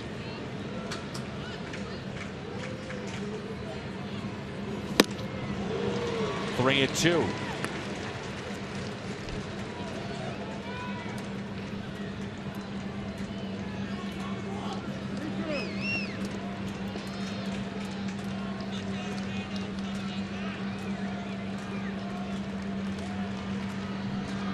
Three-two pitch to Tommy Pham. Struck him out, came back to get him.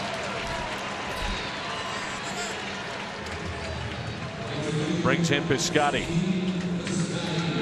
Well, back in the 10th inning, it was Stephen Piscotty against Joaquin Soria. This tied the game at 2.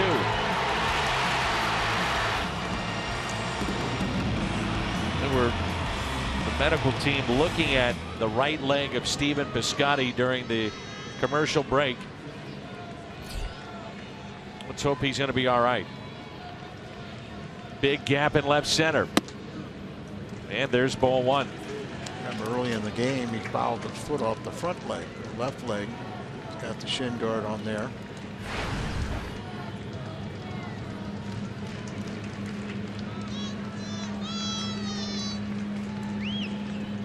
Here's a 1-0.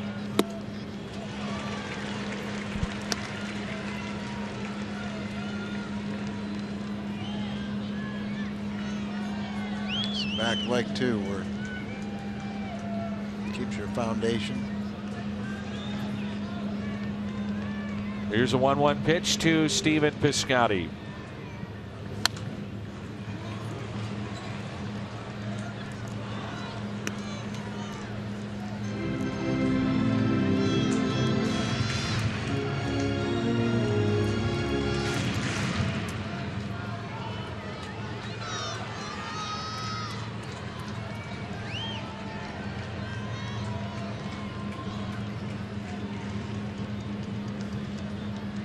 The 1-2.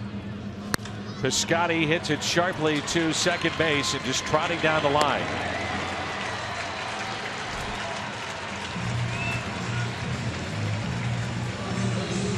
Hit it hard, didn't he? And again, the Cardinals down to their final hope. And this is Matt Adams.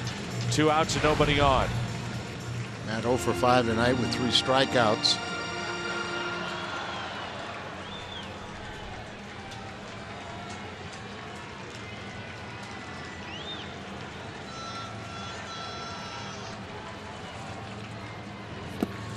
Ball 1.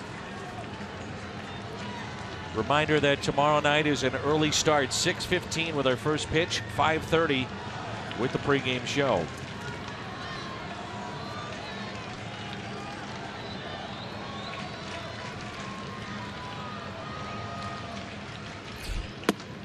Two balls, no strikes.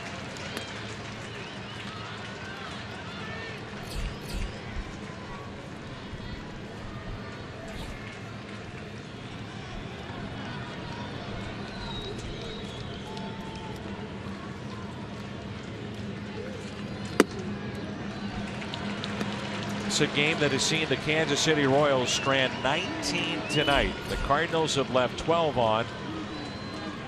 Kansas City has out hit the Cardinals 14-10. They lead it 3-2. And a 3-0 pitch here to Adams.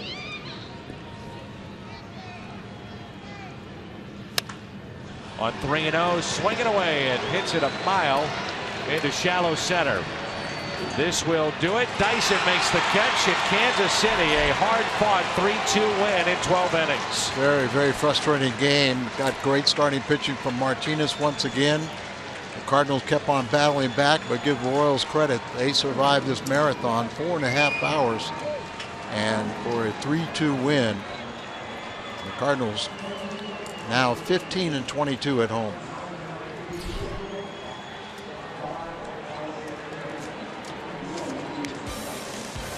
It's off to the post-game show.